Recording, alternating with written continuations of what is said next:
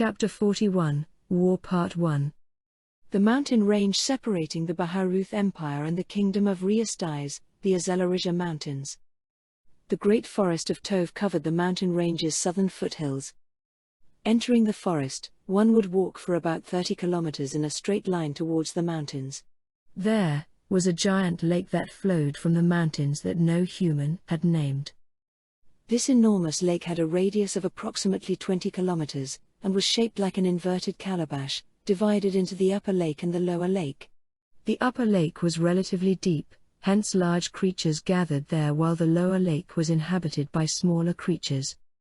At the southern part of the lake, at the southern end of the lower lake, was a large region where the lake and the wetlands blended into each other, was where lizardmen dotted the lake.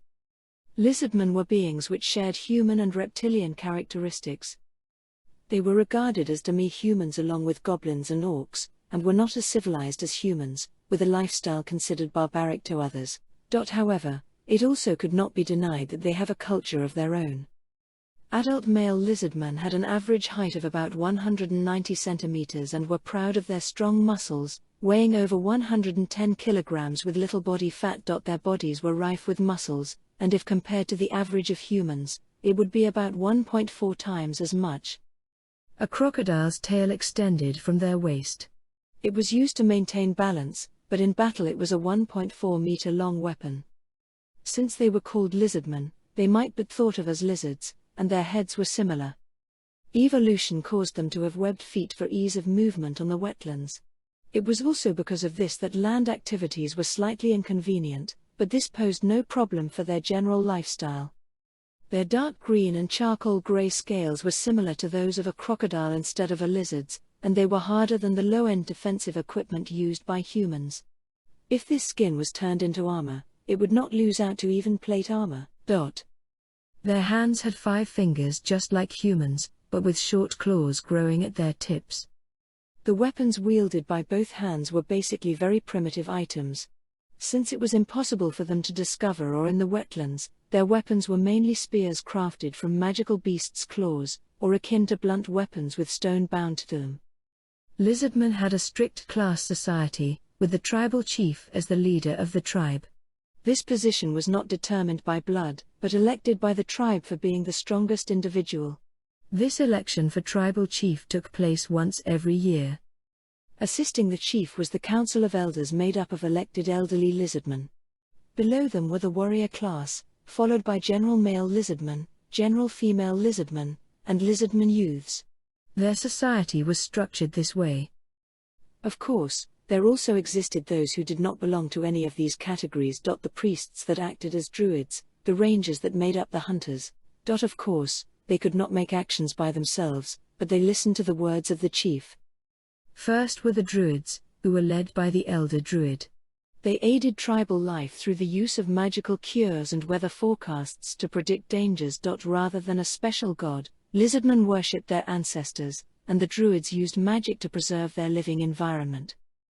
Next were the hunters, whose ranks consisted of rangers, responsible for fishing and hunting, but since ordinary lizardmen would also assist in this aspect, their most important job were forest activities. Lizardmen were omnivores, but their staple food was a species of fish around 50 centimeters long, and they did not consume many plants or fruits. The hunters entered the forest and sometimes brought back meat, but this was a rarity. The reason why they entered the forest was to collect wood. Since the land was not a safe environment for lizardmen, members with specific skill sets had to be chosen to chop and collect the wood. Lizardmen therefore had an explicitly paternalistic society with division of labor done according to jobs.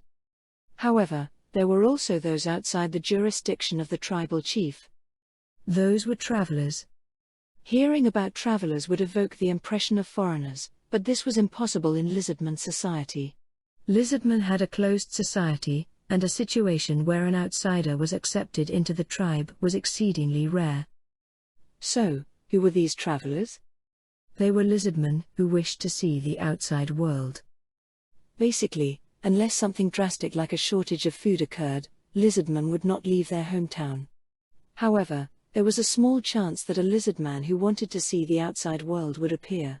Those were travelers. When travelers decided to leave the tribe, they would have a special insignia engraved on their chests.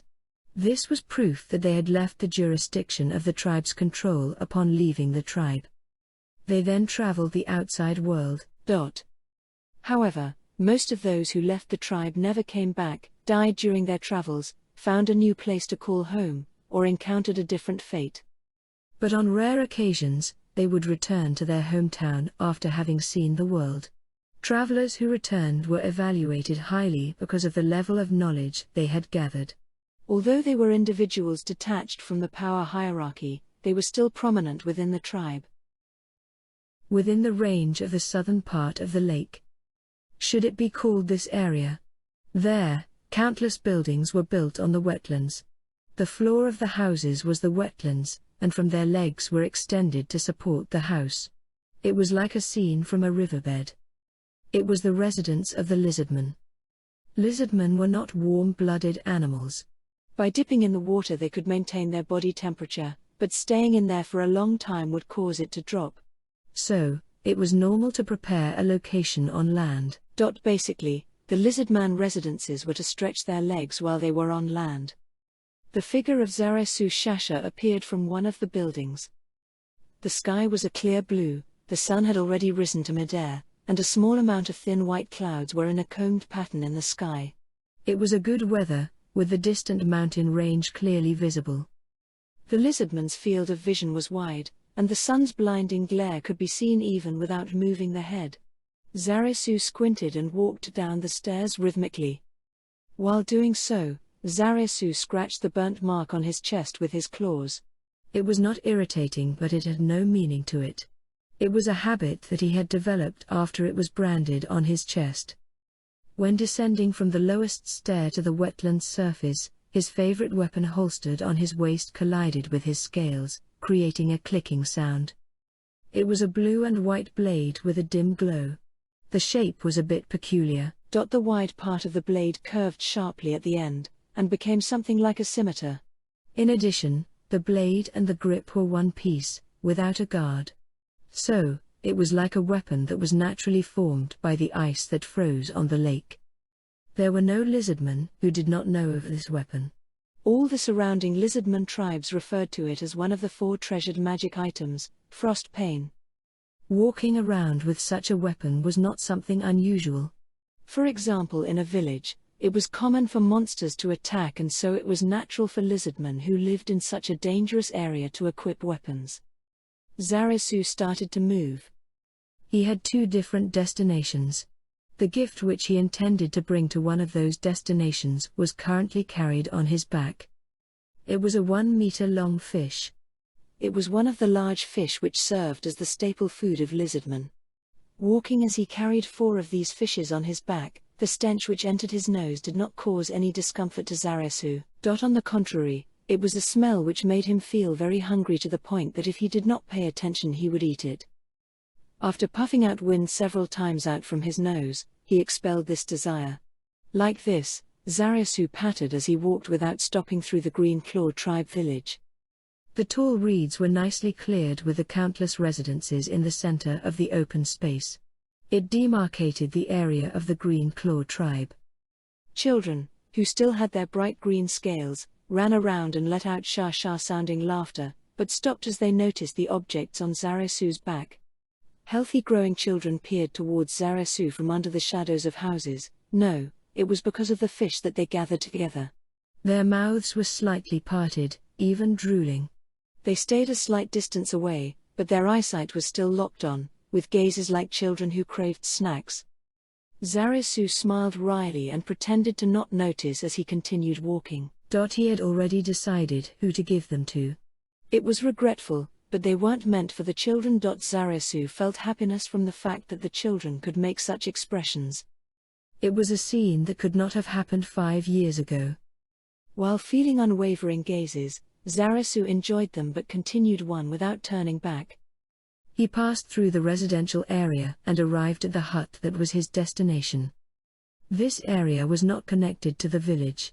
Going a bit further, and it became dissimilar to the wetlands which were the general depth of the lake. This hut, which was sturdier than it looked, was built on this subtle border and was larger in size than Zarasu's home. The strangest feature was that it was tilted. Because of this reason, approximately half of the house was submerged in the water. With the splashing of water, Zarasu closed in on the hut. Water was already encroaching on it. He soaked the fish in the water for that purpose, but there was no need to further mind it. However, while he walked, he did not drop his guard. It would not be weird if monsters or aquatic beasts appeared.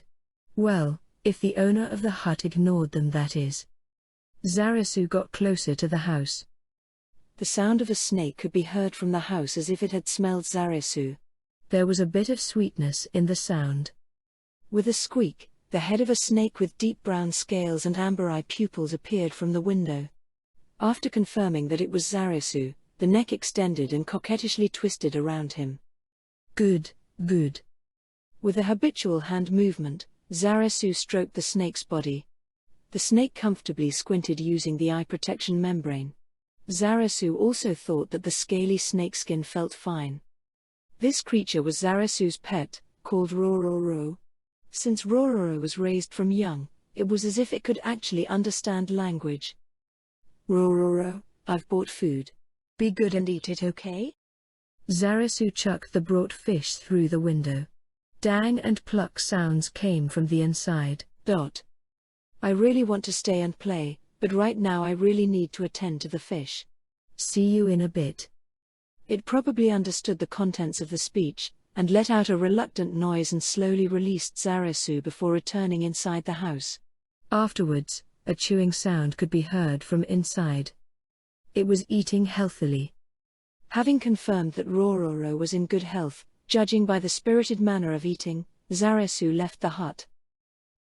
After Zarasu left the hut, he was heading towards a location slightly further from the village. He was solid ground, and would be suitable to be called ashore. Zarasu silently pattered along the forest. Swimming in the water should be much faster, but his concerns of whether any problems would occur on land had fostered his habit of monitoring the land path. It was just that the trees would obstruct his line of sight while walking, therefore to Zarasu it could also be considered a matter which consumed his concentration quite a bit. Finally he could see his destination from a gap in the trees. Zarasu let out a sigh of relief since no obstacles had arisen along the way. With only a short distance left to travel through the forest, Zarasu quickened his pace. As Zarasu pushed apart the branches, he opened his eyes in shock. There was someone there he did not expect to see.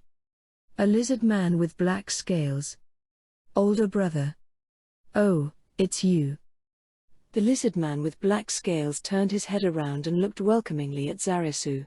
This lizard man was the current tribe chief of the Green Claw tribe, Zarasu's elder brother Shaziryu Shasha. He won the competition to be a chief twice in a row, and retained his position without needing to fight this year. His body was amazingly huge. When he stood next to Zarasu, who was of an average build, he made him look small in comparison. There were legends that if lizardmen grew up they would become dragons, but Shaziryu made it seem possible. There was a single long, white and old scar on his black scales. It looked like lightning piercing through dark clouds. This fellow, who carried an enormous sword on his back, was close 2 meters in height and was huge and plain. The steel sword, proof of being tribe chief, had magic which increased its sharpness and prevented rusting. Zarasu and his older brother stood next to each other on the lakeside. What are you doing here? Older brother, that should not be your line, but mine. This is not the kind of place the tribe chief would need to visit personally. Moo. Lost for words, Shaziryu muttered his catchphrase, then turned to look at the lake in front of them. This was a strange place. Sticks stretched out from inside the lake, surrounding the area. Being carefully placed, there were very fine mesh nets between the sticks. Their purpose was obvious with a single glance. It was a fish farm. Could it be stealing a meal? Hearing Zarasu's words, Shaziryu's tail jumped and flapped against the ground with a flopping sound. Moo, there is no way that could happen. I am only here to check up on the breeding conditions. Younger brother, Do you see your older brother in that kind of light? Finishing his statement with a strong intonation, Shaziryu slid 1 foot forwards. The pressure he gave off felt like a wall pressing down on Zaresu. Even Zaresu, who was an experienced traveler and veteran of many battles, felt the urge to take a couple of steps backwards. However, he had the perfect retort. If it's only to inspect the breeding conditions, then it also means that you don't want them. Such a shame, elder brother. If they were raised well, I was thinking about giving some of them to you. Moo. The flopping sound stopped, and the tail appeared dejected. So very aromatic too. They have become nicely fattened because of the nutrients diligently fed to them, even more plump than hunted fish. Oh. If you keep them in your mouth, some really good tasting juice will flow out.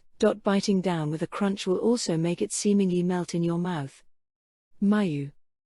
Once again the cocked tail gave off a flopping sound, and it was even more intense than before. Half of Zaresu's attention was transfixed on that tail, the other half was directed to addressing his elder brother in an almost teasing manner. Sister-in-law has also mentioned this before. Elder brother's tail is just too honest. What? That horrible person, making fun of her husband. Say again, which part is honest? At the figure of his older brother replying while looking at his tail, Zaresu wondered what reaction would be good, and replied with a dry answer. Thinking about his younger brother, Shaziryu made an excuse-like reply. Huh. That horrible person. If you have a woman, then you will understand how I feel right now. I won't be able to marry. No. Is it due to that mark? If the elders say anything, just ignore it. Besides, there are no women in this village that hate you. But marriage would be a different thing. In a joking manner, he continued despite his brother not saying anything. Of course it is fine for someone with your personality. Except, don't you dare mess around. I do not want to butcher anyone over some silly matters. Speaking of which, you also ought to realize the pain of being married. It's just not fair that I am the only one. Hey, elder brother. I'll tell sister-in-law. This is one of the pains of being married. Even me, your elder brother and tribe chief, can be threatened. Boisterous laughter sounded out by the peaceful lakeside. After the laughter stopped, Shaziryu looked at the fish lake as he voiced out some words of frustration. But honestly? It's just too great. Zaresu came to the rescue of his elder brother who fell silent. Do you mean the breeding farm? Right, that's the one. In our tribe's past we have never had an individual who would do such a thing. Furthermore, many people already know of its success. In the future, more and more people will feel envy at the sight of your fish and copy your ways. It's all thanks to elder brother. I know elder brother has said all kinds of things about me to everybody. Younger brother, talking to many people about reality does not count for much. That kind of stuff is merely recounting anecdotes. If it weren't for your hard work in nurturing such delicious fish from this breeding farm, those words would have been meaningless. The initial breeding farms were constantly failing. This was expected, since they were built solely based on the impressions from talks during his travels. Just the construction of the fence was met with constant setbacks. After a year of trial and error, although the fish lake was created, there was still more work to be done.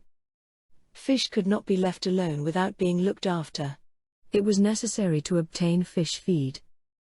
The fish in the fish lake had died out many times by experimenting with a wide variety of food for the sake of finding out what kind of feed was best. There were also instances of the surrounding nets being broken by monsters, freeing all of the fish. There were some who criticized him behind his back for treating fish captured for food as toys.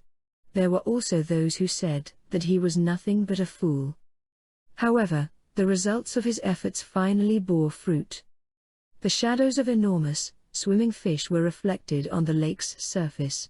Comparing its size to hunted fish, it would be in the very large category, and no lizardman would believe that these were fish that had been completely reared from birth, apart from Zaresu's elder brother and sister-in-law. Simply amazing, younger brother. Seeing the same sight, Zaresu's elder brother said this in a low voice at the same time. His words were filled with emotion. This is also thanks to elder brother. The younger brother who replied also conveyed such emotions in his tone. What have I done? Truthfully, elder brother, Shaziryu did not do anything. However, that was just the official stance.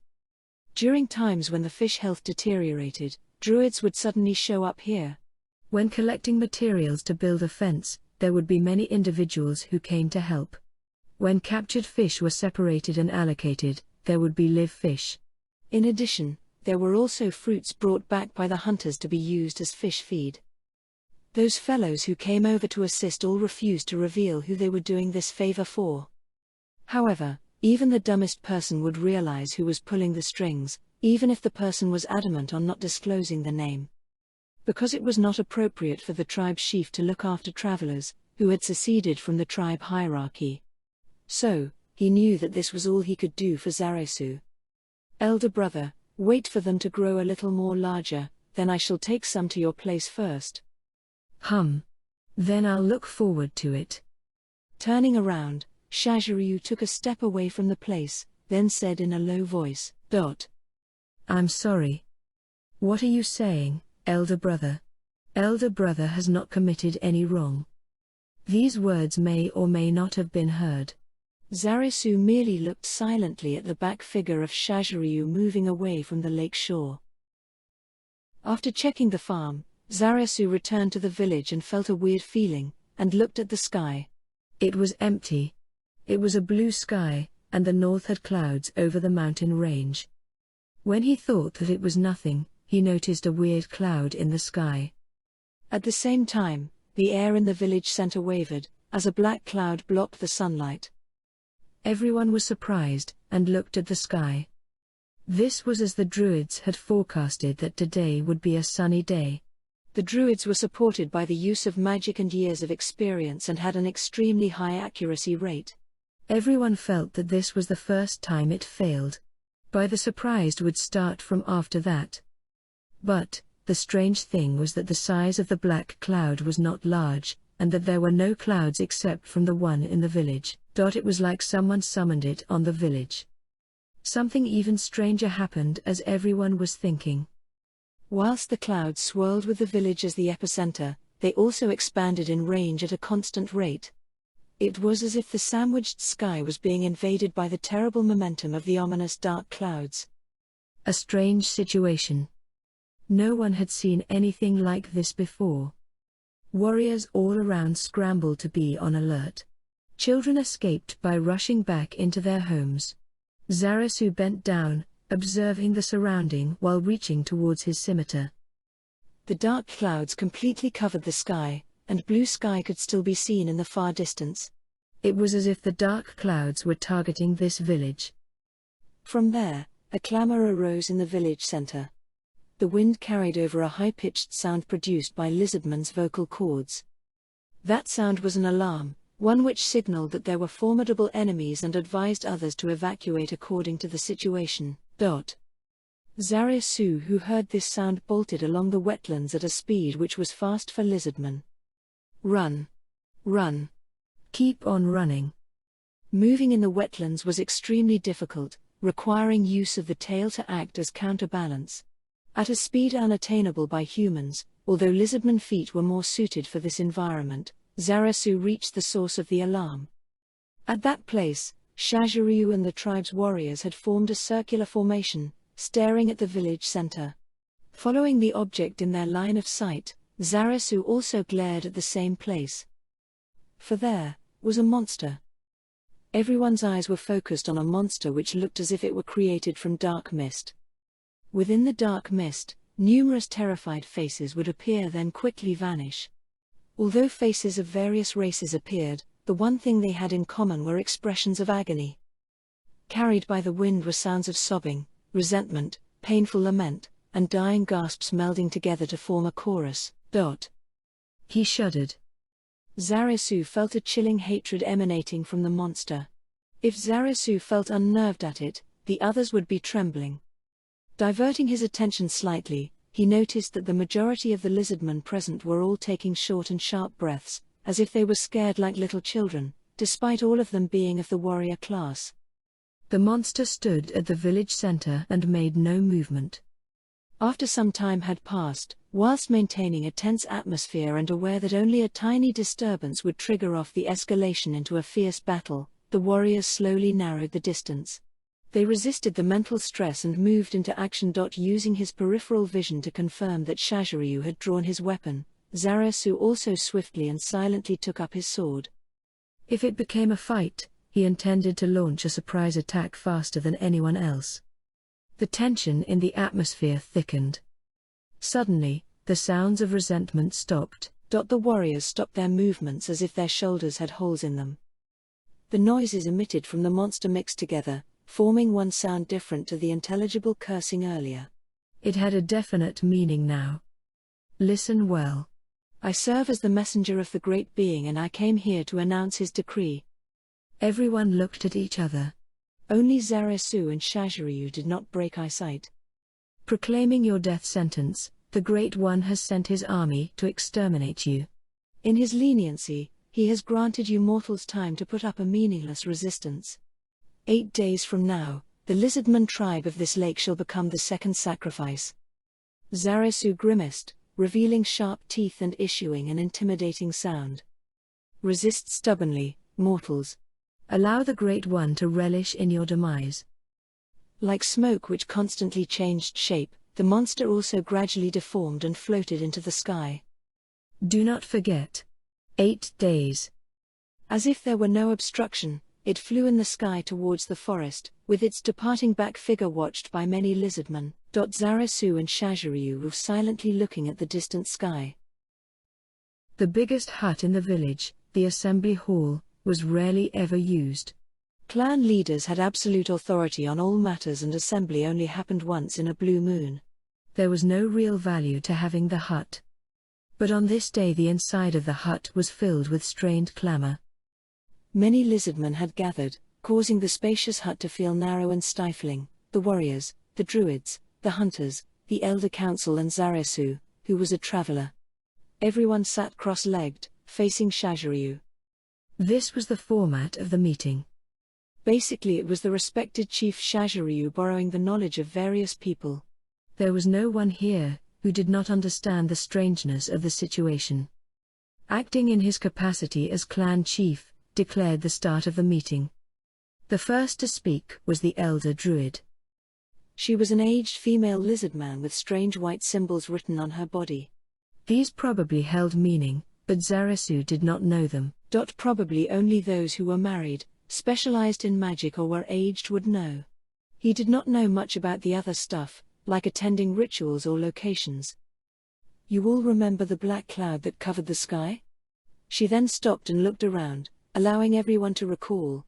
That was magic. It is called control weather, a 6th tier magic. This is also a spell that only a powerful magic caster can cast. We would be fools to stand against such a foe. Behind the elder druid, the similarly garbed druids nodded their heads in agreement. Although Zarasu understood how powerful 6th tier magic was, the other lizardmen did not, and their voices of doubt filled the surroundings. You there. Not sure of how to explain, the elder druid showed a perplexed expression before pointing at a lizardman. The one being pointed at showed a confused expression, pointing at himself as well. Yes, you. Can you defeat me? The lizardman slowly shook his head. He might stand a chance if both sides were using weapons, but if you included magic, the odds of winning were really low. Or rather, it was nearly impossible for a mere warrior to win. It was through the magic of the elder druid that they had repelled various monsters. Well, I do not know how strong you are. But I cannot win against that creature and I can only use up to the 2nd tier. So to say, he should be thrice as strong as you? While sighing at the person's question, the elder druid shook her head slightly. It's not that simple. Faced with magic of the 4th tier, even our clan leader would be easily killed. She ignored the surprised and continued. If someone can use 5th tier, then they could win against all of the warriors. Then do you understand the level of the 6th tier? Although it's not absolute, added the elder druid speculatively, then closed his mouth. Finally understanding the terror of 6th tier magic, the room became silent. At this moment, Shaziryu started talking. In the end, what the elder druid means to say is, fleeing would be the best course of action. Even if we fought, there would be no way to win. What are you saying? With a loud and deep roar, a large lizard man stood up. Just by his body he could match up with Shaziryu. His body was dotted with thin scars, and was filled with muscles. It was the head warrior. To flee without even putting up a fight. Running away when facing just that level of danger is intolerable. Several people raised voices of agreement. They were the voices of hot-blooded young warriors. Are you intending on fleeing from that level of provocation? What is in your head? It would be too late if we are to start fighting. Glaring at the head warrior, the elder druid stood up.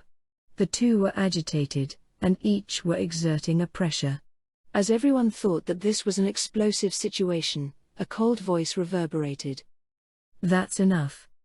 With faces like being woken with cold water, the two of them turned to Shaziryu and seated themselves as if in apology. Head hunter, let us hear your point of view. Elder druid and head warrior's opinions are both understandable, they both make sense. To answer Shaziryu's question, the skinny lizard man opened his mouth. Although he seemed small in size, it was not for a lack of muscle, but rather that his muscles were densely packed. That is why, since there is still time, we should examine the situation. Supposedly, they are sending an army. There ought to be signs of construction for a forward base and such, therefore we should observe first and decide afterward. Without any information, saying this or that would be completely useless. A number of people expressed their agreement. Elder. There's not much to say, all of the opinions are correct. All that's left is to leave the decision up to the clan head. Moo. Letting his gaze wander, Shaziryu met Zaraisu's eyes, who was sitting among the crowd, and gave him a nod. Zaraisu felt as if he'd gotten a gentle push on the back. Whether the road ahead was dangerous was unknown. Still, he raised his hand to show he had an idea. Clan head, please allow me to speak. Someone raised his hand. At this time, the focus of all the lizardmen gathered on Zaraisu. Most of them wore expectant expressions, but others showed discontent. This isn't the place for a traveler to be speaking. You should be grateful we're already allowing you to attend. An elder raised his voice. Along with it, several voices of agreement followed. However, it was a small number amongst those gathered. In fact, they were looked at with glances of depression. Step down right. A tail hit the floor with a bang. It cut through the words of the elder like a sword. The elder looked towards the source and swung his tail weakly. Who made it? Everyone knew and kept silent. Silence. Giving off a dangerous vibe, Shaziryu's voice carried the guttural sound that Lizard Man made when riled up. The tension in the room increased sharply as the heated atmosphere from earlier cooled down. In this atmosphere, an elder opened his mouth without paying attention to the gazes around him who were warning him, don't do anything unnecessary. But clan head, to receive special allowance just because he's your younger brother is not good. Besides, travelers are. I said to be silent. Didn't you hear me? Yea. Presently, all who are seated here possess wisdom. Why not hear the idea of the traveler? Travelers are. The clan head has spoken and you still refuse to comply? When those words were spoken, the elders were confused as to how to respond. The reason why they obstructed the words of the traveler, Zaraisu, was as it did not match the societal customs. But if they ignored the chief, it would also go against customs. Moving his sight from the silenced elder, Zaraisu looked at the other heads. Elder druid, head warrior, head hunter, do you also think there's no value in listening? Zaraisu's words are worth listening. The head warrior spoke first. What kind of warrior would disregard the words of Frostpane's wielder? I agree, There's definite value to listening. Then the head hunter spoke, followed by the elder druid, who shrugged. Of course we have to hear. Refusing to listen to a wise man is something that's only done by fools. Receiving the intense mocking, some of the elder council's members pursed their eyebrows. Shaziryu nodded to the three heads and let Zarasu continue his speech. Zarasu sat still and opened his mouth. To flee or to fight, if we had to decide, we must choose the latter. What is the reason? Because it is the only choice. Normally, if the clan head asked for the reason, one must explain clearly. But Zarasu didn't continue, and closed his mouth as if he was finished.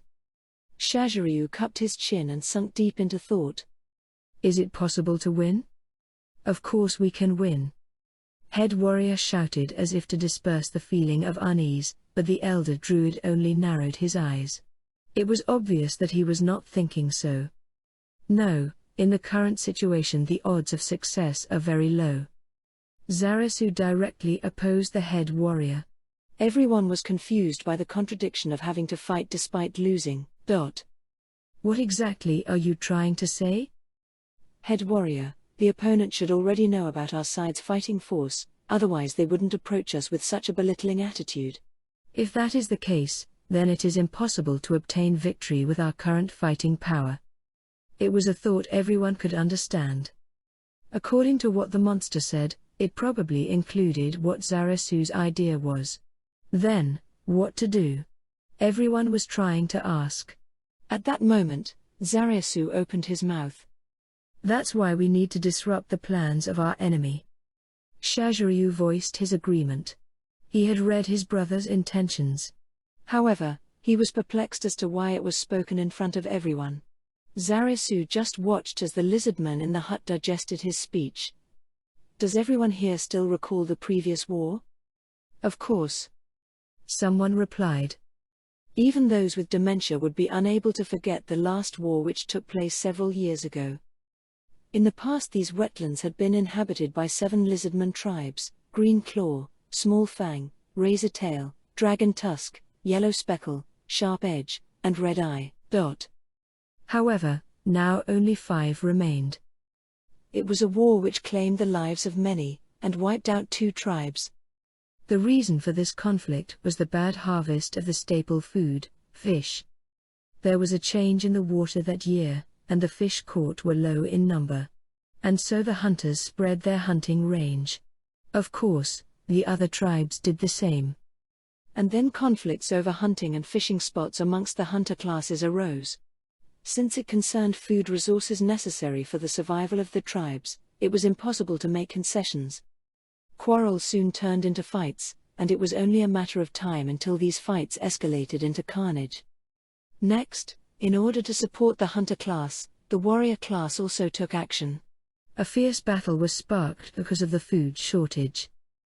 5 of the 7 existing tribes were embroiled in the fighting and ended up in a 3 versus 2 situation: Green Claw, Small Fang and Razor Tail against Yellow Speckle and Sharp Edge.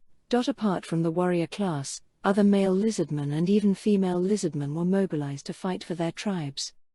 After several large battles, the side with the 3 tribes that included the Green Claws emerged victorious, leaving the defeated 2 tribes so destitute they became unable to sustain themselves and were forced to scatter. These remnants were then absorbed by the Dragon Tusk tribe, who didn't participate in the war. Ironically, since the number of lizardmen had been greatly reduced, the food shortage which had originally sparked the conflict had been solved as well. The staple diet of fish could now be distributed to everybody. What of it? Think about the words which that person left behind. He said that this village was the second, which also means that he has left a similar message at the other villages. Numerous voices that agreed with Zarasu's words arose. A portion of the lizardmen expressed their gratitude towards Zarasu for saying what they wanted to say, but they did not. Even if they were warriors, their position was the lowest. It means we need to form another alliance. Could it be that? Yes, we should form an alliance. Just like in the previous war. In that case, perhaps we may yet win? The small mutterings between the lizardmen soon evolved into a big commotion. The entire hut was discussing Zaresu's opinion, yet clan head Shaziryu maintained his silence. The chief's eyes looked as if he was gazing into the depths of his heart, rendering Zaresu unable to turn his face to him. After allowing ample time for discussion, Zaresu spoke again. Don't be mistaken. The alliance I spoke of includes all of the tribes. What? At that suggestion, the second person to understand its meaning was the headhunter, who let out an astounded sound. Zaresu's eyes locked onto Shaziryu, and lizardmen in his line of sight subconsciously parted to either side. Clan head, I also suggest forming an alliance with Dragon Tusk and Red Eye. A large uproar occurred. It was a thought that no one thought of. It was like a bomb was dropped in the meeting. The surrounding erupted in an enormous commotion, as if a grenade went off in the room. They had no communications with Dragon Tooth and Red Eye, who did not take part in the war. Furthermore, Dragon Tooth took in the remnants of Yellow Speckle and Sharp Edge, the refugees of their enemy tribes, to form an alliance with those two tribes. If that were possible, then it might be possible to win. Everyone held this faint hope. While an unconcealable enjoyment leaked out, Shaziryu opened his mouth. Who shall be the representative? I will go. Shaziryu was not surprised by Zaresu's immediate answer.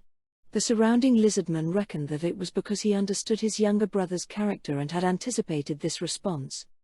Letting out sounds of empathy, they also thought that there was no candidate more suitable to be selected.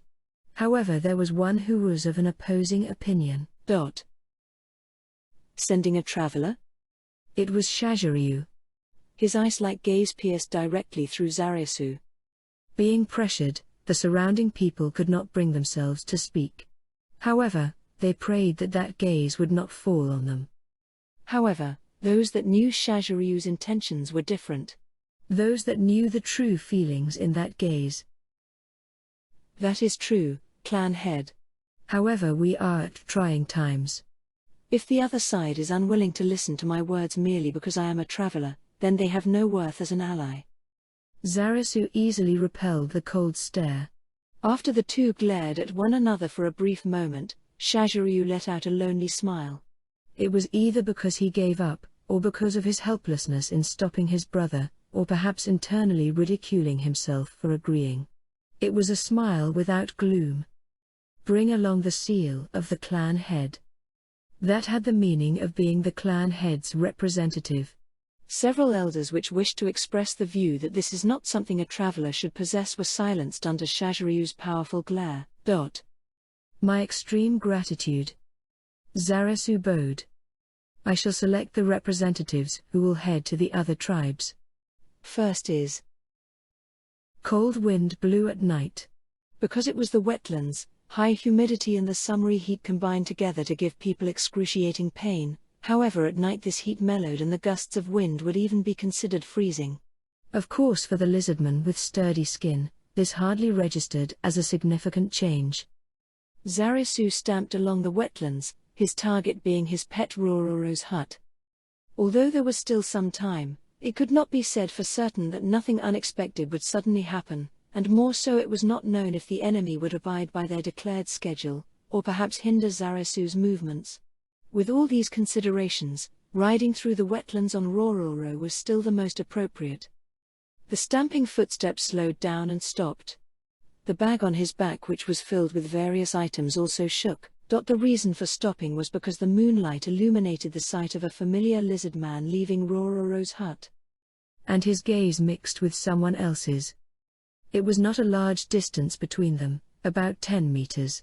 As Zaresu tilted his head, the black-scaled lizard man closed the distance. I reckon that you are the one more suitable to take the mantle of clan head. Those were the only words of Shaziryu, who had approached to within 2 meters. What are you saying, older brother? Still remember the previous large war? Of course. Since Zaresu had raised this question during the meeting, there was no way he would not remember. Of course, this was not the main point of Shaziryu's question. After the war you became a traveler. At that time when you had the insignia burned upon your chest, you have no idea how much I regretted it. Even if I had to use my fists, I should have stopped you. Zarasu fiercely shook his head. His brother's expression at that time still remained a thorn in his heart. It is all thanks to older brother's permission that I was able to learn the ability to raise fish. If it were you, even if you remained in the village, you would be able to come up with that method. Such an intelligent man as you should be able to be the supporting pillar of this village. Older brother. The past was the past, therefore any hypothetical discussions starting with what if were pointless. The past was already set in stone, but to ponder over such events were these two men's weakness. No, not exactly that either. Not as clan head, but as your older brother, I cannot tell you that things will go smoothly if you go alone. Come back safely, don't try to be brave. In response to this remark, Zarasu replied with a haughty smile. Of course I will complete this mission with perfection for you to see. This task is nothing to me. Ha! Shajiryu's face broke out into a wry smile. Then if your mission were to be a failure, the fattest fish that you have raised shall be mine. Older brother, that kind of thing is nothing amazing, and not something you ought to be saying at this moment. Moo. Both men silently laughed, and then exchanged serious looks. So is your objective really just that? What are you saying? What do you mean? Zarasu's eyes narrowed slightly. Although he was planning on keeping it a secret, from the strength of his older brother's gaze, his actions were bad. I heard you in the hut. Why did you not explain it simply from the start? It was like you were drawing out their opinions and hatred. The cause of the previous war was not solely due to the dispute between tribes. A substantial increase in the population of Lizardmen was also one of the reasons. Older brother. Let's not talk about this any further. Zarasu's grim tone seemingly confirmed Shajiryu's statement. So. It was that. It can only be that, in order to prevent a recurrence of the previous war. These words that Zarasu spat out implicitly contained his own detestable thoughts and plans.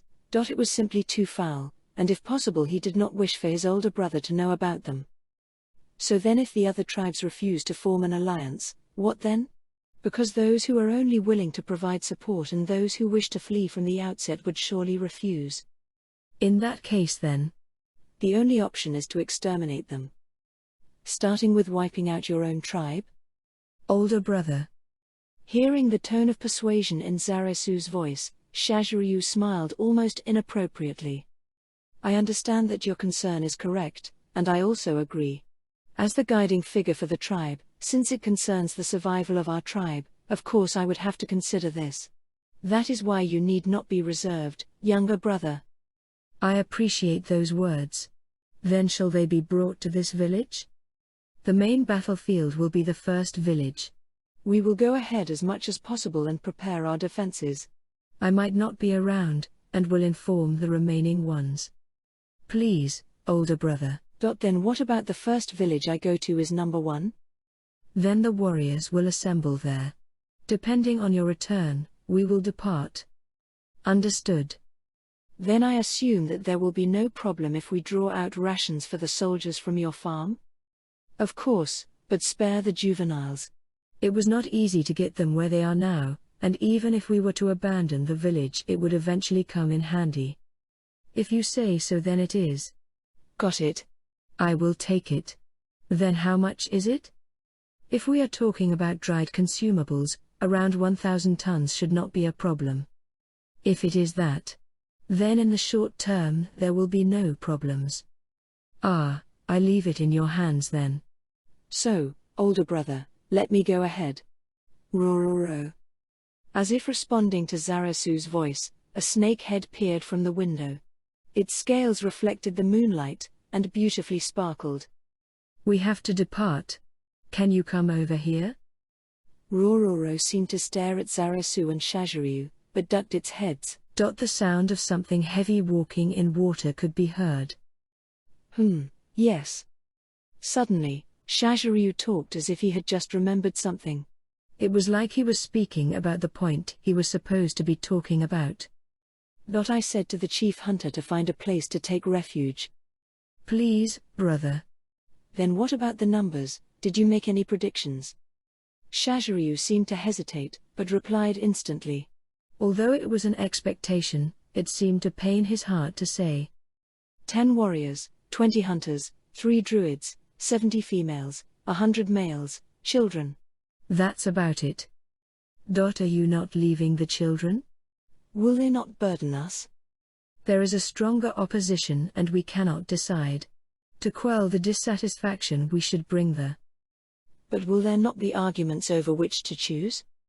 There won't. It would be fine to pick the children of those chosen. But not just that, right? Shaziryu gave a tired smile and Zarasu remained silent. A sudden loud water noise broke the silence. Both men observed the direction where the water noise came from, and smiled out of nostalgia. It began bigger. I was surprised when it entered the house, you know? Ah, older brother, me too. I did not expect it to grow so big. When I picked it up, it was so small. I also find it hard to believe, it was already quite large when you brought it back. The two men reminisced about the past Rororo. Then 4 snake heads surfaced on the water a short distance from the hut, all 4 using the same action in splitting the water and heading towards Zarasu. Suddenly the snake raised its heads and the figure of an enormous body could be seen inside the water. The beast had 4 reptilian heads connected through long necks to the enormous 4-legged body. Hydra. It was the name of Rororo's species. With an unexpectedly fast movement unbefitting of its large body that spanned 5 meters in length, it arrived beside Zarasu. Zarasu climbed onto Rororo's back as nimbly as a monkey. You have to return safely. In addition, it's more your style not to use your brain like you did in the past when you shouted not even one person shall be sacrificed. I have also matured, that is what happened. To Zarasu's words, Shaziryu snorted. The kid has grown into a man now. Well, all right. Don't get into trouble. If you do not come back, the first target to be attacked will be determined. I will return safely. Just wait for me, older brother. After some time passed, they exchanged gazes filled with emotion and without warning, the two drew apart. Chapter 42, War Part 2. It had already been a day's journey riding on Rororo through the wetlands. Zarasu had not encountered any enemies he was concerned about, and arrived safely at his destination. In the wetlands, there were several residences with houses constructed in the same fashion as those of the Green Claw tribe, surrounded by sharpened spikes facing outwards on all sides. Although there were wide gaps between the spikes, it was sufficiently effective in obstructing large creatures such as Rororo from invading. Although the number of houses was less than that of the Green Claw tribe, individually, each one was larger. Therefore it was not clear which side had a larger population. Every residence had a flag attached to it billowing in the wind. The flags all bore the red-eye lizardman mark. Correct, this was Zarasu's first intended destination, the settlement of the Red-Eye tribe. After surveying his surroundings, Zarasu sighed in relief. This was because, fortunately for Zarasu, their place of habitat was in the same patch of wetlands, consistent with previously obtained knowledge. He originally reckoned that they could have moved away as a result of the last war, in which case he would have to begin searching for their tribe. Zarasu looked back in the direction which he came from, and although he couldn't clearly see it, just narrowly outside of his line of sight was his own village. Right now, his village should be vigorously making various preparations. Although he left with anxiety, he could be fairly certain that the village would be safe from attack for the moment. The fact that Zarasu was able to arrive here safely was proof.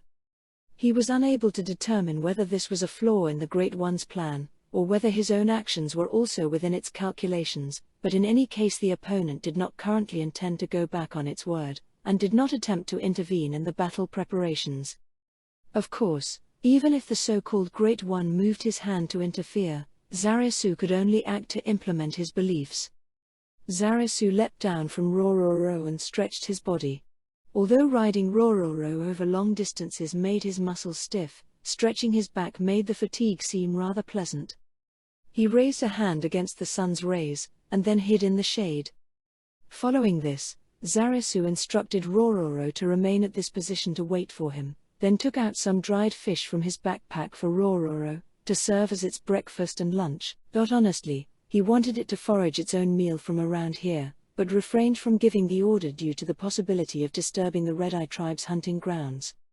After petting each of Rororo's heads several times, Zarasu set off by himself and proceeded forwards. If he brought Rororo with him, the other side could feel apprehensive of the Hydra and be unwilling to come out. Zarasu was here to form an alliance, and did not wish to appear high-handed. He advanced whilst making splashing water noises. At the corner of his vision, Zarasu could see several Red-Eye tribe warriors walking in a single file around the inner edge of the spike perimeter. Their equipment was exactly the same as those of the Green Claw tribe, not wearing armor and holding wooden spears made from sharpened bone attached to the tip of a wooden staff. There were also people holding ropes used for rock slings, but since these were not loaded with rocks, it should indicate that they had no intention of immediately attacking.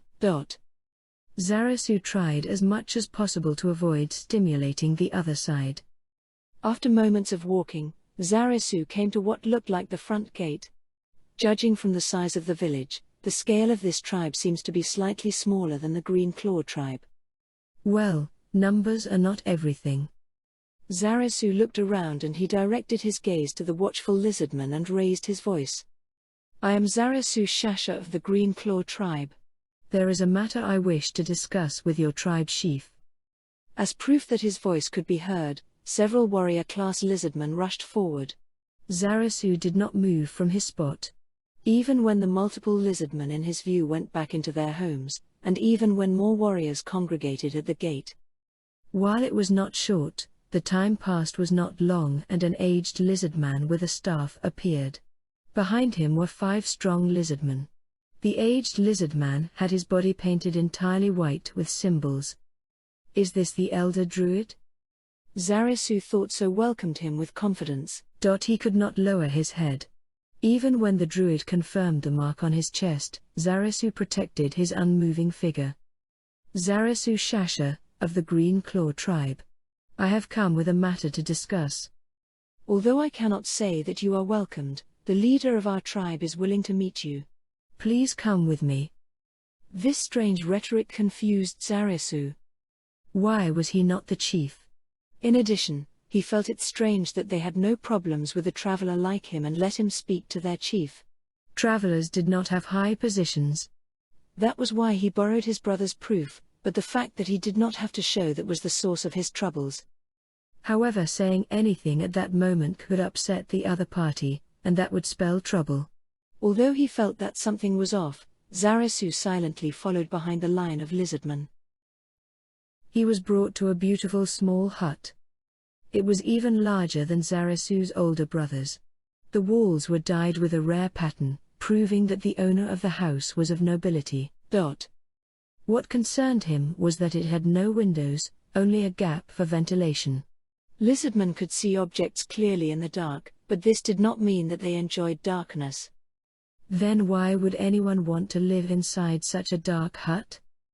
Zarasu had many doubts but couldn't turn to anyone for answers. Looking behind him, the druid and warriors who led the way earlier were all gone.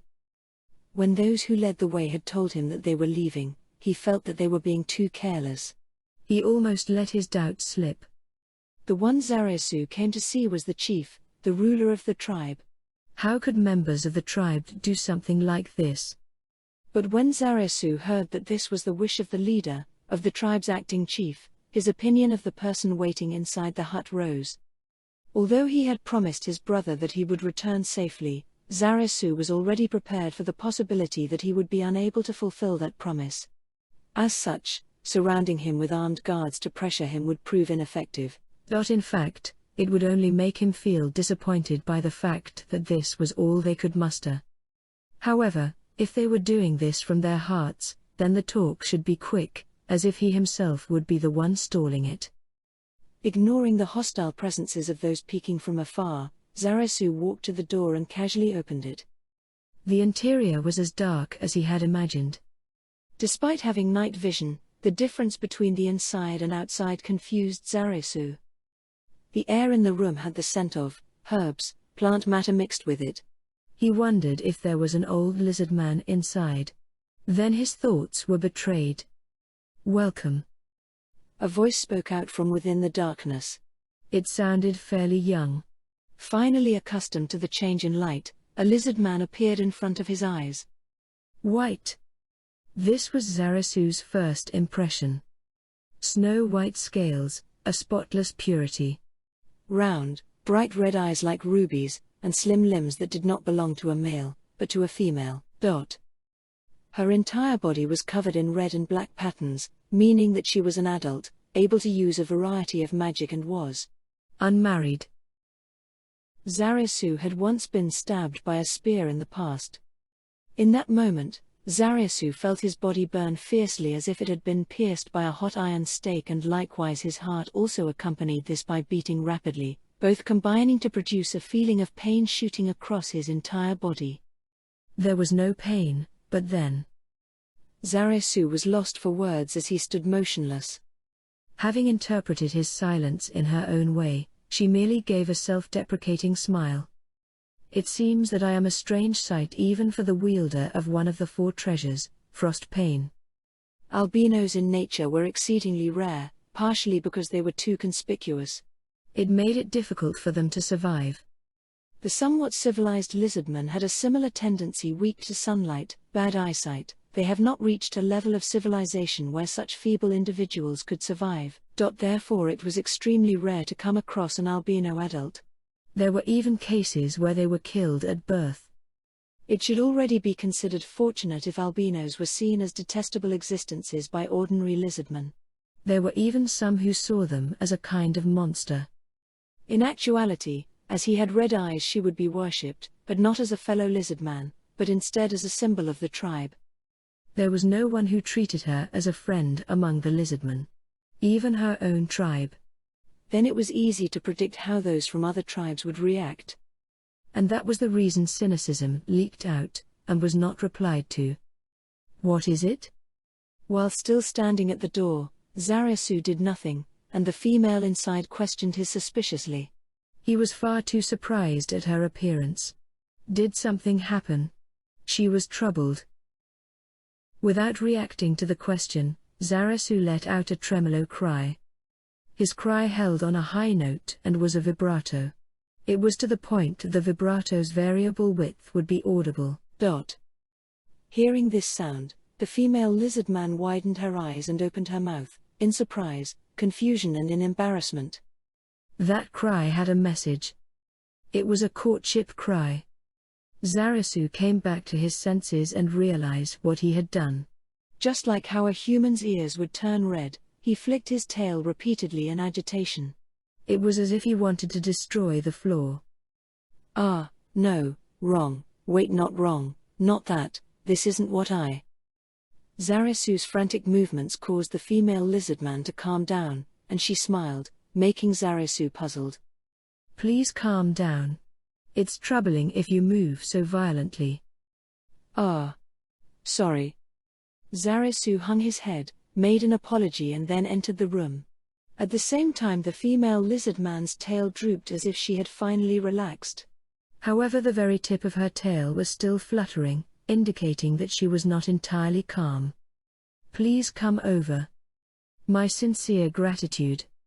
Entering into the home, Zarasu saw that the area where she was indicating had a cushion woven from an unknown plant. He sat on it, and she sat opposite to him. "This is the first time we have met. I'm a traveler of the Green Claw tribe, Zarasu Shasha." "Thank you for your courtesy. I am the acting chief of the Red Eye tribe, Crush Lulu." After the introductions were over, the two observed each other as if to guess each other's intentions. The hut was temporarily submerged in silence, but this could not be allowed to continue.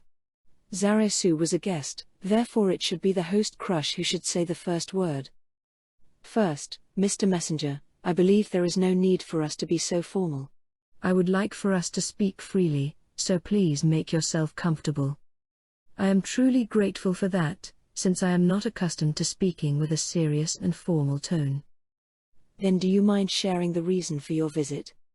Although she asked, Crush already had a rough idea. The mysterious undead which appeared at the center of the village. Magic that controls the weather, 4th tier magic control cloud. And now the male lizard man from a different tribe, one who could even be called a hero.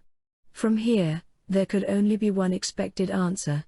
As Crush pondered on how to deal with Zaresu's reply, she felt all of her expectations shatter. Please marry me.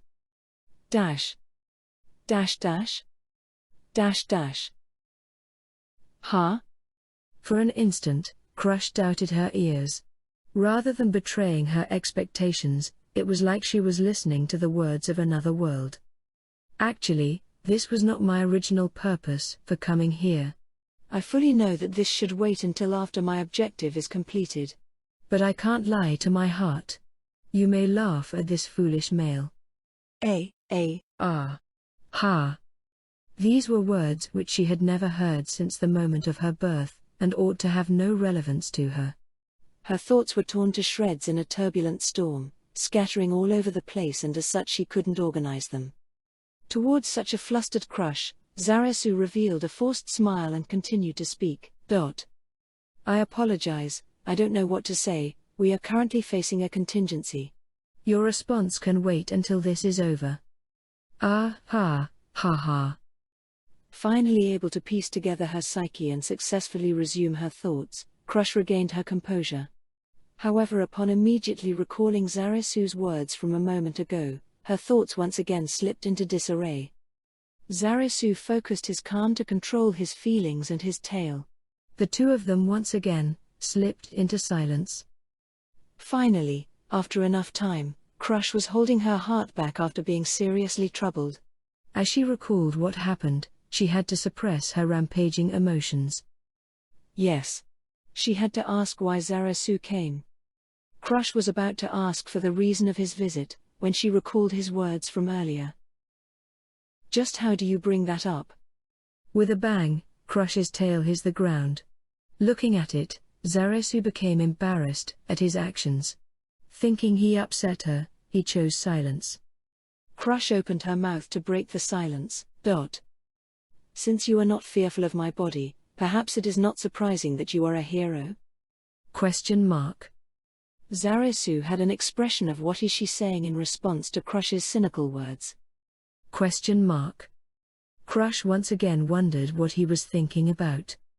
Not afraid of my albino body, I mean. It's like the white snow that covers the top of the mountain range. A beautiful color. Of course, she had never heard this line once in her life. In front of the confused Crush, Zaresu casually reached out his hand to touch her scales, and ran his hand along them. Zaresu's hands moved across the beautifully polished and somewhat cold scales. And as they realized what was happening, their bodies shivered. Why did I do it, and why did I let him? Questions formed, and a confusion followed. Their tails hit the house repeatedly with a strength such that it seemed the house was shaking. Then their eyes met, noticed each other's tails, and stopped moving to the point that time seemed to stop. Should it be called heavy? Or stressed? Silence fell and they looked at each other. Why did you? All of a sudden? Zaresu understood what Crush wanted to say and replied simply. It was love at first sight. Besides, death may result from the war this time, and I do not wish to leave any regrets behind. This simple honesty, his words that hid none of his emotions, made Crush momentarily lost for words. However, there was a part that she just could not relate to. Even the wielder of that famous frost pane is prepared to die in battle? Correct. The opponent is an incomprehensible enemy, one which cannot be taken lightly. That strong? Have you seen the messenger? The monster had this kind of appearance. Crush received the drawing of the monster from Zaresu and nodded. Yes. It was the exact same monster. Do you know what kind of monster that was? No.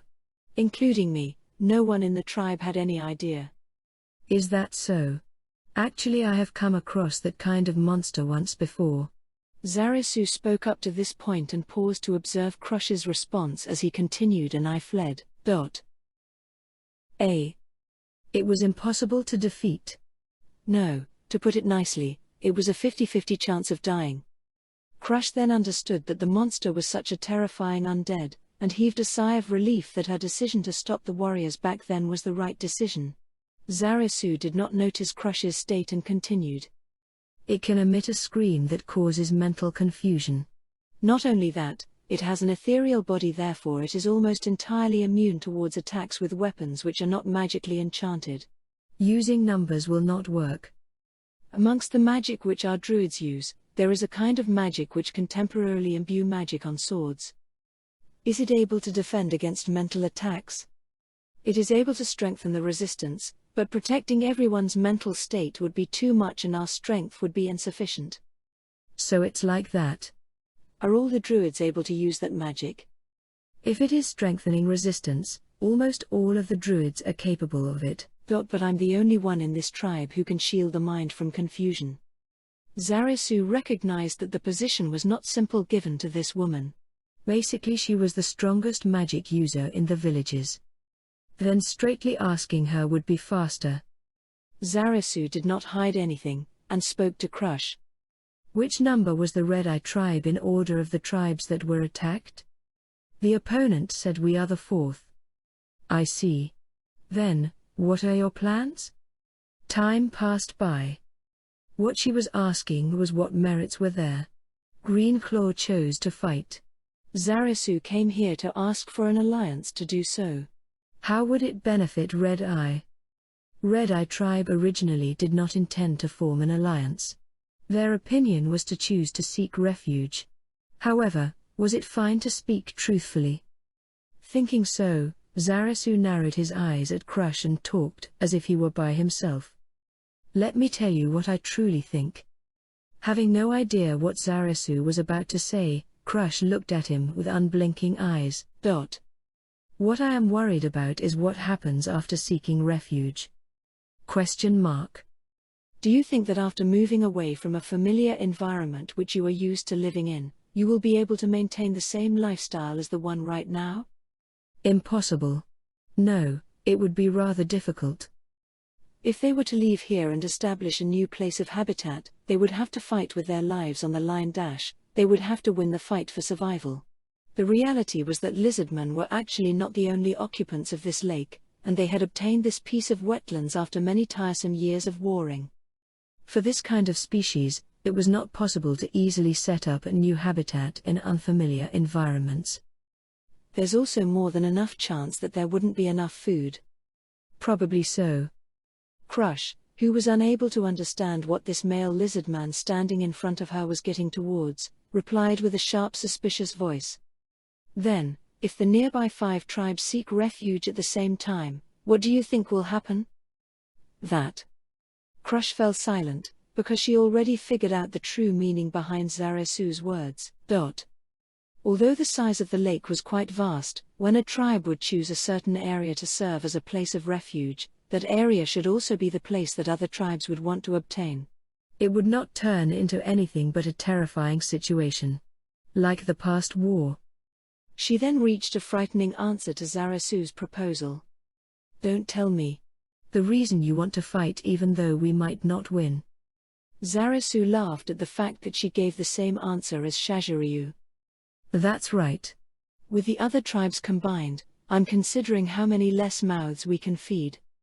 For something like that. That was why he wanted to form an army. So even if they lose the battle, there would be less lizardmen to feed. In a war for survival, it would be extreme but understandable to think that everyone aside from the battle-able warriors, hunters, and druids were expendable. No, in the long term it may be better if the rest simply died. Less mouths to feed means less food required to survive, but in that case, even coexistence may be possible. It was better than having all 5 tribes run. Crush frantically tried to think of reasons to reject his idea.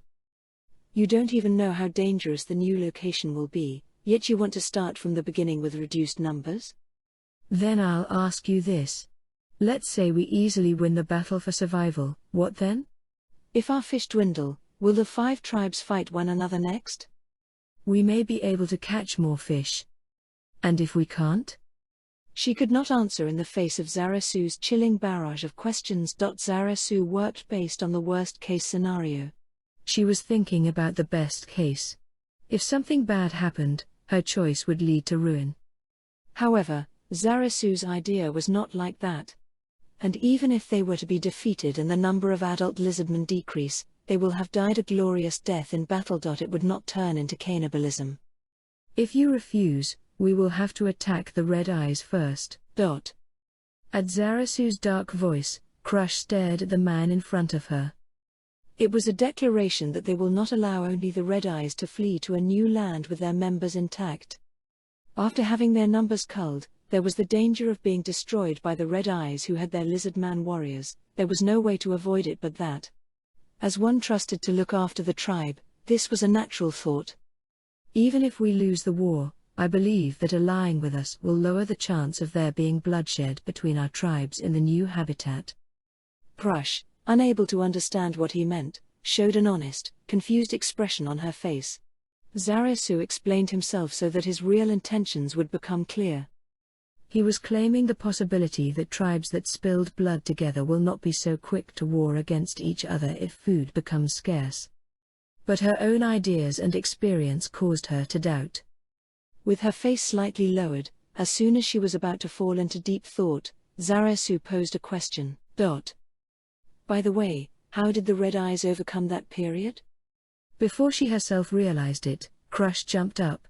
It was a reaction to Zaraisu's question. Crush narrowed her eyes and stared at Zaraisu. Her gaze was so sharp that it seemed like it would pierce a hole through him. Unable to understand the reason for her glare, she saw how it made him feel helpless. Is there a reason that I need to tell you? She spat out her words, tone brimming with loathing. The change in Crush made him doubt whether he was talking to the same person. But Zaraisu could not back down. It might contain the answer that will let everyone survive. I would like to hear it. Was it a druid power? Or was there another method? Therein could be our salvation. Zaraisu stopped there and closed his mouth. If it really did hold the answer, there was no way that Crush would look as pained as she did now. Zaraisu was filled with the desire to hit his past self. If he had thought about it, this should have been expected. As if she read his mind, Crush snorted like she was ridiculing everything, including herself. You're right. That is no salvation. After a pause, she wore an exhausted smile and continued. What we did was a war of fratricide, we ate our children. Zaraisu was attacked by an impulse that rendered him speechless. And Crush was filled with anxiety about talking about this thing she wanted to keep secret. Why was she talking about it? Crush herself could not understand why she told him. She knew well how much scorn this would invite from the other tribes. So why? Like she decided something, or something flipped. Crush began talking. That day, when a different tribe started the war, our tribe also had serious food shortages and were in a dangerous situation. But the reason our tribe did not participate in the war was because we were composed of many druids and few warriors. Our druids were able to create food through magic. But the food our druids made just weren't enough, not if you were to compare it with the size of the tribe as a whole. The only choice left to us was to walk the path of gradual destruction. Then one day, our tribe chief brought back food. Bright red meat. Crush grinded her teeth together. Zaraisu wondered if Crush held hostility to him. He thought and then rejected it. Her expression was not consumed by hatred. Everyone vaguely knew what kind of meat that was. Even so, we all closed our eyes and ate in order to survive. But something like that could never last very long. When we started to take fish, the dissatisfaction exploded. Crush laughed. The fact that we ate it while understanding. Really, it really is a joke. Zaraisu said nothing. He had no right to. Without expressing any special reaction to Zarasu, Crush continued. Please look at my eyes. Our tribe, the Red Eye, sometimes has people born with my eyes. They have something, they are amazing. In my case it was the power of a druid. And so we have the authority of the tribe chief, but we gathered and revolted. So the numbers decreased and there was enough food. Yes. Crush affirmed it. Her gaze was firmly fixed upon Zarasu, but her heart was recalling the past. I still think the chief was right. In the end, the food was divided up evenly. As a result, our tribe managed to survive. During the rebellion, that time, the tribe chief never surrendered. He died with countless injuries. And when he received the final blow, he smiled at me.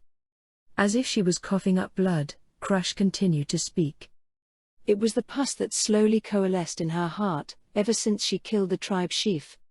The pus that she could never reveal to the members of the tribe who trusted her and fought against their chief. Crush was just barely able to confess it to the one named Zarasu. That was why her words did not stop, like water emptying out at the bottom. They were not the eyes of someone staring at their killer. No hatred, jealousy, hostility, curses, none of it. It was such a beautiful smile. The chief always faced reality directly and acted. And we acted on our ideals and hostility. Maybe the one who was in the right was the tribe chief. That's what I always think about. Because the chief died, the one who was regarded as the root of all evil, our tribe was able to unite as one once more. And what's even worse, since our numbers were smaller, we even got the gift of no more food problems. This was her limit. With a cry, teardrops like those of living beings did not drop, but she was like a crying girl. She then drew closer to Zarasu, who lightly hugged her. We are neither omniscient nor omnipotent. We can only choose our course in the moment. I may have acted similarly, had I been in the same position. But I don't wish to console you. Just where would one find an answer that is wholly correct this world? We merely walk forward, the soles of our feet bearing countless wounds from our regrets and suffering. You as well, your only option is to move forward. This is what I believe. After some time passed, Crush removed herself from Zarasu's body. I've shown you something shameful. Do you scorn me? Why? Zarasu sincerely asked. What is shameful? And do you see me as the type of foolish male to scorn someone getting up and walking forward through the pain and suffering? You are beautiful. Dash.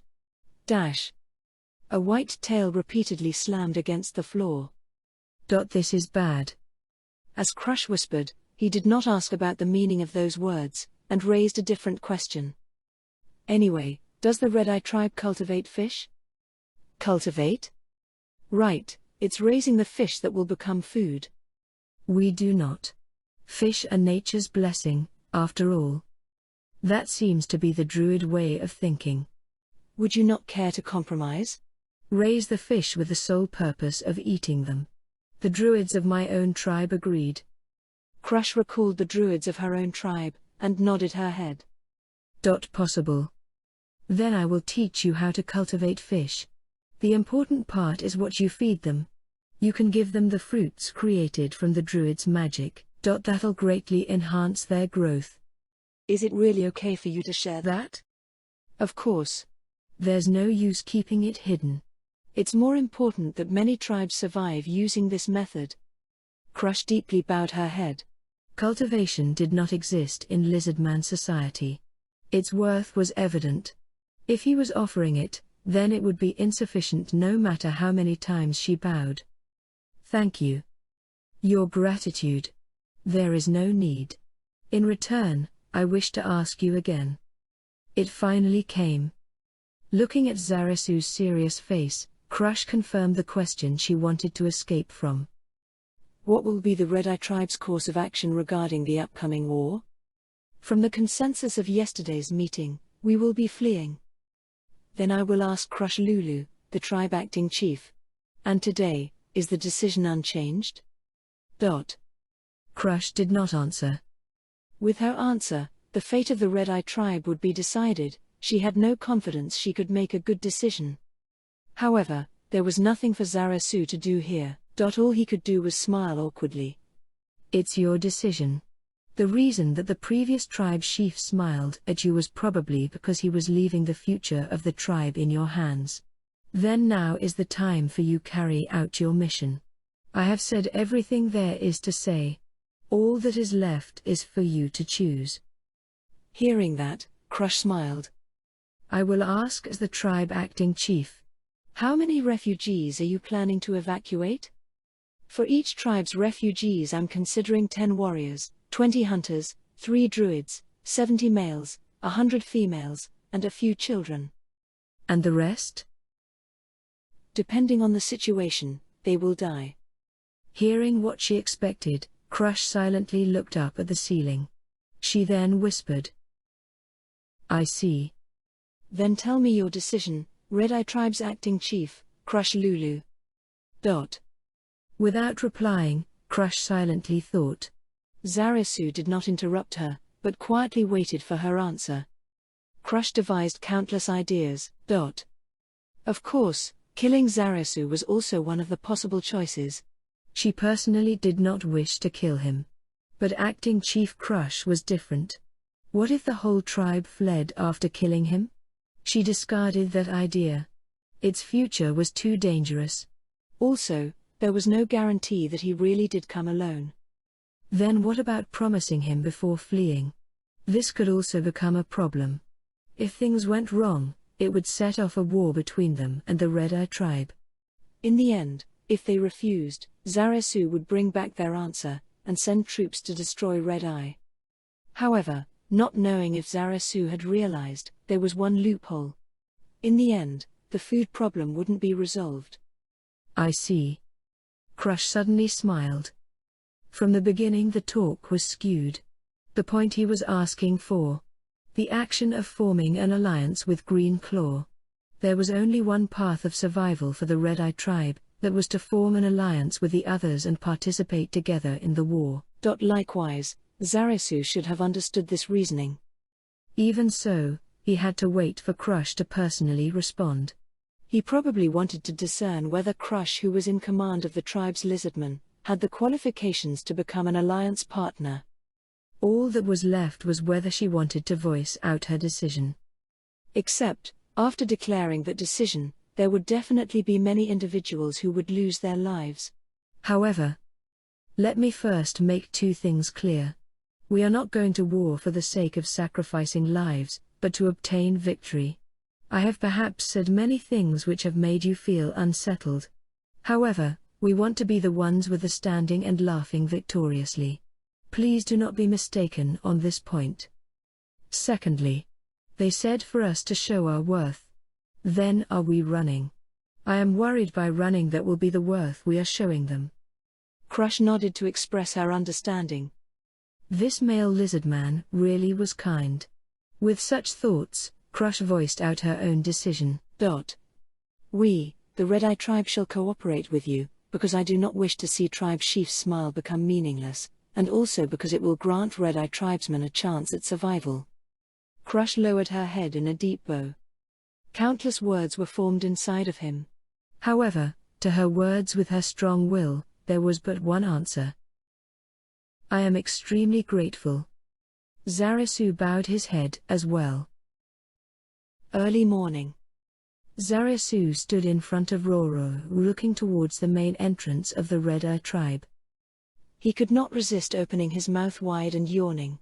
Last night he was a guest spectator at a Red Eye conference until late at night, therefore he was currently a little fatigued. However, there was not much time left, and it was necessary to visit another tribe within today. Sleepy. Zarasu yawned again.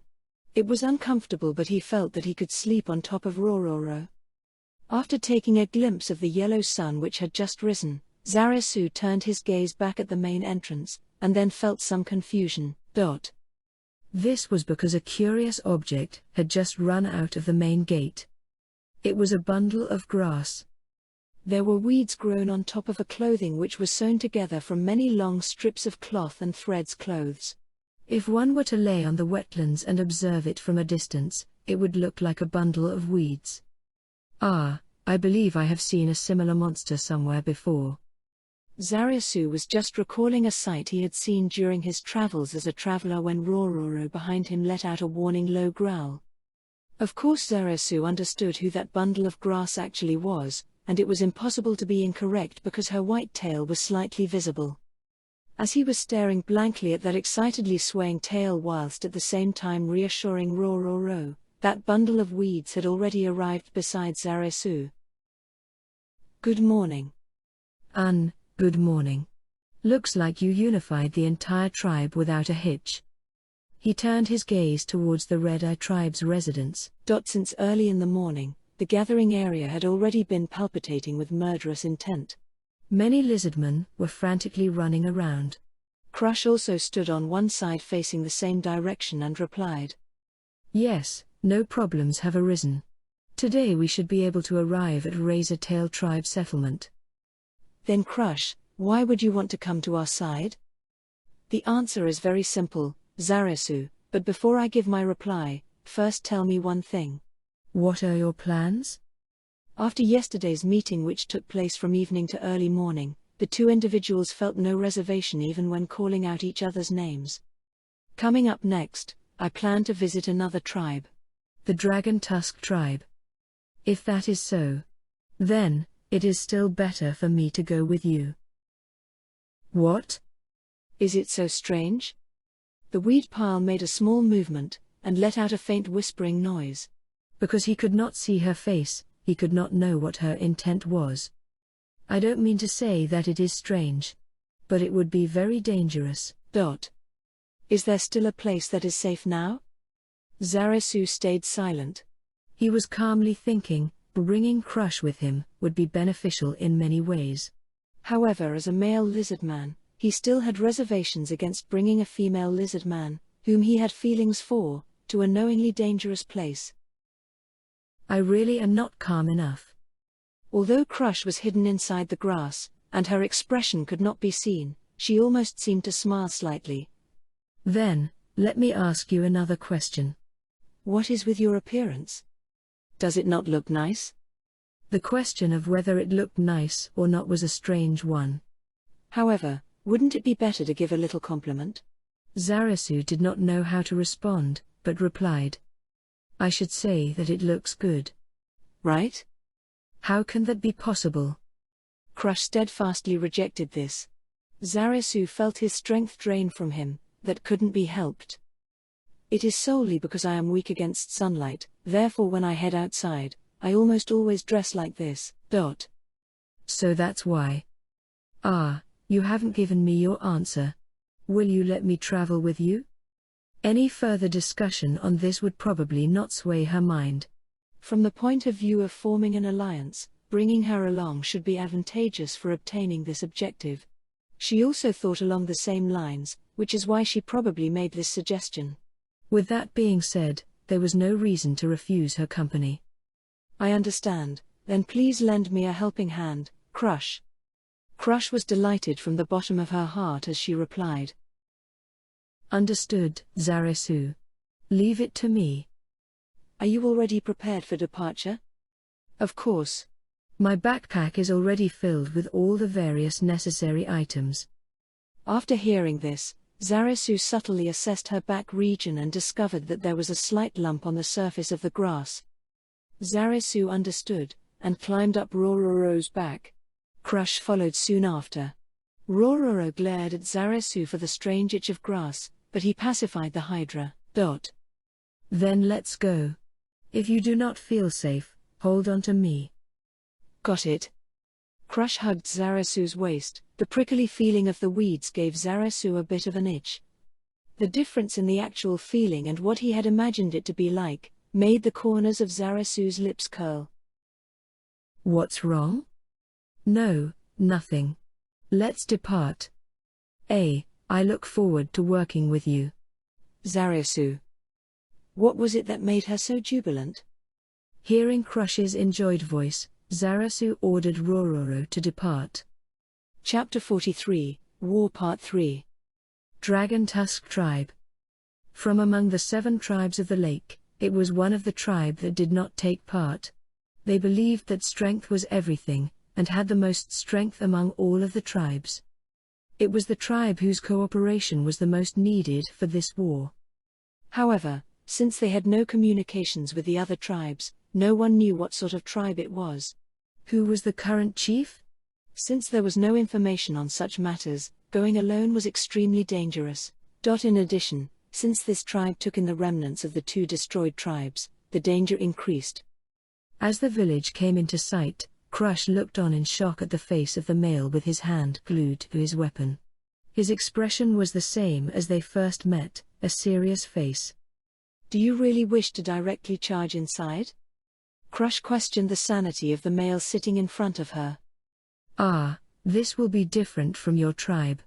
From what I heard, they place emphasis on strength. If we get off of Rororo, there will be problems trying to reach the tribe chief. And they already have lots of reasons to be hostile." At Zaresu's confident answer, Crush erased the countless questions she had. Since he knew more about the world than she did, she would not come to such a tribe without any information. Then all she could do was trust. They approached the village still on Rororo. Several warriors noticed Rororo and readied their weapons, and glared at Zaresu without hesitation. If they got closer, then a fight would occur. As the atmosphere tensed, Zaresu stopped Rororo and got down. Crush soon followed. Several warriors' sharp gazes were directed towards the two individuals. Zaresu took one more step forward. Using half his body to shield Crush, he shouted out loudly. "I am the representative of the Green Claw tribe, Zaresu Shasha, and my visit here is to discuss matters with the tribe chief. I am the Red Eye tribe's acting chief, Crush Lulu, and likewise I have come to visit the tribe chief." At that moment, the air moved. It was like they were being attacked by the weight of the emotions. Each of Rororo's four heads did a somersault. Opening its jaws, it let out a threatening roar in all four directions as it shook its heads and glared angrily. As the gigantic hydra's sharp growl emanated, fear seemed to permeate the surroundings as the atmosphere tensed up. However, countless hostile eyes failed to waver from the two. It was Crush's first time experiencing such hatred. Her stomach churned. She was probably slightly shivering as well. Her clothes shook, and the grass rubbed together noisily. Zaresu then moved in front of Crush. The meaning was obvious. There was no need to protect me from something so trivial. "I did not intend to protect you, because you came of your own volition. However, I am the one who allowed their entire tribe to perish, therefore it ought to have been only myself to shoulder their hostile gazes." Crush looked at the male that stood in front of her without a word and had an incomprehensible expression. Of course, underneath her clothes, no one could see it. "I repeat. I am Zaresu Shasha of the Green Claw tribe. This person is the representative chief of the Red Eye tribe Crush Lulu. We would like to speak to the one who commands this tribe." The warriors gathered more than expected, but there was no signs of a chief like Lizard Man appearing. Zaresu did not break his unmoving stance, but prepared himself to move if something happened. Crush behind him was also ready to cast magic at a moment's notice. Apart from Rororo's cries, the scene was quiet. The lizardmen did not let down their guard. Then, dash! Exclamation mark. Zaresu's gulping sound could barely be heard. Crush looked in front of him, and swallowed as well. To simply put it, that lizard man's appearance was simply bizarre. A lizard man with a body of over 250 centimeters in height slowly but surely came towards them. The word bizarre might not be suitable, but the expression was correct. Firstly, his right arm was huge. It had an appearance similar to that of Fiddler Crab. No, his left arm was not thin, it was the same as Zaresu's. It was simply that his right arm was huge. His left arm's ring finger and pinky were completely gone. His mouth was parted far backwards, perhaps as a result of a cut injury, and his tail was squashed quite flat, not like a lizard man's but rather more like a crocodile's. Crush thought that he was stranger than her. However, even when compared to these, the most striking feature was the insignia seared on his chest. That lizard man looked at Zaresu and her, Dash. And let out a sound that sounded like the crackling of dried branches. It suited the strange lizard man. The sound was probably a laugh. Welcome, wielder of frost pain. This is the first time we have met. I am the representative of the Green Claw tribe, Zaryu. The lizard man waved his hand indicating that introductions were not necessary. Just the name will do. I am Zarasu Shasha, and this is Crush Lulu. That person cannot be a plant monster?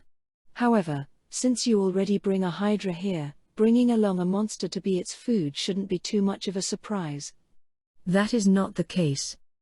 Towards Crush, who was about to shed her weed costume, the strange-looking lizard man once again waved his hand to indicate that it was not necessary. Don't treat my joke for real, how troublesome. Feeling uninterested, the strange-looking lizard man gave a brief glance at the bundle of weed which was Crush before once again turning his gaze towards Zarasu. Then, why have you come? Before that, would you please give us your name? I am the tribe chief of the Dragon Tusk tribe, Zumbaru Gugu. Zumbaru revealed his teeth as he smiled. Although it was within expectations, the fact that a traveler was also the tribe chief still came across as startling news. But then on the contrary, this was also the most acceptable answer. It was impossible that such a powerful male lizard man was merely a traveler. While Crush was understanding, Zarasu continued with a calm voice. You may also call me simply as Zarasu. Then, Zumbaru, please let us know if there has been any unnatural monster which has visited your village recently. That Supreme One person. Since the opponent has been here, the matter to discuss becomes much simpler. Zumbaru raised his hand, interrupting Zarasu's speech. I can roughly guess what you plan to say.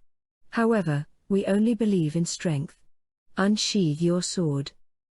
The burly lizard man standing before Zarasu, the Dragon Tusk tribe chief, Zumbaru Gugu, smiled, revealing a mouthful of teeth. What? This method is simple, Dragon Tusk tribe chief. It keeps the judgment brief, and wastes no time at all. Kakakaka. Selecting the strongest as the tribe chief, for lizardmen this was a natural and ordinary matter. However, for a problem where the subsistence of the tribe was at stake, was such a simple method of determining an answer appropriate? Crush thought as such, then realized how coming up with this idea was incredulous. Her thoughts were not those of a lizard man. A normal lizard man would not have found Zumbaru's words strange. Actually, the surrounding warriors seemed to understand. Then why? Did she get attacked by magic? No way. She had confidence that she would no lose in magic among the lizardmen. The confidence made her think that she did not get attacked. Thinking it was strange, Crush looked at Zarasu. Zarasu and Zumbaru. The two lined up looked like a child and an adult. Zarasu was in no way small. It was just Zumbaru was too large. And his muscles were not normal. He was completely different from Zarasu. The size of one's body was in no way the deciding factor. Crush knew this. But, as she saw their difference, a feeling of unwillingness filled her heart. Something she hated? It filled her heart. The hand of her consciousness reached from that strange feeling. Why was she feeling unwilling? No, she had a guess. Then Crush laughed quietly. I am a fool. Falling this simply, no people who wanted to protect their tribe would also do this. Crush laughed again, and tapped Zarasu's shoulder. Are you missing anything in your preparations? Nothing. There are no problems at all. Once again Crush tapped his shoulder. His powerfully built shoulders. Leaving her hand there, she thought that when she touched a male, it was to cast magic. Through the clothes, she felt that the time she touched Zarasu for was longer than all the other males she touched since birth. What is it? Feeling strange from Crush still not removing her hand, Zarasu asked. That. This is a druid's blessing. This. Will your ancestral spirits still assist me even though I am of a different tribe than Crush? My tribe's ancestors are not so narrow-minded. Good luck. Crush withdrew her hands from Zaresu's shoulders, and prayed in her heart for her ancestors' forgiveness. A small distance away from them, Zimbaru held a 3-meter-long copper halberd. Normal lizardmen would need to hold it using 2 hands, but he held it with one with that bizarre arm strength. Then he casually gave it a wave. The lateral sweeping motion generated a gust of powerful wind, such that Crush, who was a distance away from that sweeping motion, also felt it. Will Victo? No, is everything all right? About this. I will adapt to the situation as necessary. Crush originally intended to ask whether it was possible for him to win, but she did not speak out. Zaresu knew he was facing a battle where defeat was not an option. Then this male lizardman could not possibly lose. They had only familiarized over their half-day journey, and had only met since 1 day ago, but Crush understood. Then, are your preparations complete? Bearer of Frost Pain. Zaresu. No problem. Zaresu coolly turned to have his back facing Crush, and walked into the perimeter of the fight zone. Crush exhaled one breath. The reason was that she could not resist gazing back at his figure. Crush's hand was in contact for a very long time, actually it was not that long, and the warmth left on his shoulder was already slowly disappearing. The upcoming battle would be simple, similar to the one used for determining tribe chief. Because it was a 1-versus-1 fight, therefore the involvement of third parties by adding magic enhancement was a violation of the rules. When the warmth left his heart shaken, and Crush did not remove her hand, he thought that she applied protection magic. However, there was no sign that she did. Then, even when the other side had clearly not used enchantment magic, why did he currently feel so fired up inside? Was it because he himself was a male, and wanted to put on a good performance in front of a female? While thinking that his opponent would be that strong, he laughed. He understood that he was a male. Older brother once said that he was too dense. But this phrase seemed to be untrue now. Zaresu entered into the circle made up of lizardmen and swiftly unsheathed Frost Pain. The sword responded to Zaresu's command and gave off frosty white mist. The surrounding lizardmen burst into clamor. They were those that knew the previous leader of Sharp Edge who was the owner of Frost Pain. And those that knew Frost Pain's power. Seeing the ability which only the true owner of Frost Pain could bring out, Zimbaru's hideous facial expression turned into one of delight, revealing his teeth as he growled deeply, just like a wild beast would. I do not wish to kill you, you know? With Zaresu's words of challenge, the animosity of the surrounding warriors instantly shot up to another level. However, the instant an extraordinary spray of water splashed, the silent calm returned. Zimbaru had used the spearhead to hit the ground. Oh, then lose to me. Then are you satisfied? Fine. You really do run this tribe. Oh. Then let me taste defeat with satisfaction. Hear me well. If I were to die in this battle, he will be your tribe chief. There will be no objections to this. There was no way that he understood. However, the surrounding warriors raised no voice of opposition. In fact, if Zaresu killed Zimbaru, they would grit their teeth and obey him. One could tell Zimbaru's charisma just from that. Even though I am a traveler. It is no matter. Our tribe believes in the strong. Even if you are a traveler or of a different tribe. So try to kill me. I will be the strongest opponent you ever faced. Indeed. Understood. Then, if I were to die by your hands. Zaresu's gaze slightly shifted backwards towards Crush. Of course, I will let your woman return home safely. Not mine just yet. Ho, looks like you really do wish to chase that weed monster. Is that female lizardman that good? Extremely so. Zaresu ignored the lizardman squatting with her hands covering her face. That I really wish to see for myself. If I win, just before I let her go, why don't I cut her open first? It seems like I now have a reason for me to absolutely not lose. I will not let a fellow like you see Crush's face.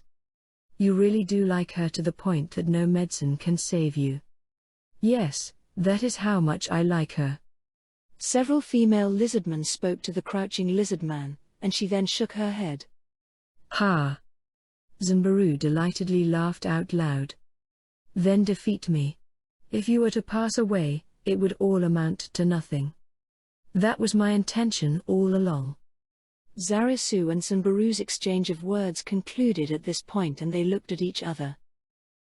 I'm about to make my move. Bring it. A short reply.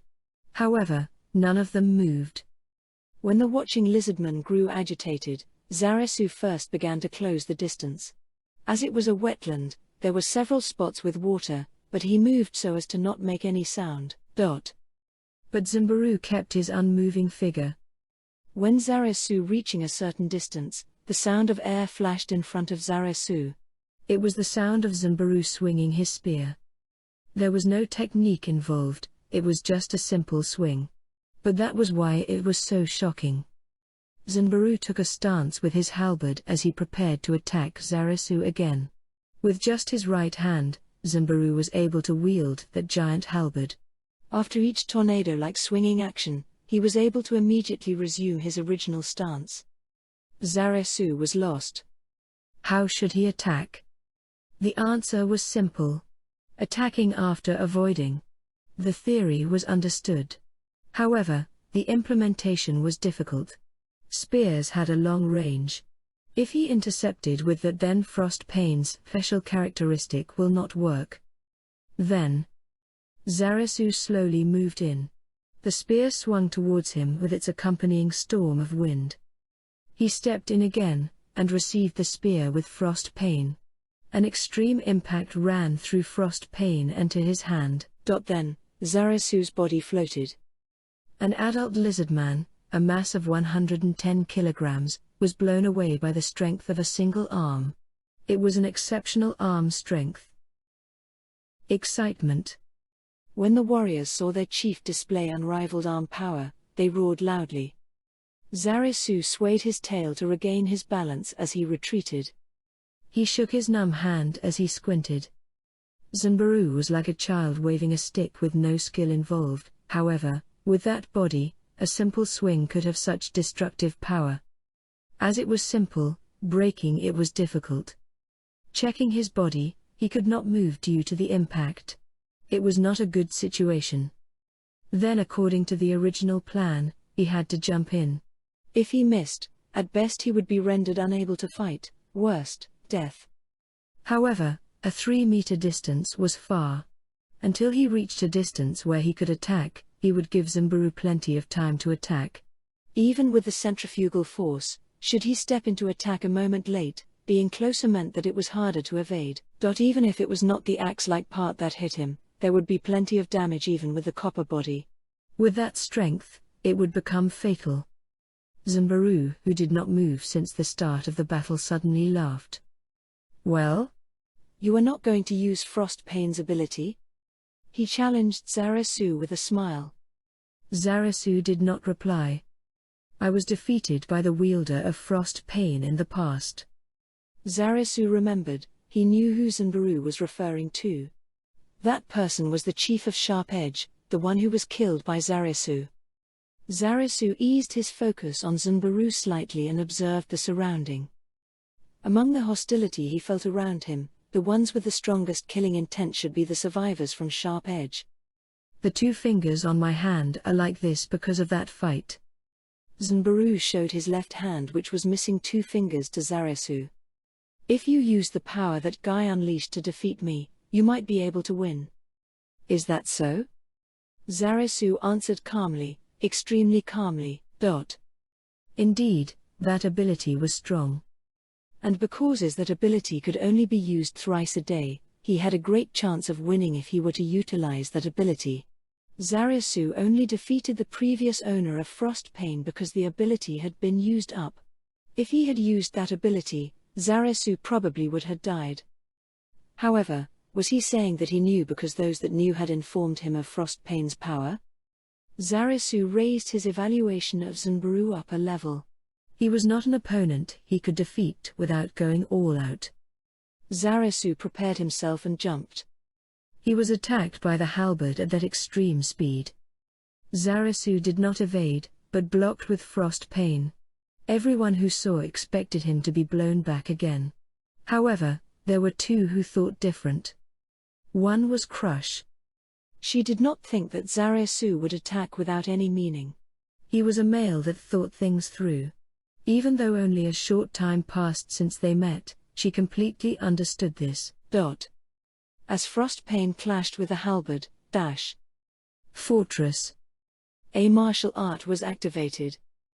Zarasu, who was expected to be blown away, did not move. He was like a fortress. Zanbaru opened his eyes with shock. No, it was admiration. At the same time, Zarasu charged towards Zanbaru, giving him no time to withdraw the halberd to defend. Even if he had that kind of muscle, it would take time to pull the deflected halberd back. That was enough time for Zarasu to close in. The next instance, frost pain slashed towards Zanbaru's body. Iron natural weapon. Blood splashed out. A loud cheer erupted and a soft cry could be heard. The one who was bleeding and retreating wasn't Zanbaru. It was Zarasu who was bleeding from the 2 cuts on his face. Contrary to his tactics so far, Zanbaru took large strides towards Zarasu to attack with his weapon, not letting him get away. That weapon was claws. Frost pain and the claws clashed with a crisp metallic ring. Not after that, the sound of the halberd falling into the water could be heard. The claws of lizardmen were harder than humans, but not so tough that they could emit such metallic noise. That's right, this was the result of hardening the body parts, such as claws and fangs. An ability known as iron natural weapon. If one used the word suitable to describe his affinity with the spear, the repeated chops stepped into his area of expertise. Yes. Zanbaru was not a warrior, but a monk who uses his own body as a weapon by utilizing special skills. The two of them exchanged blows. Zanbaru attacked with his claws while Zarasu slashed with frost pain.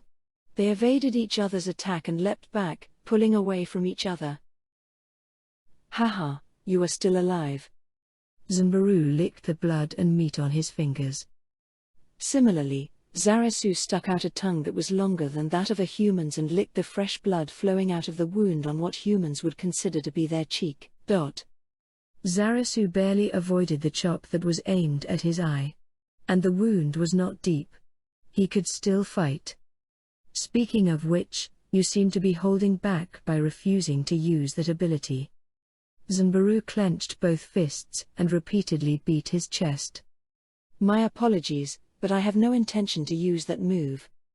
Then don't complain after your defeat that you did not use your full strength. After exchanging blows with me, you still think I am the kind of person who would say such a thing? No, I don't think so. Sorry, I have said too much. However, if you do not plan not use that move, then it's my turn now. If one were to use a blade to block an attack by flesh, the attacking party would be the one to be injured. This much was common sense. However, martial arts could turn around common sense. Iron skin. Activating a martial art that hardened one's body to the point of iron, a thick leg kicked Zarasu with a thud. As it hit frost pain, a metallic sound reverberated. Zarasu opened his eyes in admiration. He waved his magic sword. Just how much did his abilities increase by, and how long could he maintain iron skin? Zarasu was surprised at the extent of both. Zarasu had learned several martial arts, and mastered several. Whirlwind, which was an area of effect attack, and eyes in the back, which could notice attacks outside of one's field of vision. He did not have any martial arts that would be effective against such a large enemy. In comparison, Zanbaru had one that could increase his own capabilities. If it was unfair, then it was unfair. However, Zarasu remained confident that victory was within his grasp. Multiple pressuring attacks. Kicking and punching. Zanbaru relied on his body's ability with each strike, which was not only fast but also heavy. Facing such an enemy, even Zarasu had to drop his offense to maintain his defense. Continuous attacks were followed by even more continuous attacks. If he were to forego defending against the enemy's crushing attacks, Zarasu would no doubt be defeated. The surrounding lizardmen believed that the tribe chief who was launching continuous attacks without stopping had victory in his grasp and were shouting out encouragements. However, the two fighting, and one watching, understood exactly who was winning. Occasionally Zanbaru's claws reached Zarasu's body, and drew blood. From the side, it seemed that Zarasu was being pushed back, and was in a pinch. However, Zanbaru felt that his chances of victory shrunk with every hit, and his panic grew stronger to the point that he could not suppress it. The blade of frost pain harbored cold frost which stacked frost injuries for every cut it inflicted on enemies. In addition, it had an effect where any enemy coming into contact with the weapon would suffer some frost injuries. In other words, merely by exchanging contact between the blade and flesh, Zanbaru was slowly being eroded by the frost. With both hands frozen and both legs numb, his movements became more and more slower. It was precisely because Zarasu knew that the item had such an effect that he chose to stick to defense. Rather, that was why he would choose this method, as it was able to guarantee causing harm to the opponent. It was because of this that he did not evade Zanbaru's attack. This choice was the most certain path to victory. It was flawless. For the current Zanbaru, it was the greatest enemy. Towards Zarasu, who leapt over, Zanbaru released a powerful punch. If this move were to be blocked, Zanbaru's chances of winning would plummet. As he attacked more, he still did not accept the provocation. He then, without hesitation, chose the safest method of winning. It was like a lone warrior challenging an unbreakable fortress. He recalled the memory of going by himself to pick a fight with that male lizard man. Since then, he had become much stronger. Still, he could not reach the lizard man, who was at the height of his chest. Of course, he could say that he lost due to frost pain. However, he had to desire to say such a detestable thing. This male really did kill him. Without stopping his consecutive attacks, a calm part of his brain praised Zarasu for blocking his attacks. Being hit again and again.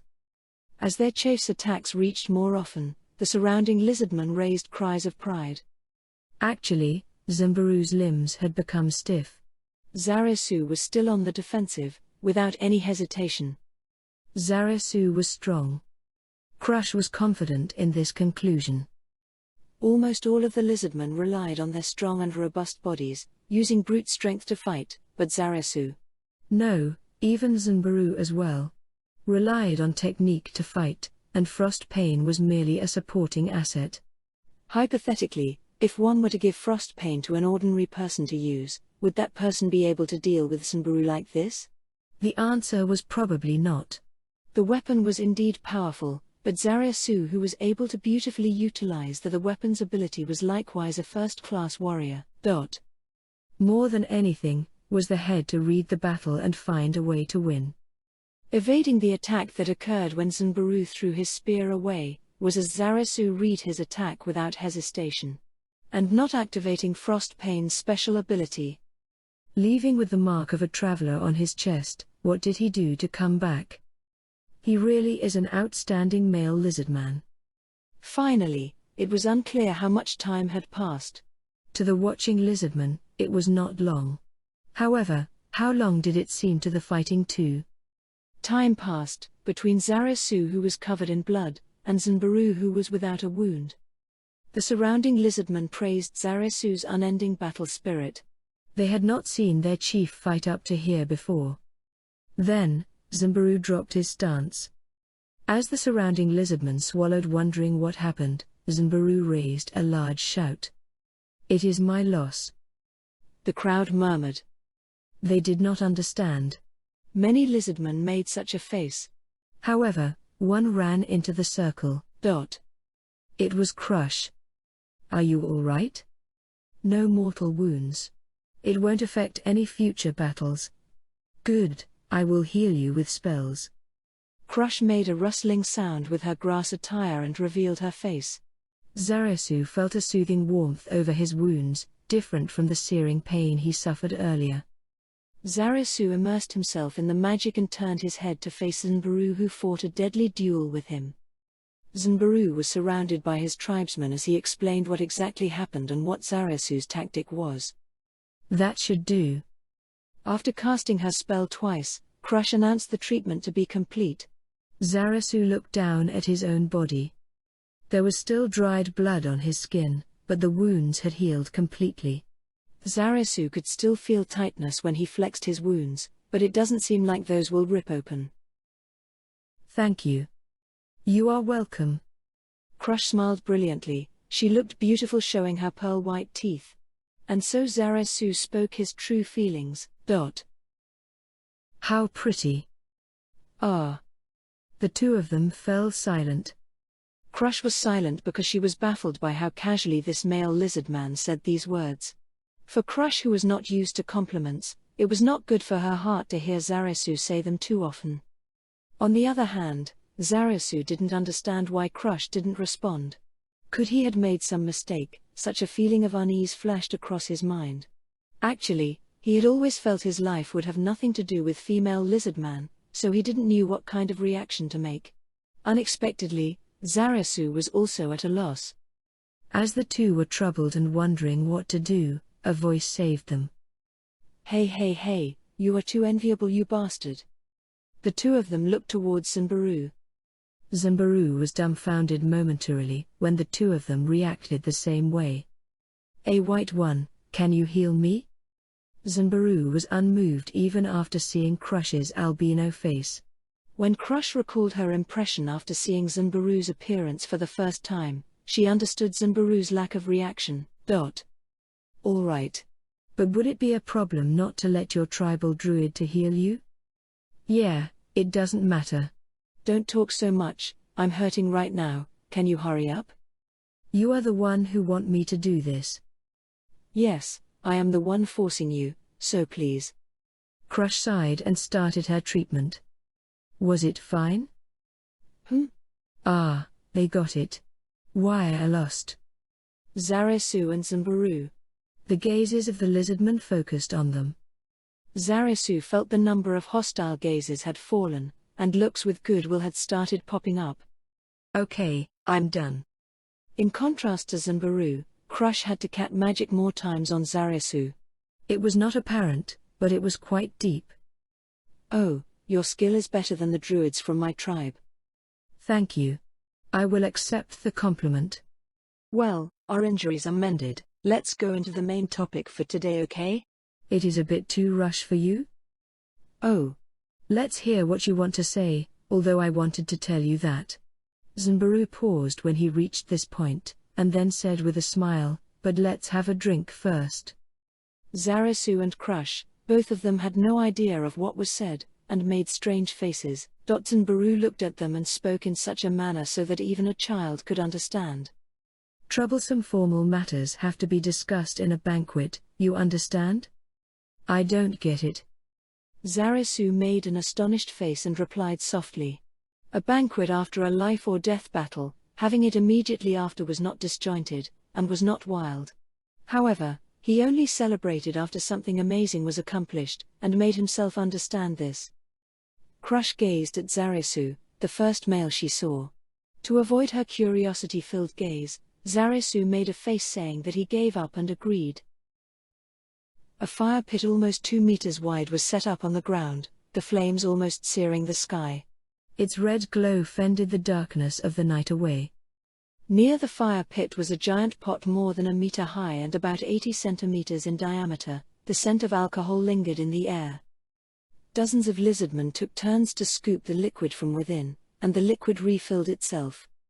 However, no matter how many times it refilled, it never seemed to run out. Like Zarasu's frost pane, this was one of the 4 treasures, giant pot of wine. The taste of the never-ending wine was bland and would make anyone who appreciates alcohol frown. But for the lizardmen, this was delicious wine. That's why they kept coming back for more. A short distance away from the wine pot was a very quiet place. As for why, it was because of the drunk lizardmen lying motionless here. They tumbled, and did not move. No, their chests moved up and down as they breathed, and their tails twitched. The lizardmen who had blacked out from the alcohol were all dumped here. There, Crush had removed the clothes that caused her to be called a plant monster, and her tail moved like a completely different animal, and she walked carefully across the ground. This was the first time she showed her albino body to a large group of people. It surprised some of the people, but since their chief also looked like a mutant, she mixed in with the others in no time. Well, currently there were eyes that focused on her strangeness, but it was at an unnoticeable level. Her heart felt light. It was a liberating feeling. Crush carried the food with both hands and walked with brisk steps. She came to the place where Zarasu and Sanbaru were sitting cross-legged and drinking with each other. The two of them used something like a coconut as a cup. Inside was a transparent fluid, but the whiff of alcohol was strong. Raw fish was placed right before them to complement the wine. Sanbaru greeted Crush, who walked over with a smile. "Ah, plant monster. Can't you change the way you address me?" She already took that attire off. But this male lizard man insisted on calling her that. He was probably planning to tease her like that forever. Crush, who realized this fact, decided to stop her futile resistance. "Have you finished your discussion?" Zarasu and Sanbaru glanced at each other and nodded. "For the most part." "So what sort of conversation was it?" "They wanted to talk man to man, so they asked Crush to give them some time alone." They already made it so clear, so she had no choice but to leave and collect the food, despite wanting to take part in their dialogue. If they wanted to discuss the upcoming battle, she would be involved too. She wanted to know the essence of things while avoiding the awkward details. "This is a talk between men." Zarasu comforted Crush, who looked down and spoke. "It was no different from what I said at your tribe. About having enough food for this tribe." "Ah." It was a talk that Crush also had an interest in. She wordlessly emitted a pressure to get him to tell her, but it was not important. Sanbaru's body language seemed to say so. "Originally our numbers were small. So until we took part in the war, it was fine to not look for food. Well, personally I wanted to join and fight. It was a plan I did not tell the elders." "But you did not tell me anything," Crush thought. Zarasu made the same expression and nodded at her. "So what are your plans?" "Form an alliance and fight together."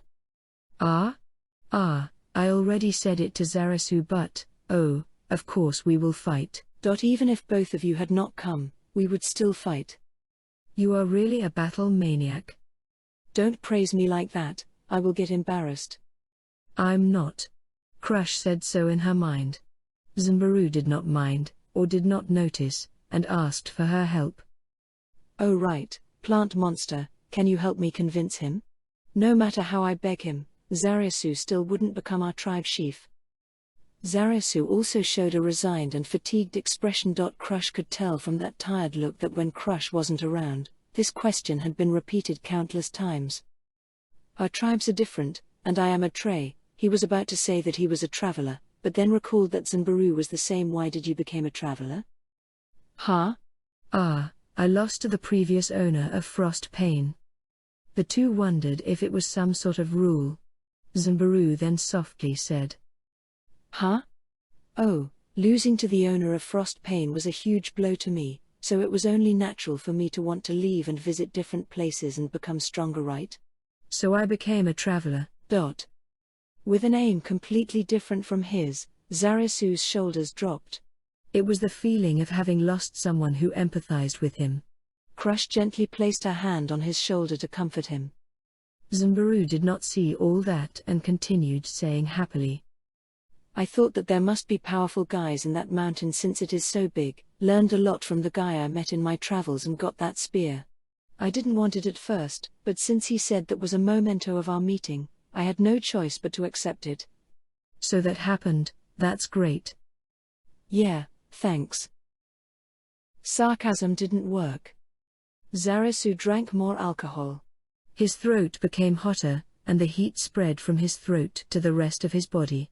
Then he spoke extremely softly. A voice completely different from his usual atmosphere, to the point that no one would have recognized that it was him.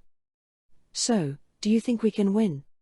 While watching Zunbaru's face, Zarasu considered thoroughly and replied, I don't know.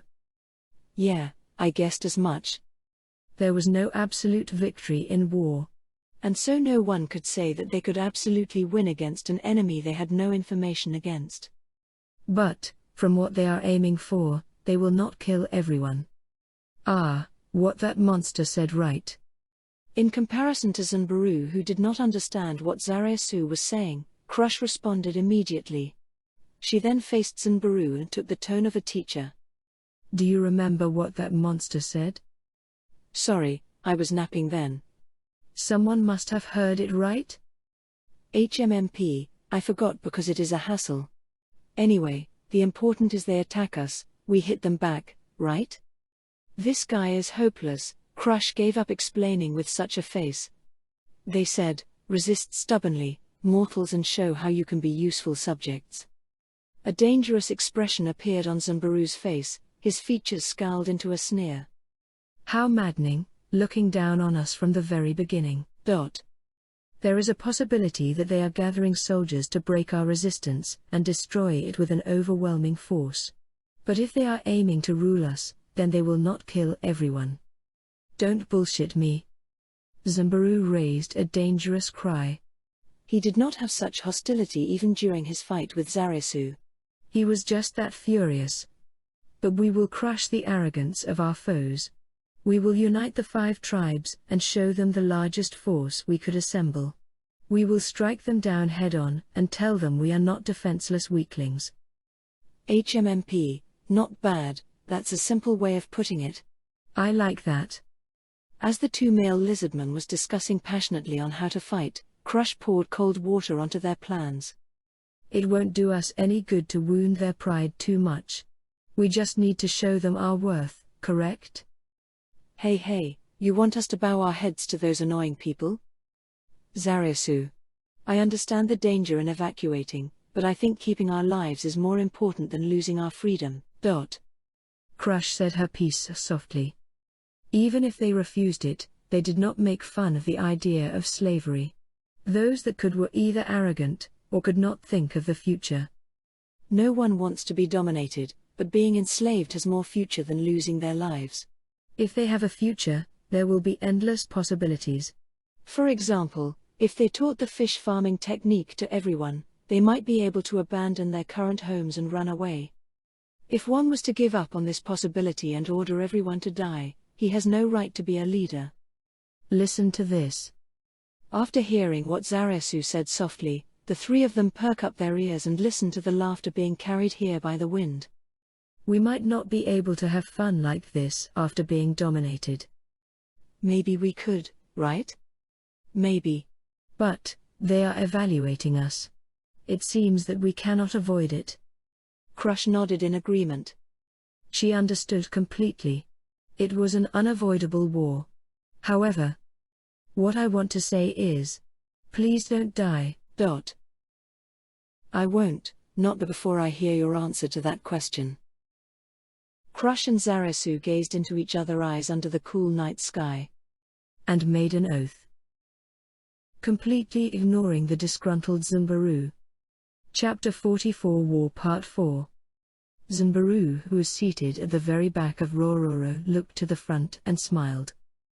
They could see the tribe that was designated as the first to be destroyed several hundred meters ahead, Razor-Tail Tribe.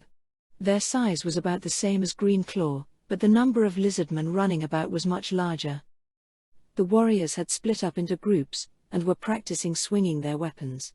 The males were sticking stakes into the village's perimeter and were busily working. The females were bringing something into the center of the village. They were preparing for war. What an irresistible atmosphere. Zunbaru made a loud breathing sound, smelling the taste in the air. Zarasu smelt the air as well. It was similar to the time of the previous war. It was a scent that made one hot-blooded.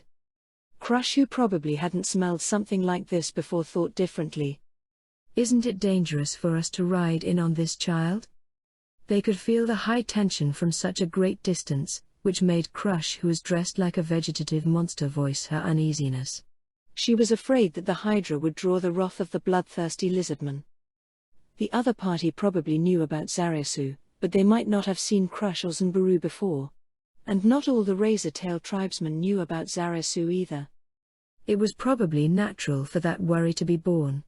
Zarasu kindly answered to relieve Crush. Wrong, the opposite is true. We won't be in danger if we ride towards them on Rororo. She had a baffled look. It wasn't visible, but that was the feeling Crush gave. Zarasu made a simple explanation. My older brother should have arrived, and he definitely would have told them that I would be riding on Rororo. News of us coming on Rororo should have been reported to my older brother. As Rororo traversed the wetland, the figures of a black lizard man and several warriors could be seen. Zarasu recognized the lizard man, and waved his hand vigorously. The black lizard man said something to the surrounding lizardmen, and they let him go. He then, with his arms akimbo, and waited for Rororo to arrive and took a daunting pose. That's my brother. Ha! Ho! They responded in unison. Crush was simply curious, whereas Zanbaru felt like a beast who found a strong opponent. As Rororo closed the distance between Zarasu and Shaziryu, they were finally close enough to make out each other's faces. The two brothers stared at each other. The two of them were only apart for 2 days, but because they had already steeled themselves to the fact they might not meet again, their emotions were really strong. Shaziryu laughed. Zarasu made the same expression. Disregarding the distance that separated them, they talked in loud volumes. They could not contain themselves otherwise. It's great that you returned, younger brother. Ah, I bring good tidings, older brother. Shaziryu shifted his gaze to the two behind Zarasu. Zarasu could feel the hands of Crush that was hugging onto him stiffen from nervousness. As they closed the gap completely, Rororo came before Shaziryu and stretched its four necks towards him affectionately. Sorry, I didn't bring any food with me. The moment Rororo heard this, it withdrew its 4 heads, as if it was throwing a tantrum. The Hydra couldn't understand the language of the lizardman, but it could tell what Shaziryu was saying through their understanding similar to that of family members. Or it simply didn't detect the scent of food from Shaziryu. Well then, let's dismount. Zarasu said to the two behind him and agilely leapt off Rororo. He then grabbed Crush's hand and assisted her in getting down. Shaziryu looked at Crush in surprise. What is that plant monster? Getting this sort of reaction made Crush a little depressed, but she didn't retort. This was probably thanks to Zanbaru's constant teasing. But the next stunning blow made her stiffen. She is the female I like. Oh. Shaziryu sighed. He then stared at the stiff Crush who was still holding hands with Zarasu. Moo. I just want to ask one thing, is she a beauty? Yeah, I am thinking of marrying, eh? Suddenly, a sharp pain ran through his hand, causing Zarasu to stop talking. This was as the person whose hand he was holding had pinched him with her claws. That was surprising. Shaziryu watched the two with an astonished expression. Then, he spoke the words that were stuck in his throat. I see. So you are picky about the appearance. And you kept playing cool, saying I can't marry. You just haven't met the right one yet. All right, back on topic, I am the chief of the Green Claw tribe, Shaziryu Shasha. Thank you for agreeing to ally with us. Shaziryu wasn't trying to confirm this fact, but was absolutely sure of it. But Zanbaru and Crush won't be shaken up because of this small matter. We should be the one thanking you. I am the acting chief of the Red Eye tribe, Crush Lulu. Everyone had thought that Zanbaru would respond after Crush, but surprisingly, Zanbaru's voice could not be heard. While everyone was confused, Zanbaru scanned Shaziryu several times, and rudely looked at him. Satisfied, Zanbaru nodded and spoke with a feral expression. So you are the one, the warrior, who could utilize the power of the druids. I have heard about you. I am surprised that even the dragon tusk knew about this.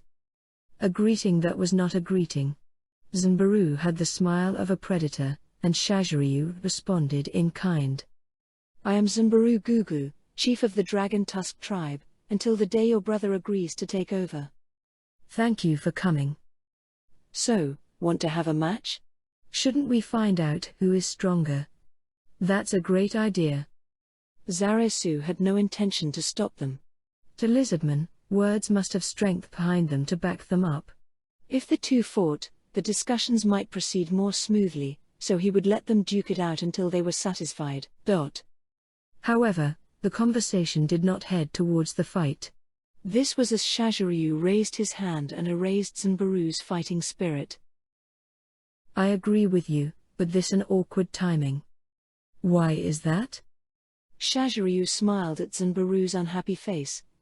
The scouts we sent out are about to return. We should be able to obtain detailed intelligence about the enemy.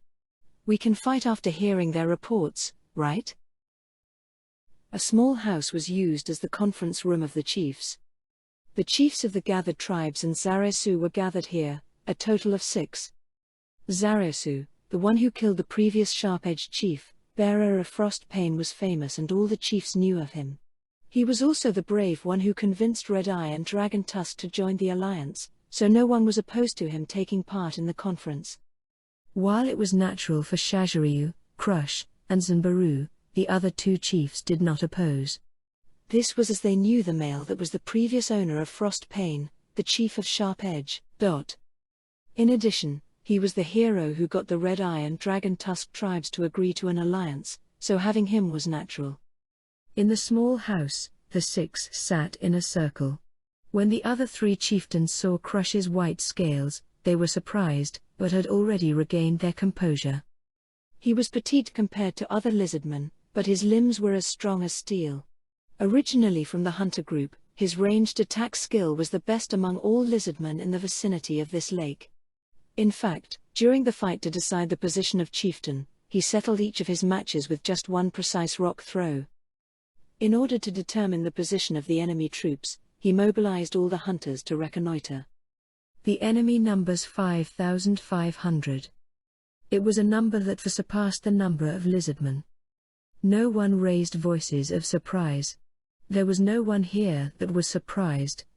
And the leader of the enemy? I can't say for sure. There are monsters that look like giant mass of red meat in the middle, but it's too difficult to get in close. What about the makeup of the army? An army of undead, mainly skeletons and zombies.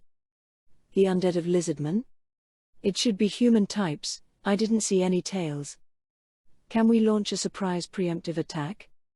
That would be difficult. The other party is using an open space cleared out from a corner of the forest. How long did they take to clear the trees? It is strange that the felled trees are nowhere to be found. I digress. Anyway, they are in the forest. Leaving whether we can succeed aside, it would be very hard to bring warriors along. What about a sneak attack with just the hunters? Spare us, Ms. Crush. There are roughly 25 hunters. How could we defeat the undead army of more than 5,000? We will just get wiped out. What about using the power of the druids? Several of them nodded in agreement to Shajiryu's suggestion and their eyes fell on Crush. The one answering was Zaresu. No, let's not do that. Why? The other party had kept their word so far, but they won't do so if we attack them. Indeed. We should avoid initiating the attack before we gather all the tribesmen. So we will prepare for a defensive battle? Defend, hard. The lizard man who spoke with a strong slur was the chieftain of the Razor Tail. He was covered in white armor that was shining in a different manner from metals. The armor was emitting a soft magical gleam. That was one of the 4 treasures of the lizardman, white dragon bone. It was a set of armor made from the bones of a white dragon that had resided in the Azelarija mountain. Armor made from bones, even that of a powerful dragon, would not be imbued with magic. But that set of armor was enchanted with magic without anyone knowing when. The problem was that the magic could possibly originate from a curse. This was because the white dragon bone converted intelligence into defense power. If an intelligent lizard man wore it, it would turn harder than steel, matching mithril and even the legendary adamantium. But even if you remove the armor, the intelligence would not recover. That's why there were some who said this magic was actually a curse. Originally amongst the lizardmen, when he, who was known for his intelligence, wore this armor, its hardness could deflect frost pain. And even though this stole most of his intelligence, he could still keep his sanity. This was why he was selected as the chief. Here, swamp, weak foundation, wall. Easy breakdown. I see, so we should initiate the attack? Yeah, why not? Attacking is better than defending. Each of us just needs to take down 3 to 4 foes, right? We just need to defeat them, piece of cake. The others in the conference looked at each other after hearing what Zanbaru said. In the end, Crush changed the topic. Anyway, I believe that our walls will easily be broken down. So we read I would like to cooperate to strengthen them. The other chieftains nodded in agreement, even the depressed Zanbaru did so. In short, we need to prepare our defenses and set up a command structure. First of all, we should leave the druids to Crush, their command would be left in your hands. Amidst the agreement of everyone present, one person raised his objection. The chieftains should form a special team. The gaze of everyone fell on Zaresu, who had spoken. I see, you say we make elite team? That's right. The enemy outnumber us. If we don't take out their commander, we might lose. If the monster that visited all the villages shows up, we can't win by numbers, and have to destroy it with a small group of elites. Wouldn't our forces be leaderless then? From the warriors. Choose leader. Will do. Even if there is no commander, they just need to charge the enemy right. The special team will command from the back, and will only move out if we discover the enemy commander or if the battle is not going well. Is that okay? Will it go well? It must. That should be fine. Well then, including Zaresu, how about the 6 of us forming one team? No, we should form 2 teams of 3. Splitting up meant they could fight on 2 fronts, but their force will be spread out and weakened. They recognized that it was a disadvantageous position, and wondered what merits it would have for Zaresu to bring it up. Understanding what everyone was hoping for, Zaresu answered. One team will attack the enemy commander, the other will be in charge of the defense. Attacking the guards will be extremely dangerous. It cannot be helped. Then we 3 chiefs, and Zaresu and those he called will split into those groups.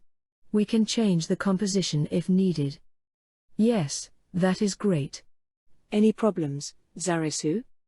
I understand. Any objections, Zanbaru, Crush? I have no objections. Me too. It's a pity I can't fight as I please, but I will follow the will of the victor. Well then, there is still 4 days before they attack us, right? Correct. Are there anything we need to prepare for? We need to stock up on throwing stones and strengthen the walls. Also, we need to interact with the other tribes and set up a chain of command, ensuring that all of the tribes can function as one. As for the allocation of work, we, the small Fang tribe, wish to leave that to Shaziryu like before. We. Okay with that. Crush and Zanbaru nodded in agreement too. Then I will take over the command. Shaziryu looked at everyone again, and confirmed that no one disagreed. Not a single person did so. Shaziryu then nodded. Next, we will decide the details of all the work we need to do in the next 4 days. After the work for the day was done, Zaresu walked silently in the noisy and lively village. Several lizardmen greeted him with respect when they saw Zaresu's mark on his chest and frost pain on his waist. It was a bit irritating, but in order to raise morale, he had to answer them. Zaresu thus answered them with a serious, proper and confident expression. With such an attitude, Zaresu headed towards the outer wall of the village. There, Crush was in a pinch, rushing the construction of the walls. Several lizardmen were working. They planted wooden stakes and a plant in between. Then they poured saturated mud from the top. The druids cast some sort of magic, and it hardened, and a somewhat cracked wall could be seen. They then repeated this on the other side as well. Zarasu did not understand what was happening, looked at the surroundings, and searched for someone who could explain it. Crush. A lizard man wearing plants responded to Zarasu's voice. What is it, Zarasu? Nothing, just wondering what you were doing. Walking with splattering noise in the wetland, Zarasu made his way to Crush and pointed at the work that was being repeated in front of them. What is that? Mud wall. Crush parted the head section, and replied. We don't know what type of enemy will be coming, but I wanted to make it hard for them to move in. But there is no time, we are not even half done. Is that so? But isn't it easy to destroy things made from mud? Crush remained silent, and Zarasu panicked in his heart, wondering if he had said something wrong. No problem. If the mud is thin, it is easy to break it. But thickening it will make it tougher.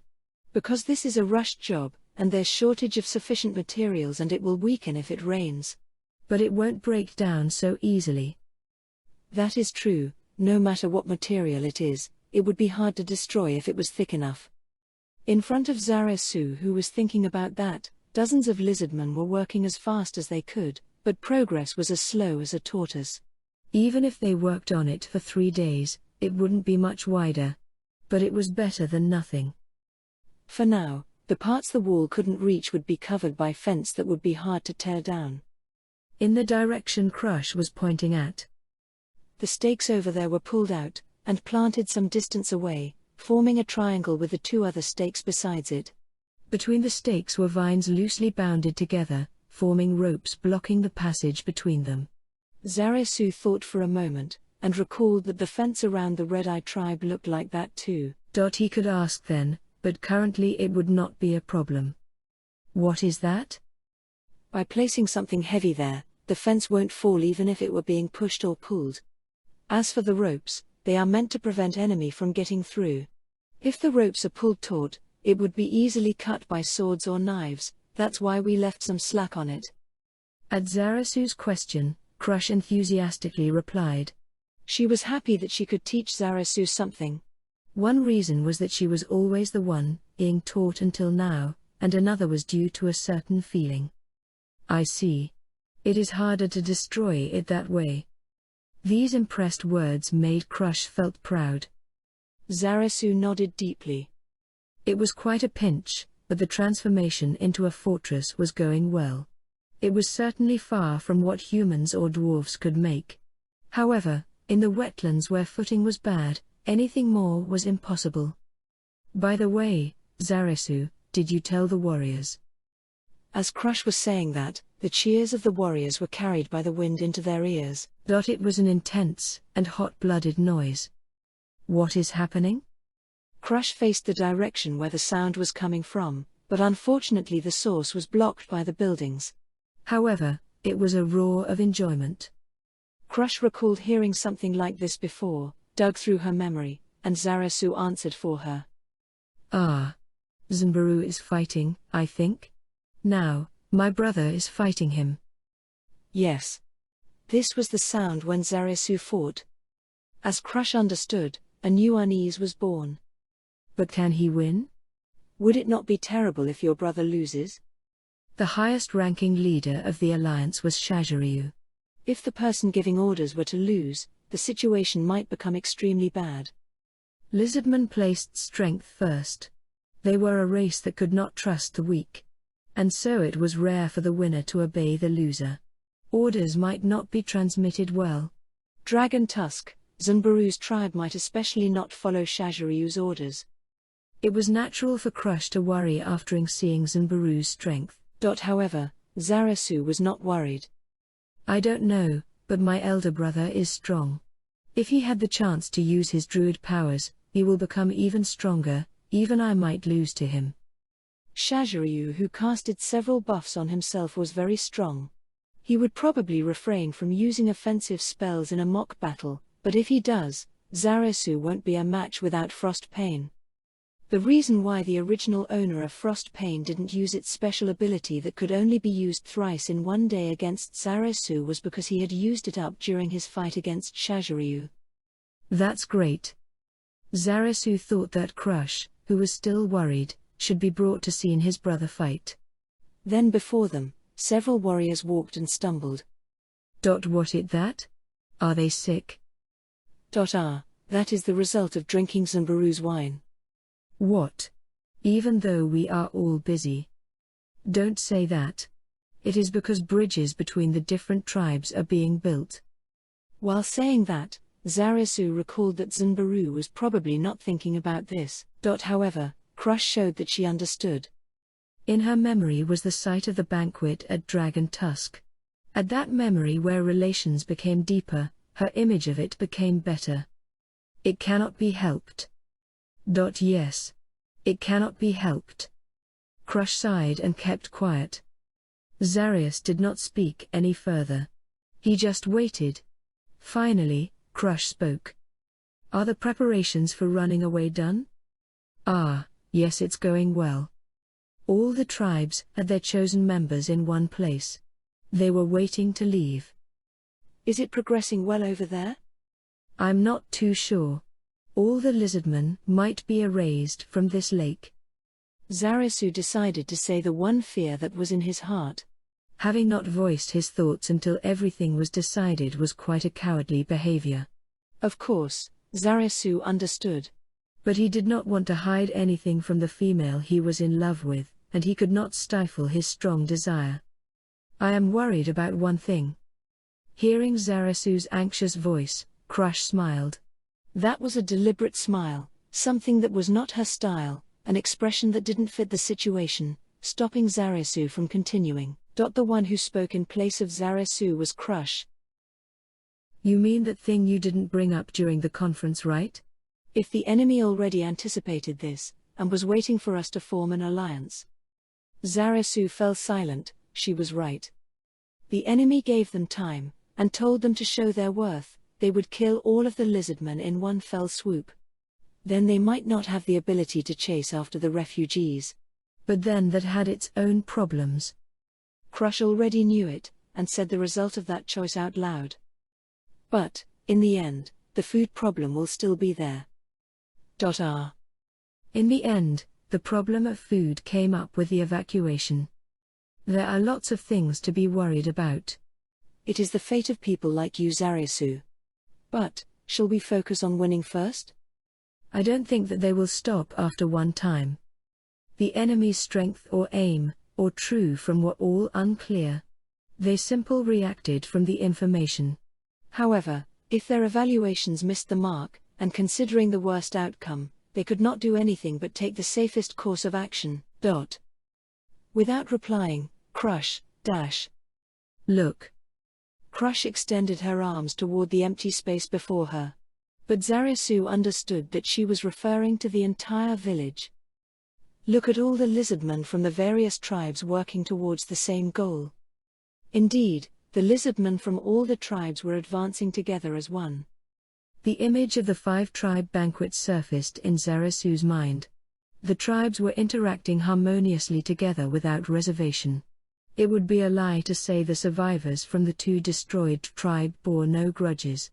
But they displayed the will to swallow their grudge in the face of this incident. The irony.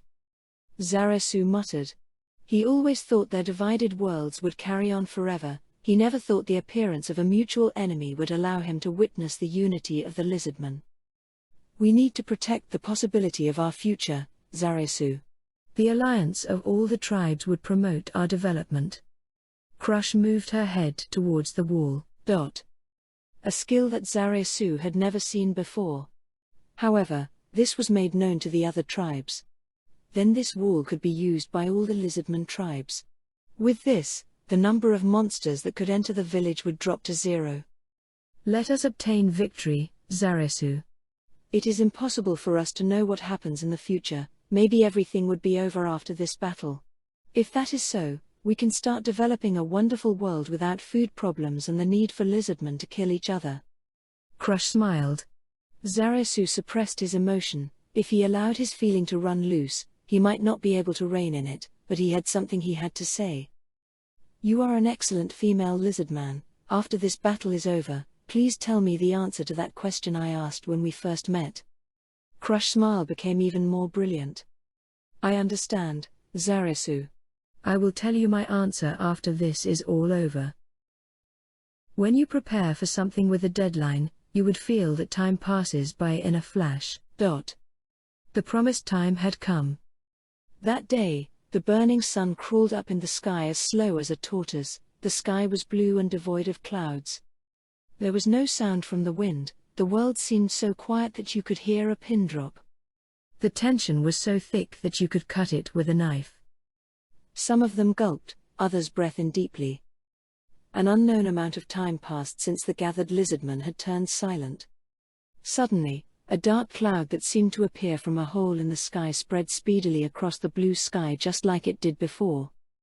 However, the lizardmen below gave no signs of surprise or awe. They only looked towards the front. As the black cloud completely covered the sky, and a thin darkness fell when the sun was blocked, in front of them, they slowly appeared from the boundary of the forest and wetlands, a countless number. As they were covered by the trees, their number could not be grasped. However, they came out in what seemed to be an infinite number.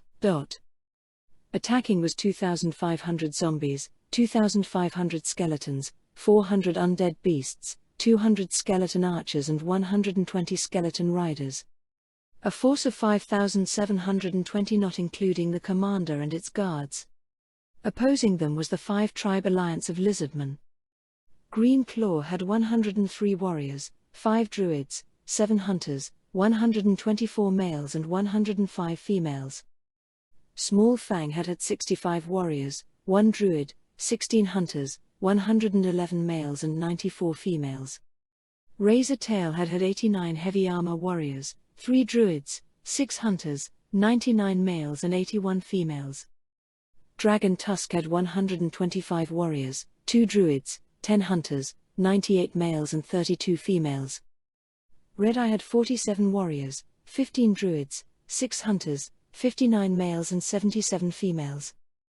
In total, 429 warriors, 26 druids, 45 hunters, 491 males and 389 females. A force of 1,380 not including the chiefs and Zarasu. In the world after, the name of the overlord, the supreme emperor Ainz Ul Gaon would be known by all. The first war the great existence of the god king took part in, was when he had direct command of Nazarik's forces during the massacre of the Katsa Plains. Even when the military strength of 2 countries took part, it was not called a war but a massacre. The supreme emperor Ainz Ul Gaon with his immense powers, birthed the dead from the opposing army. And due to that might, it was most suitable to not call it a war, but a massacre. And after that, there were few battles that could come close to be called wars when Nazarik moved. However, a war that was not recorded in history, before the massacre of the Katsa Plains, was one small battle. Lost in history, an extremely small war. Now, the curtains for it were slowly opening. Chapter 45 War Part 5. It was a house made from wood. There were no decorations, the wooden structure was plain to see and the design was as plain as a cabin. But the ceiling was 5 meters from the floor, while the length and breadth were more than 15 meters either way. There were barely any furniture inside. So it was obvious at a glance that this was not a room meant to be lived in. No, but there was one giant mirror laid against the wall. In this extremely empty room, normally it would be quite bleak, but these past few days were not so. Within the room were countless figures. In the room, at the table in front of the mirror. As it was made sturdily and did not fit with the atmosphere of the log house, one would have wondered where it came from. On top of that strange table, were countless scrolls, all lined up. All were scrolls imbued with magic. These are teleportation scrolls. On top of the table, another scroll was placed on the table. The one who took out the scrolls was a human female in maid attire. With an extremely noble face, she was like an adult, but her eyes were stiffly bound, and could not be seen. Her mouth was closed to the point that it seemed that she disliked talking. Her wet black hair had a gloss that made it seem that it was a different creature, was held up in a side-up hairstyle. Her skin was black too. Her clothes were black as well. However, they were far different from normal maid clothes. Her armor that protected her limbs went up to her elbow, comprised of gauntlets, kutas. Someone please find out what this is. Japanese pronunciation is kwata. Vambraces and rerebraces were made of a black material with gold embellishments and had purple symbols engraved inside. Her high heels seemed to be a mix of slorettes, rebe and polin, and had the same pattern. The skirt part of her maid uniform had a magical defensive plate made of a black magic metal on top of the cloth. In addition, it was 3 plates of magically transformed metal, adamantium, a mix of mithril and beliad, and a magic metal known as galvan. Her chest armor also used this as well. Of course, the magic added was top grade. Data crystals that only players that are over level 90 could get were used. If one thought about its defensive properties, rather than a maid uniform, it was more like full plate armor. That was the same as her co-workers, the maid uniform of the battle maids. Draped around her body, around her neck, her throat was completely hidden. A sword hung from its scabbard at her waist. She was one of the battle maids, Entoma Vasilisa Zeta, working under Sabas. And, this are the message scrolls, but there are a lot. Could someone please tidy up the table? Entoma talked to one of the figures that were gathered. It then slowly nodded its head. Do it. An extremely hard to listen to voice spoke to Entoma. The pronunciation was like scraping a hard metal, and trying to turn the sound into words, something impossible for humans to do. Actually, the owner of the voice was not human. It made one think of a giant 2.5-meter tall bipedal insect. If one mixed a praying mantis and an ant together, it would probably look like this. A tail longer than itself held countless spikes. Its jaws could probably easily cut through a human's arm. With a sparkling platinum exoskeleton, he was the existence known as Cocytus. And those surrounding the table. They were strange creatures whose figures resembled those of insects. Those that looked like praying mantises, and those that looked like ants. And there were those who did not seem like insects at all. Everyone had strange appearances. However, they had 2 things in common. One was that they were all Cocytus subordinates. And secondly, they were part of Nazarick. Understood. Entoma deeply bowed. Receiving it, the surrounding insects moved so as to not disturb the maid. Cocytus made a face saying as if this was natural. Entoma made it as well. It was an extremely natural scene from those in Nazarick. The positions of those directly created by the supreme beings like Cocytus and Entoma were completely different from the subordinates. After confirming that the tables had been cleared. Well then, please accept this, Cocytus Summer. Entoma said without moving her mouth, picking up the bag by her feet and fished out several scrolls of parchment. These are message scrolls. These are from Ain's Summer. Due to the work of Demiurge, his worry of the scrolls running low has disappeared, and so he does not mind you using them. I see, I have to thank Demiurge then. From among the scrolls offered, he picked several up using one of his 4 hands. Demiurge has pulled further ahead. Cocytus said to his subordinates with a wry smile. When his subordinate heard that, they smiled along too. With the parchment in his hand, Cocytus fell into deep thought. He had heard about the stock of low-level magic scrolls being diminished gradually. However, Cocytus was ordered with the defense of Nazarick, and could do nothing. It was natural. While defending, how could he go out? And the one who solved the problem was Demiurge. He, without any problems, had discovered parchment that could be used. His comrade completed his duty. It was something to be celebrated. Cocytus had actually felt happy. However, he could not completely stifle the flames of jealousy that burned from the bottom of his heart. His comrade had been of use to the supreme being Ain's, discovering parchment, and he could not stop feeling envious. Of course, Cocytus understood that, Cocytus who could not go outside, and Demiurge who was out on missions and had freedom. His mission was to defend Nazarick. This was probably more important than any other order given to any other guardian. It was natural. Coarse people had no place stepping into the location of the supreme beings. However, without invaders, there was no way to prove Cocytus' loyalty and hard work. For the guardians, aiding their master would bring strong sense of joy. Cocytus wanted to taste that happiness too.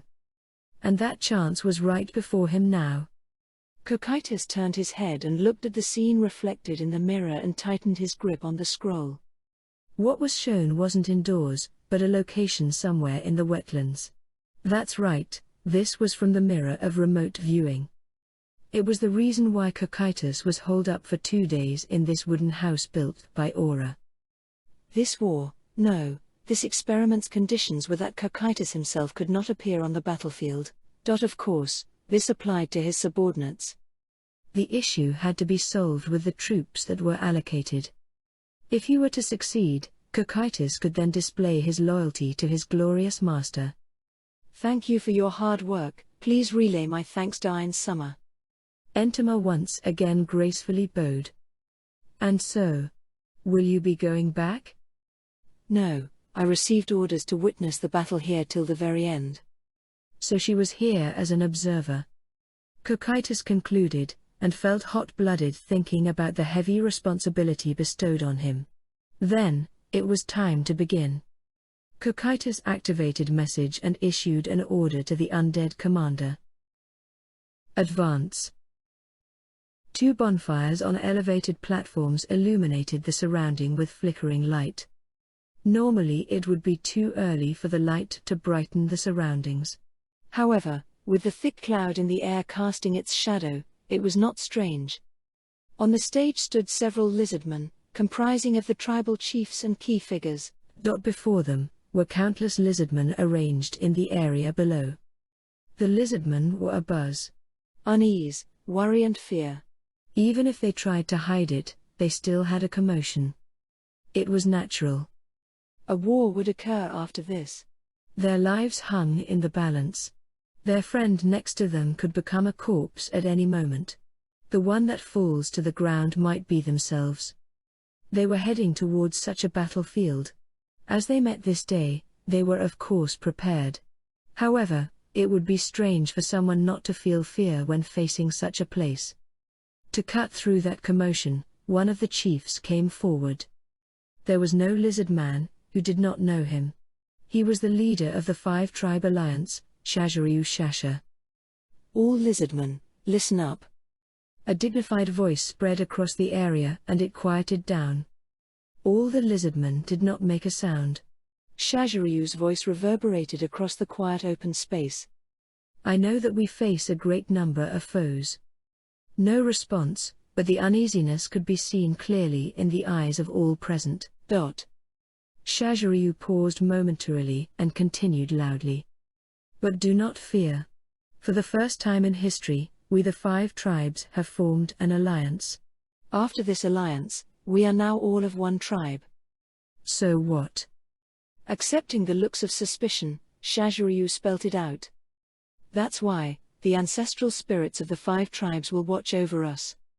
The ancestors were spirits that would protect their own tribes. No one had heard of them protecting those from other tribes. As if they had heard something impossible, they turned their gazes to Shaziryu. Ignoring the gazes of doubt he received, Shaziryu raised his voice. Head druid of all tribes. Taking the cue, Crush led the 5 head druids of tribes and stepped forward. She removed the dress covering her and revealed her white scales. Seeing her albino scales, countless lizardmen made unhappy expressions. However, Crush remained calm and smiled slightly. Leader of head druids, Crush Lulu. In response to Shaziryu's introduction, Crush took another step forward. Let our ancestors descend. Listen, children of this large tribe. What was this new tribe? Crush spoke with determination. Her voice was tense at times, calm at others, alternating between a mighty roar and the melody of song. In the beginning, Almost everyone was disgusted by Crush's albino appearance, but seeing how she presented herself confidently, the feelings of dislike faded away. Crush's body swayed gently during her speech. The white scales sparkled brilliantly under the light of the bonfire. The reflected gleam made it look as if the ancestors had descended onto Crush. Everyone's face started to show signs of adoration. Confirming the expressions of all the lizardmen there, Crush continued the ceremony. Now, our 5 tribes are now one. That means the ancestors of the 5 tribes will watch over all of us. We are all witnesses. All lizardmen. Behold the countless ancestors, descend by our side. Crush spread her arms out with a grand gesture, pointing to the sky. The gaze of all present followed, but what they saw was just the cloudy sky with no signs of miracles descending. But someone said something softly. He said, "There is a tiny beam of light." The soft voice gradually became big. Several other lizardmen said, "I see them." Some said they were small beams of light, some shouted they saw lizardmen descending, some uttered that were large fishes, some screamed these were children, some even uttered in disbelief those were eggs. As if inviting the rest, the other lizardmen began to see things as well. All the lizardmen had the same thought in mind: the ancestors really descended. The ancestors are here to protect us. It was only natural for them to shout something like that. Feel this. Feel the power flowing into your body. Crush's voice reached the heart of everyone. The sound seemed so far, yet so near. Led by that voice, the lizardmen felt some sort of energy surging into their body. Feel it. Feel the strength bestowed onto you by the ancestors of the 5 tribes. All the lizardmen present definitely felt it. They felt that surging power. The feeling of their hot blood flowing washed away all their unease. Their bodies started heating up as if they just drunk alcohol. This could be taken as the best proof of their ancestors descending. Crush looked away from the revel faces of the lizardmen and nodded to Shaziryu. "Lend me your ears, lizardmen. The ancestors have descended onto us. We cannot match the enemy in numbers, but will we lose?" No. The lizardmen intoxicated in the atmosphere responded to Shaziryu in unison, shaking the very air. That's right. With the ancestors upon us, it is impossible for us to lose. Defeat the enemy, and present victory to our ancestors. Warra. The lizardmen were in high spirits. No one felt uneasy anymore. There were only lizardmen who had morphed into warriors as they headed toward the battle that was upon them. They were not charmed by magic. It was the drink that all the lizardmen drank before the battle ceremony. It was a special drink that made the lizardmen felt intoxicated, happy and saw illusions for a short period of time. They had received the effect of a type of meditation. Crush's speech was just buying time for the herb to take effect. Once the truth was known, it wasn't much. But for those who saw the effects with their own eyes, the lizardmen who witnessed the ancestors descending, it was a ritual that brought out the courage in them. "Well then, we will hand out the paint to everyone. It used to be one color for each tribe, but right now the ancestors from all 5 tribes are among us, so use all the colors to paint yourself." Several druids carried pots and walked through the lizardman crowd in response to Shaziryu's voice. The lizardmen took paint from the pot and started drawing war paint on themselves.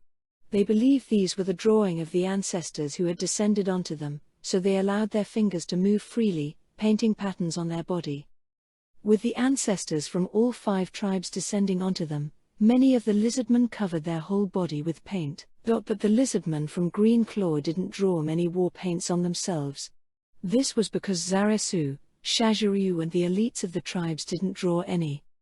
Basically the ancestors of those 2 were descending. Many thought so, and did not paint as much. It could be considered the thoughts of a fan imitating their idol. After surveying the crowd and confirming that everyone had finished, Shaziryu drew his greatsword and pointed at the main gate. "Move out." Warg. Countless piercing roars shook the surrounding. The forces of the Great Tomb of Nazarick were roughly divided in 2. From the view of the lizardmen, the zombies were on the left while the skeletons were on the right. Skeleton archers and riders were positioned behind the skeletons. Undead beasts were situated behind as the core of the army. The Lizardman army had a smaller force and were divided into two groups as well. Facing the zombies were female lizardmen and hunters, while the warriors and male lizardmen were set against the skeletons. The druids were placed inside the village protected by walls. The lizardmen formed up outside the village because there was nothing to be gained from a defensive battle. They had no incoming reinforcement and the walls weren't really sturdy. On the other hand, the undead army didn't require any provisions or rest. With such a disadvantageous position, a defensive siege battle would be foolish. But after both sides set up formation, the difference in numbers was clearly shown. One lizardman had to fight against 5, 10 against 50, the ratio remained the same. But the difference was prominent when it was 1,000 against 5,000. Just lining up 5,000 undead was highly intimidating. The difference in numbers was enough to possibly lose the desire to fight even before the war started. Even so, the lizardmen did not show any fear. With their ancestors descended amongst them, numbers were not a problem. Moments later, the undead army started advancing slowly. The first to move were the zombies and the skeletons. The skeleton archers and riders remained in place, therefore they were probably conserving their forces. The lizardman army started their march too. Warge. Deafening roars covered the entire wetlands. It was then followed by the splashing of water. The mud flew everywhere and the water splashed. Although the zombies and skeleton moved forth at the same time, their pace was different. This was because the zombies were slow and stiff while the skeletons were agile and fast. Most important of all, they were in the wetlands, which affected mobility. The movements of the stiff zombies were obstructed by the mud, slowing them down. But the light skeletons were not affected much. Hence, the first to clash were the skeletons and the lizardmen warriors. The lizardmen did not have any formation, simply charging ahead to engage the enemy, with no stratagem to speak of. Leading the way were the 5 warrior captains from each of the tribes. For the commanders to be in the front lines could be considered foolish in some ways. But they were the highest-ranking combatants, so the morale of the lizardmen would plummet if they didn't lead from the front. Thanks to their effort, all the lizardmen were highly motivated. Right behind them were the 89 razor-tail heavy armor warriors. Wearing leather armors and shields, this group had the highest defense among all the tribes. With their shields raised, they formed a wall that was charging into the skeleton army. An intense collision, the vanguards of the skeletons and the warriors smashed into each other. In that instant, countless bones flew everywhere as the lizardman unit crashed a hole into the skeleton formation. Angry roars accompanied the cracking sound of bones. There were occasional moans of pain, but the bone-cracking sounds were overwhelmingly louder. The lizardmen gained a staggering advantage in the first clash. If it were a human army instead, the result would be reversed. Because the skeletons were made up of bones, piercing weapons were ineffective and they had resistance towards slashing attacks too. Hence, for the human army with swords as their primary weapon, it would be difficult to deal effective damage against the skeletons. Then were skeletons strong? No. While they were strong against piercing and slicing, they were weak against blunt attacks. The lizardmen mostly used ill-crafted weapons, maces of stone. Whenever a lizardman swung the weapon in their hand, the bones of the skeletons shattered easily. Even if they survived one hit, they would be crushed in the next attack. On the other hand, whenever the skeletons attacked with their rusty swords, it got deflected from the tough scaly skin of the lizardmen. Some of them were hurt, but no one suffered mortal wounds. The very first clash. The shattered bones of 600 skeletons littered the wetlands just like that. The image reflected in the mirror stunned Cocytus. It was nothing more than the first clash, but the abilities of the lizardmen were higher than expected. They could last for more than 5 minutes against the skeleton archers and skeleton riders. As he watched, another skeleton fell. The skeletons and zombies would serve no purpose except for wasting their energy. In that case, the effective forces would be the remaining 400 undead beasts, 200 skeleton archers, and 120 of 720 skeleton riders. They were outnumbered instead. However, if they slowed down and slowly destroyed them, there would be no problems. Cocytus started calculating in his heart. The undead were strong in battle, especially in a drawn-out fight. The undead didn't feel anything, and wouldn't feel neither fear nor pain. They didn't need rest or sleep. The advantage these characteristics brought were evident with no need for any explanation. For example, most creatures would fall from a powerful hit from a mace to its head. Even if they didn't die, they would bleed profusely and feel pain. The one who got hit would lose all will to fight. Some warriors who were trained to resist pain might be able to stand their ground, but most people would lose the will to fight. This was natural for living beings. But what about the undead? Simple. If the damage was not significant, it would keep coming. Smash its head? It would keep on attacking. Break its arm? It would stab at you with its stump. Take out its legs? It would crawl at you. Yes, the undead would continue until their false life ran out. They would not lose their fighting spirit like humans would. This meant that the undead was in a way, the perfect soldier. In terms of individual strength, the lizardman obviously had the upper hand. But that could change.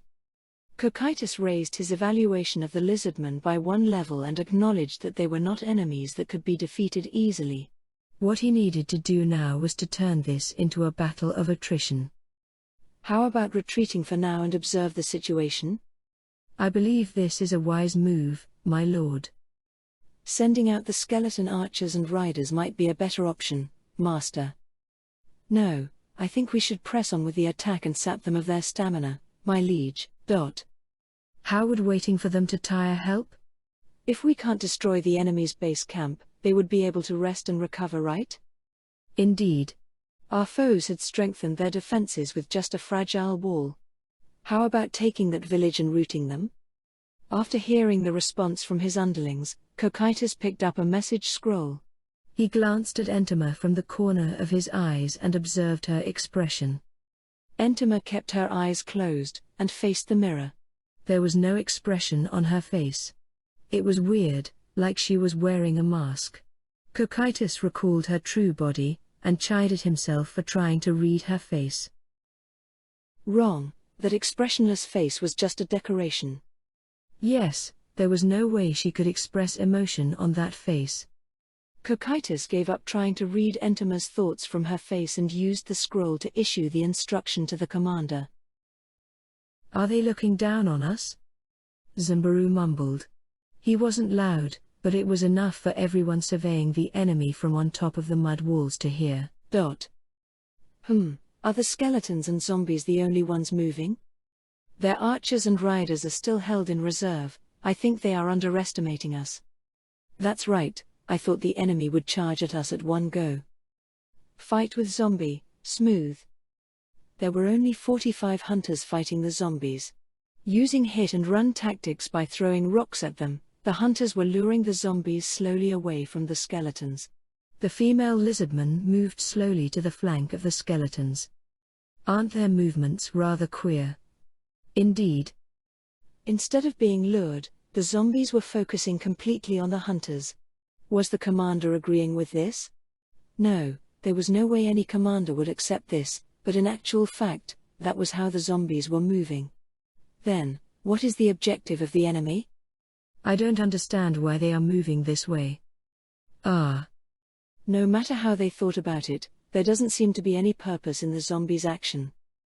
Maybe there is no commander? Zaresu what saying? No commander? You mean the undead are just following the very first instruction they received? Yes, correct. Amongst the undead, zombies and skeletons were the bottom of the hierarchy and so had no intelligence. Normally a commander would give orders, but if there was none then they would follow the last order they received. Basically, it was the idea that they were without a commander and were simply following the order of killing any nearby lizard man. That is to say our foes thought they could win against us if they have the numbers. No, could this battle be just an experiment to see how well the undead fight without a commander? That may be so. Damn it. What kind of joke is this? Shaziryu spat out those words.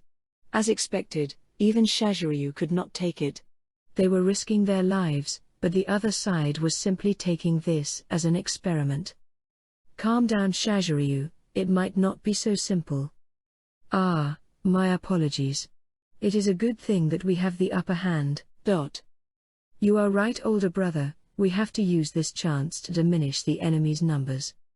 The fatigue from battle was heavy, the mental strain would be enormous in a chaotic fight.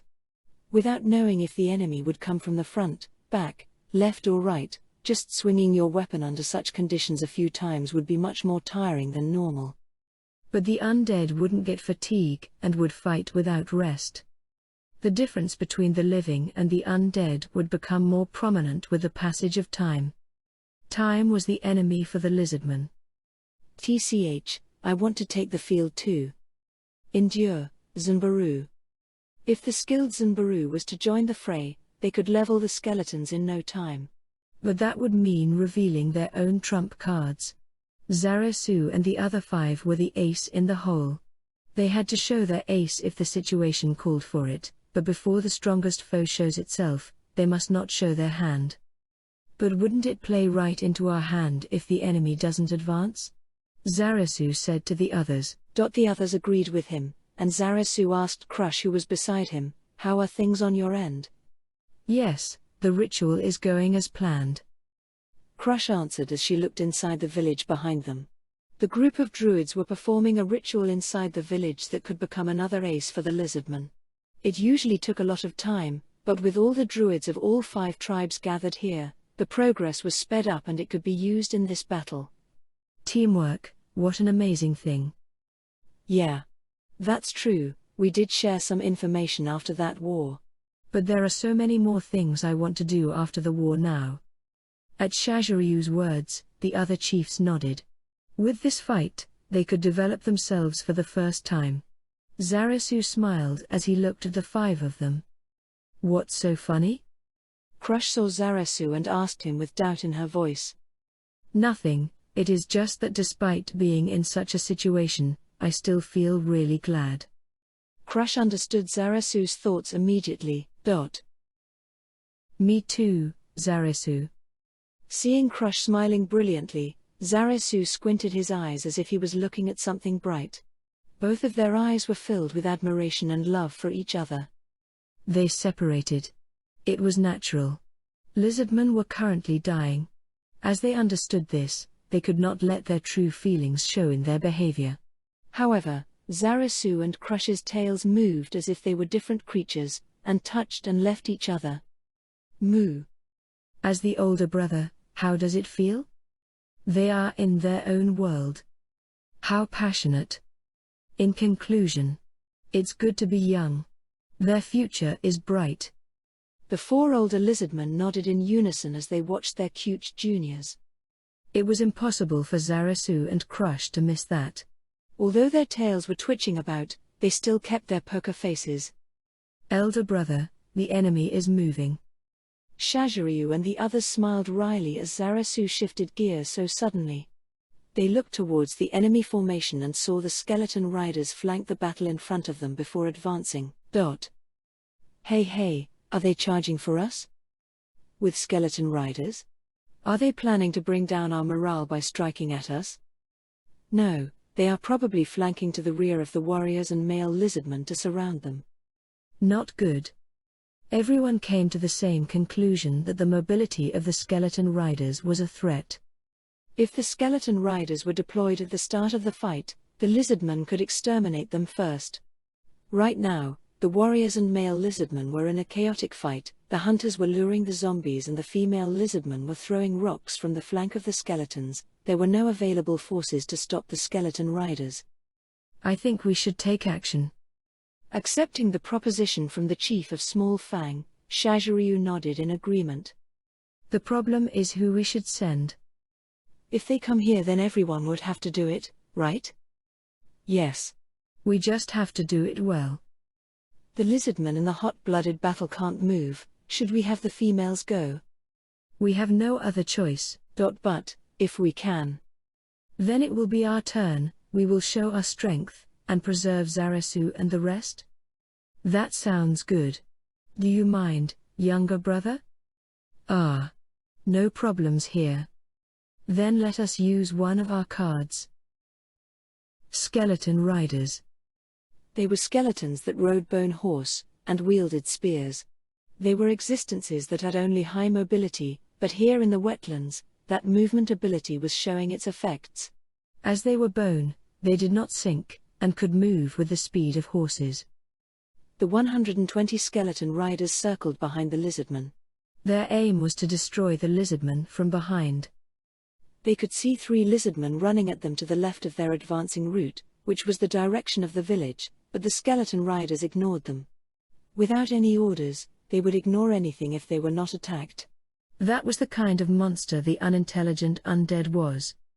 They almost reached the rear of the lizardman army when the skeleton rider leading the charge suddenly tumbled. The skeleton rider was flung high into the air before it fell heavily into the wetlands. A human would be confused and wouldn't be able to act immediately. But the unintelligent undead skeleton rider moved instantly in order to carry out its instructions. Recognizing that it had fallen from its horse, it immediately got up. It was blown quite a distance, but as the wetland below it was soft, it could safely get up. However, since it was blown quite fast, it received some damage. Then another skeleton rider was hit. The bones of 2 skeleton riders were blown to the grounds. It was happening everywhere. Those were traps.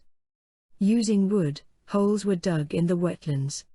There, the skeleton riders' horses had their feet trapped, causing them to fall hard. As the scene spread, the skeleton riders continued to fall one by one. Originally, they should have dropped their speed. However, the skeleton riders did not do so. This was as they were not ordered to do so. Maintaining their speed, they seemed to be committing mass suicide, and so they fell. However, those traps did nothing but stall them. While it was true that they gave a bit of damage, it was not enough to defeat the skeleton riders. Yes.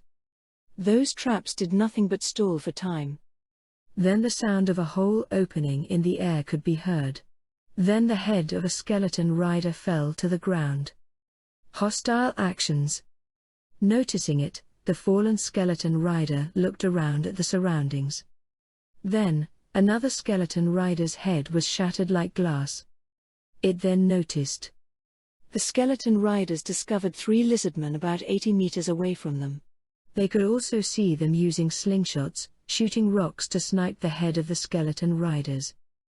The skeleton riders started moving, and at the same time, the fight with the skeletons was changing. With the sound of bowstrings releasing, arrows rained down on the battlefield. The 200 skeleton archers fired arrows at the skeletons and the lizardmen simultaneously. It wasn't just one shot, but 2, 3. This was an unexpected assault for the lizardmen. Several lizardmen were hit and fell. They couldn't defend against the arrows while they fought against the skeletons. Of course, the skeletons were hit as well. However, they received no damage. It was natural. They had resistance to piercing attacks, and so the arrows just bumped against them. Placing the skeletons in the front and the skeleton archers firing from the back was a great combination.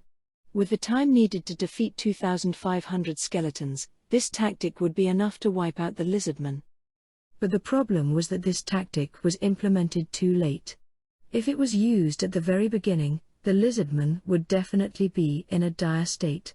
The skeletons would then overwhelm them with numbers and earn a decisive victory. Ignoring the dwindling skeletons, the lizardmen charged at the skeleton archers. Receiving the attacks from the warriors, males and females, the exterminated skeletons could no longer hold them back. The arrows from the 200 skeleton archers fell like rain, downing several lizardmen onto the mud, but it was just a small number. With the thick skin and hard scales of the lizardmen, their defense was on par with humans wearing leather armor. Even if arrows pierced their skin, their tough muscles might be able to stave off fatal injury. Another reason for the minimal casualties were the weak arrow shots. The magical strength didn't have enough power to kill the lizardmen. So in comparison to the number of those hit, the lizardmen that fell were few. The lizardmen roared fearlessly as they charged. The lizardmen crossed their arms to protect their head, braving ahead. Once again the arrows flew and lizardmen fell. Within the storm, they guarded their bodies and dashed forward. On the third wave of arrow attack, this was the limit of how fast the skeleton archers could shoot. If they had intelligence, they would probably retreat. If they moved back and regrouped with the surviving undead army, they could be utilized in a better way. But the skeletons did not have the mental capacity to store such complicated instructions. They didn't receive any other orders, so they simply executed their original mission. Even with the lizardmen closing in, they could only fire arrows at them. With a roar, the skeleton archers were swarmed by the lizardmen. At this distance, archers lost their advantage and could only be attacked one-sidedly. They fell one after another.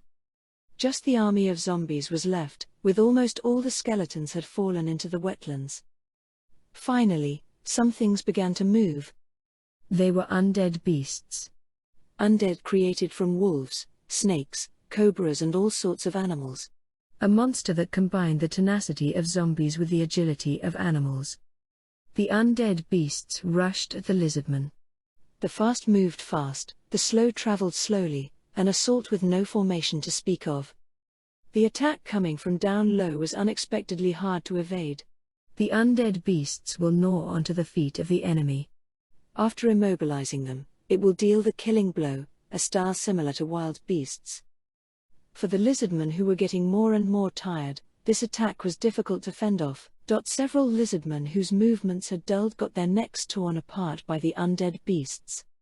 The head warrior fought in front, but reinforcements were coming for the tired lizardmen.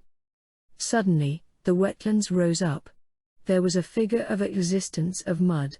It was about 160 centimeters in height, shorter than lizardmen.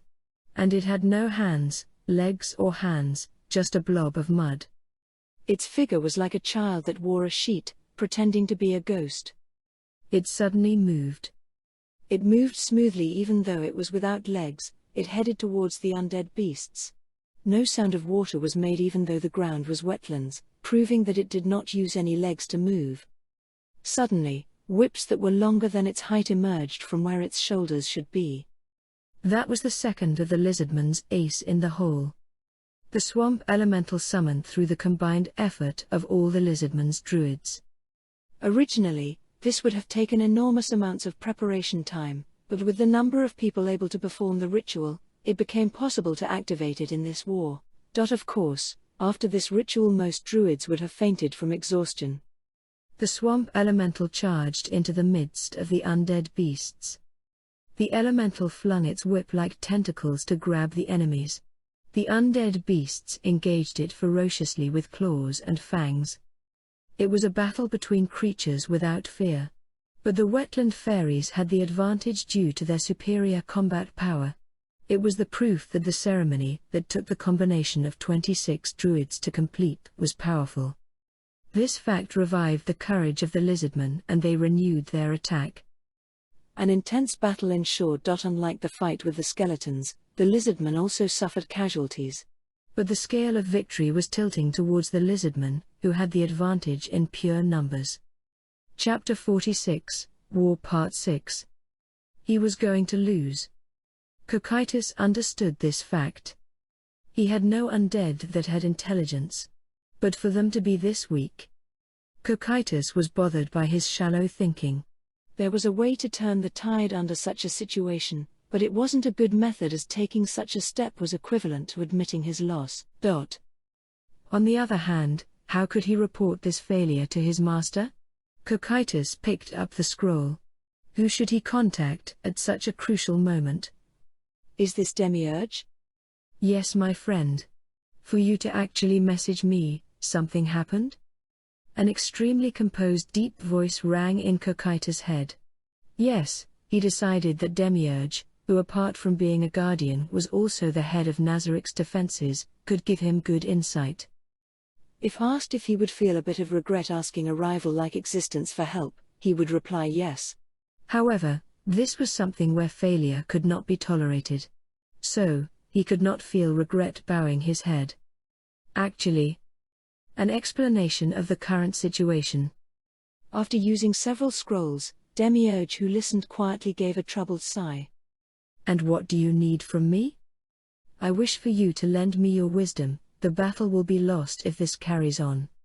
I can accept it if it was my personal fight, but I do not wish for Nazarick and the Supreme Beings to be disgraced by this. Does Ain's Summer truly wish for victory?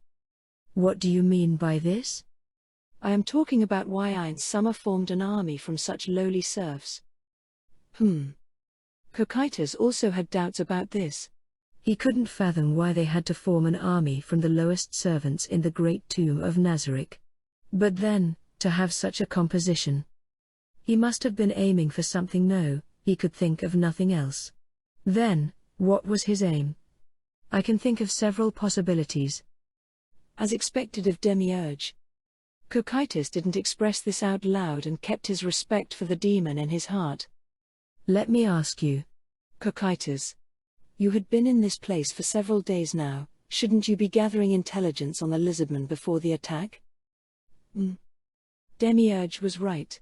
But Ain's Summer ordered me to defeat them with the forces given. That might be so, but I want to think about it carefully, Cocytus. The important thing should be Ain's Summer's objective. If the objective was destruction of the village, you would need to consider the best way to go about it, correct? Cocytus couldn't answer. Demiurge got right to the point. Ain's Summer must have considered all this when he gave those serfs to you. You mean Ain's Summer intentionally gave me forces that wouldn't be able to win the fight? The possibility is high. If you had gathered enough information, you might have realized that your troops were not sufficient to bring down the village. If you had done so, you could have reported it to Ain's Summer. Was that not Ain's Summer's aim? This was why he had spoke so. For you to wonder if your orders were absolute, or if you could immediately tell if the completion would be difficult.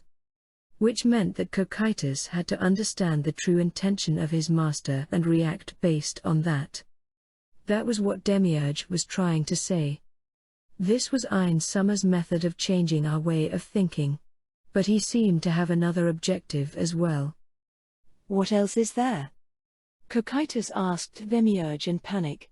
He had already made one mistake, he did not want to risk another one. Ain's Summer sent out messengers to the villages, but did not mention Nazarick by name. He also forbid you from taking the field. This means. Cocytus gulped and waited for Demiurge to carry on. But Demiurge didn't continue. Cocytus, my apologies, I have an urgent matter to attend to. Sorry, but I need to go. May you obtain victory. Suddenly Demiurge had cut off. And the magic message had disappeared. Cocytus panicked, and looked at the others in the room. There, Entema casually dropped a torn-apart scroll from her hands. That was the proof that it had been used.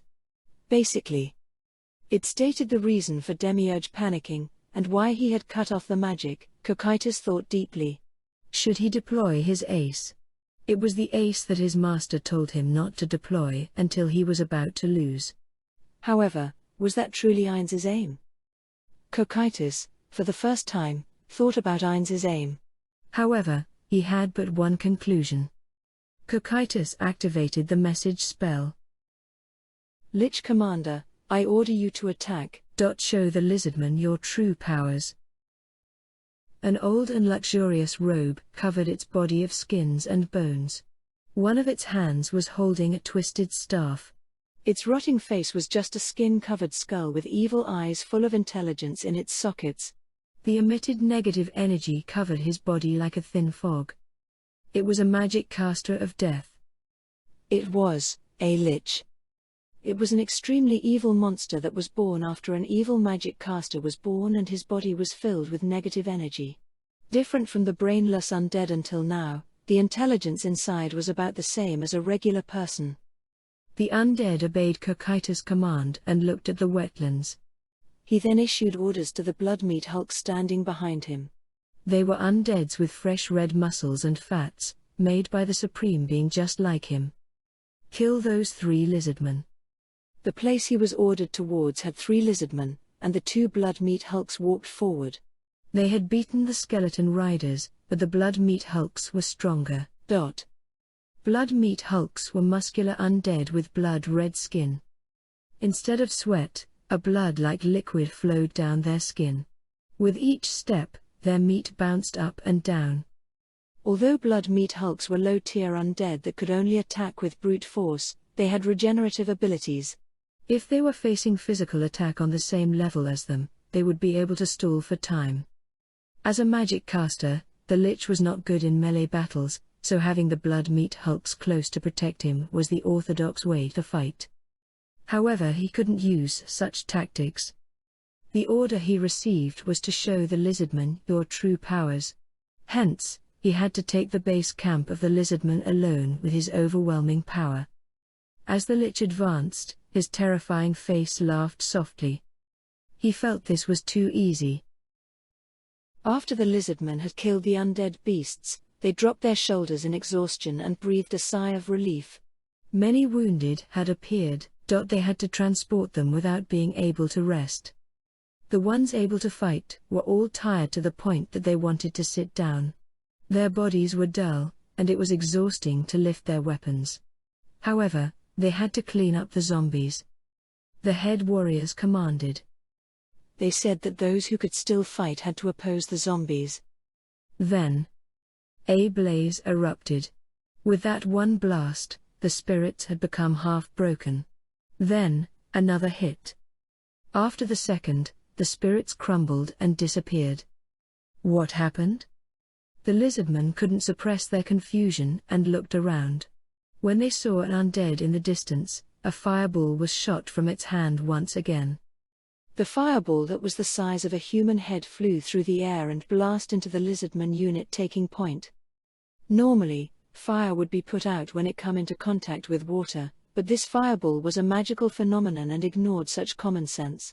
The moment that the fireball hit the water surface, it exploded as if it had collided with solid ground, creating a tornado of fire. A crimson battery fire engulfed the lizardmen. The 5-meter radius balls erupted and disappeared.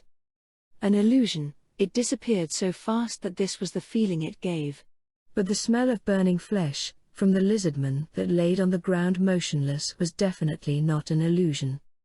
The undead slowly approached. Should they move like they had done against the skeleton archers? As the lizardmen hesitated, another ball came flying. It exploded, and stole the lives of the nearby lizardmen. It was an overwhelming power. Even though their ancestors had descended, several lizardmen were swallowed by fear. Several tried to attack, but were intercepted by the fireballs. Run! A spirited roar sounded out, shocking the lizardmen like lightning. It was one of the head warriors. That is a strong enemy. The fight will be different from that until now. Yes. The figure of just one person approaching. Every lizardman could feel an overwhelming pressure from it. Run back and report to the chiefs and Zarasu. Let us buy some time. Yet another fireball exploded, felling several lizardmen. Run. Report to them. The 5 head warriors ordered the lizardmen to escape as they gauged the distance between each other. They spread out with the blast radius of the fireball in mind. Their goal was for one of them to reach the enemy. It was a suicide formation for this sole purpose. The 5 of them looked at each other after spreading out and sprinted at full speed. The distance was about 200 meters. It was a hopeless distance, but they still charged in with all their might. They knew even if they fell while rushing in, it would leave clues for the chiefs and Zarasu who were watching from behind. The pressured lizardmen continued to run.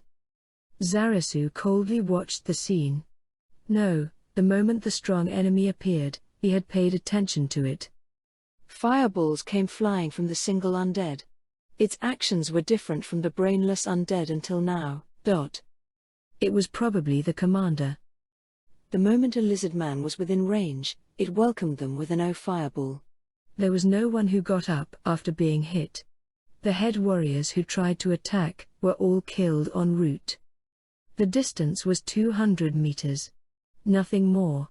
However, considering that it was wetlands without cover, that distance had changed to a hell. The lizardman's projectile weapons were slings. It was an impossible feat for it to fly 200 meters and hit its target. In addition, some high-ranking undead received no damage from unenchanted weapons. If the approaching undead was one, it would just serve to anger it. Now, it was strolling towards them with ease. Trying to poorly attack was a fool's errand. Zarasu thought of attacking with numbers. He could see that attacking an existence that could use large area attacks would only result in death. Then only the elite should challenge it. However, that was the problem.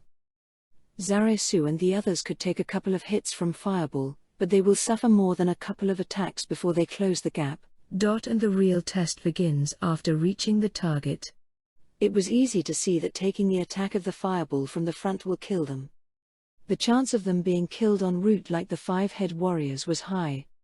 While Zarasu was watching, the last head warrior was swallowed by flames, and fell to the wetlands. Such a despairingly long distance. Zarasu's group thought about how to reach the enemy without injuries, or with minimal injuries. How about tunneling through the wetlands? Even for the powers of a druid. That would be difficult. It would be great if we could use invisibility. They could sneak close immediately using flight after casting invisibility. But these were not among the spells a druid could learn. How about making a shield while we advance? Making a shield will take too much time. What about dismantling a house? Zanbaru smiled wryly as he knew the proposal he just said wouldn't work. The enemy was attacking with fireball explosion. Even if they could protect one side, the heat would still get in from the side. There was no time to craft a full-body shield to protect against the heat. Like this or that, Crush and Zanbaru, who were discussing, noticed Zarasu's cold face, murmuring, "What is it, Zarasu?" Crush was slightly taken aback and asked fearfully. While the male Zarasu was making a blank face, she felt uneasy. "No. I just found a shield." It was progressing smoothly. The 2 blood meat hulks were still battling, but he was making good progress towards the village. There were several foolish lizardmen who wanted to charge him, but they seemed to understand the futility of their action after witnessing the power of Fireball. The 5 that spread out before the assault had the best record right now. But they only made it to 100 meters. The Lich moved through the empty wasteland silently. However, there was no hesitation. There might have been people hiding using invisibility magic or hiding beneath the mud. The Lich did not forget to check for anything strange. There was not much of a distance till the village.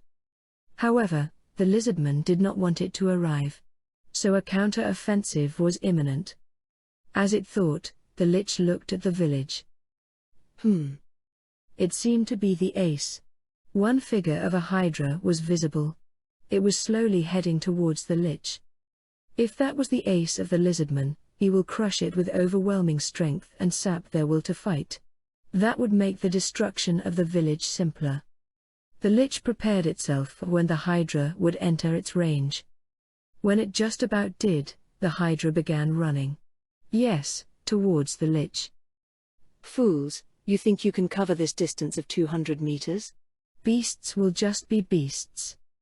The Lich sneered, and made a fireball in its hands. It then released it towards the hydra. The fireball flew straight and scored a direct hit on the hydra. The eruption of flames engulfed the hydra. It was as if the hydra's body was a torch. Although the hydra staggered, it continued to advance. It carried on charging even though it was on fire. No, the flames dissipated instantly. That was just the imagination of the Lich. The scene before the Lich conveyed the exemplary determination of the hydra. The Lich frowned with displeasure. It withstood one of its magic. From that, the Lich's pride was hurt. It did seem that the hydra had protective magic that defended against energy attacks on it. However, while it was not high class, its own magic could not completely erase it. The magic beast Hydra was filled with vigor. Then it was natural for it to endure one hit. Yes, the Lich decided so and comforted itself. Then, it faced the approaching Hydra with a cold gaze. It felt that its magic was being made light of. Eating one hit, it seemed that it did not understand pain. It was running to its death. How unpleasant, die. He fired a fireball once more, engulfing the Hydra in flames again. It even gave the illusion of charring flesh from such a distance. The wounds might not be fatal, but it would make it hesitate from advancing further. But why isn't it stopping? Why is it still coming? Rororo ran. It might be huge, but it had a speed matching the lizardman since it was traversing the wetlands. Ripples splashed everywhere with loud splattering sounds. Its amber eyes turned white from the high temperature. 2 of its 4 heads had lost its strength. Despite that, it ran. Another fireball struck Rororo squarely in the body. The heat inside the fireball exploded in an instant, penetrating Rororo's entire being. It felt a pain equivalent to being punched all over its body. Its eyes were dry as the fiery air burned its lungs.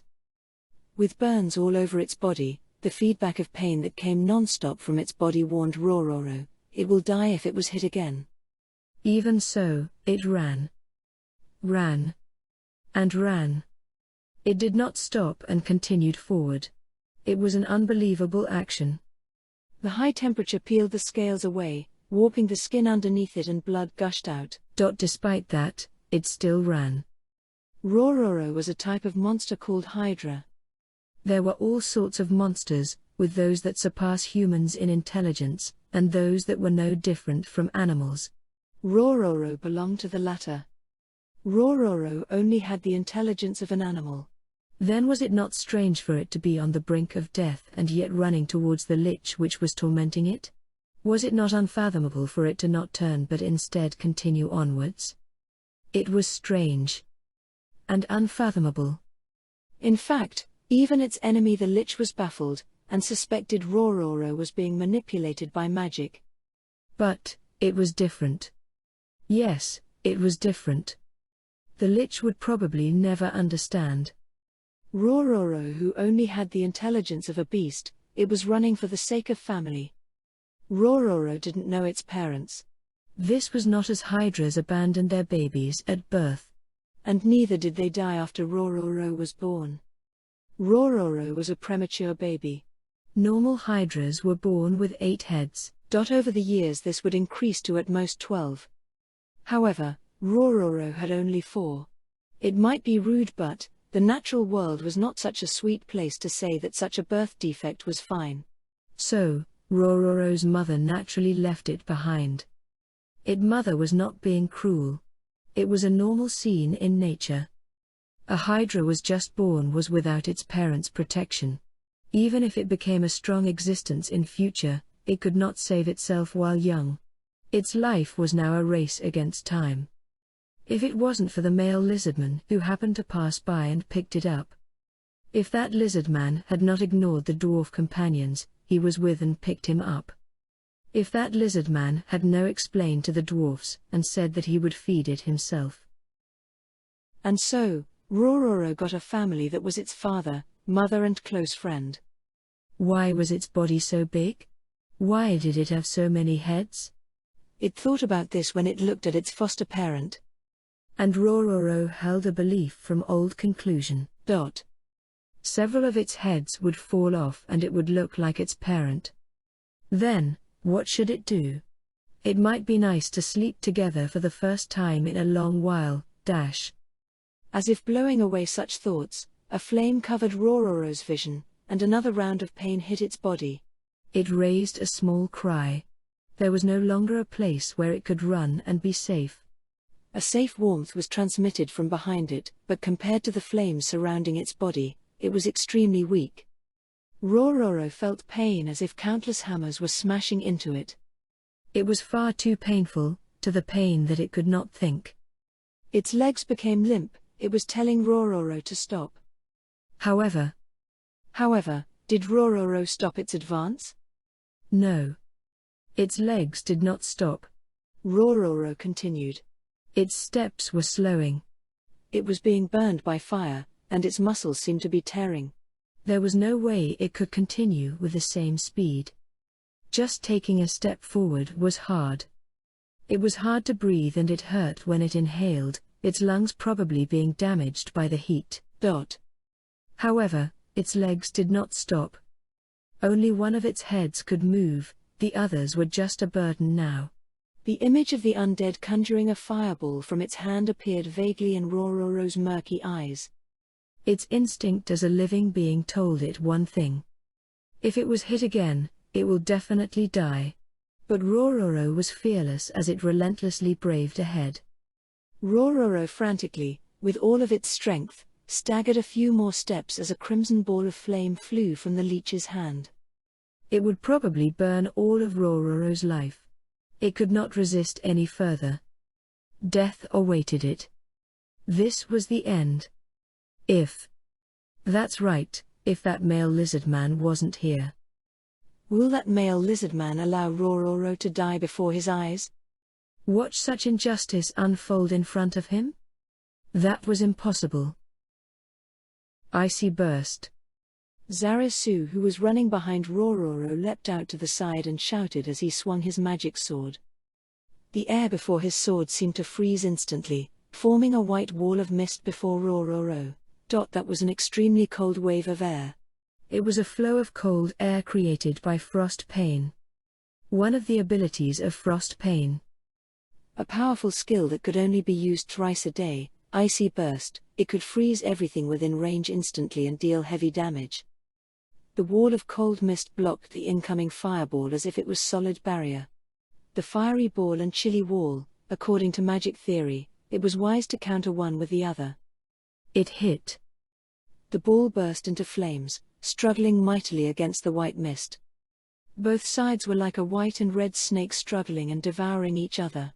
After pushing back each other for a moment, the two energies disappeared. Fireball and Icy Burst. The two disappeared as if nothing had happened. While they were close, it was still quite far. There, the Lich was surprised, and could be seen panicking. It was making the most suitable figure for one that had its magic erased. Yes. There was still some distance between the two groups, but they were close enough to make out each other's expressions and actions. An impossible distance was covered thanks to Rororo's effort and determination, bringing the three lizardmen this far with no injuries. Rororo. Zarasu didn't know what to say. How should he put it? What was the most suitable words to say to Rororo? In the end, he chose a clear and simple phrase from the millions of expression in his mind. Thank you. Spitting out words one would say to their childhood friend, Zarasu ran forward without looking back. Behind him, Crush and Zanbaru followed. In its blurry vision, Rororo raised a small cry towards the leaving figure, knowing that its role was done. That was a cheer for one's family. The thought of how could this be? Its magic was erased. What did they do? The Lich thought. Impossible. Lich cast Fireball once more. He was not willing to acknowledge that the lizardman rushing at him had dispelled his magic. The released Fireball was aimed towards the three lizardmen and ran through the air. It was blocked by a wall of mist conjured by the leading lizardman with his sword, and it disappeared together with the wall. That's right, it was the same situation as before. Try all you want. I will block all your attacks. The angry roar of the lizard man projected over. The Lich had no choice but to accept the fact that there was an existence that could erase its magic, and unhappily clicked its tongue. The possibility of his magic fireball not making it through was extremely high. However, contrary to what the lizard man said, it guessed that blocking all was impossible. The Lich was not that much of a fool to fall for that bluff.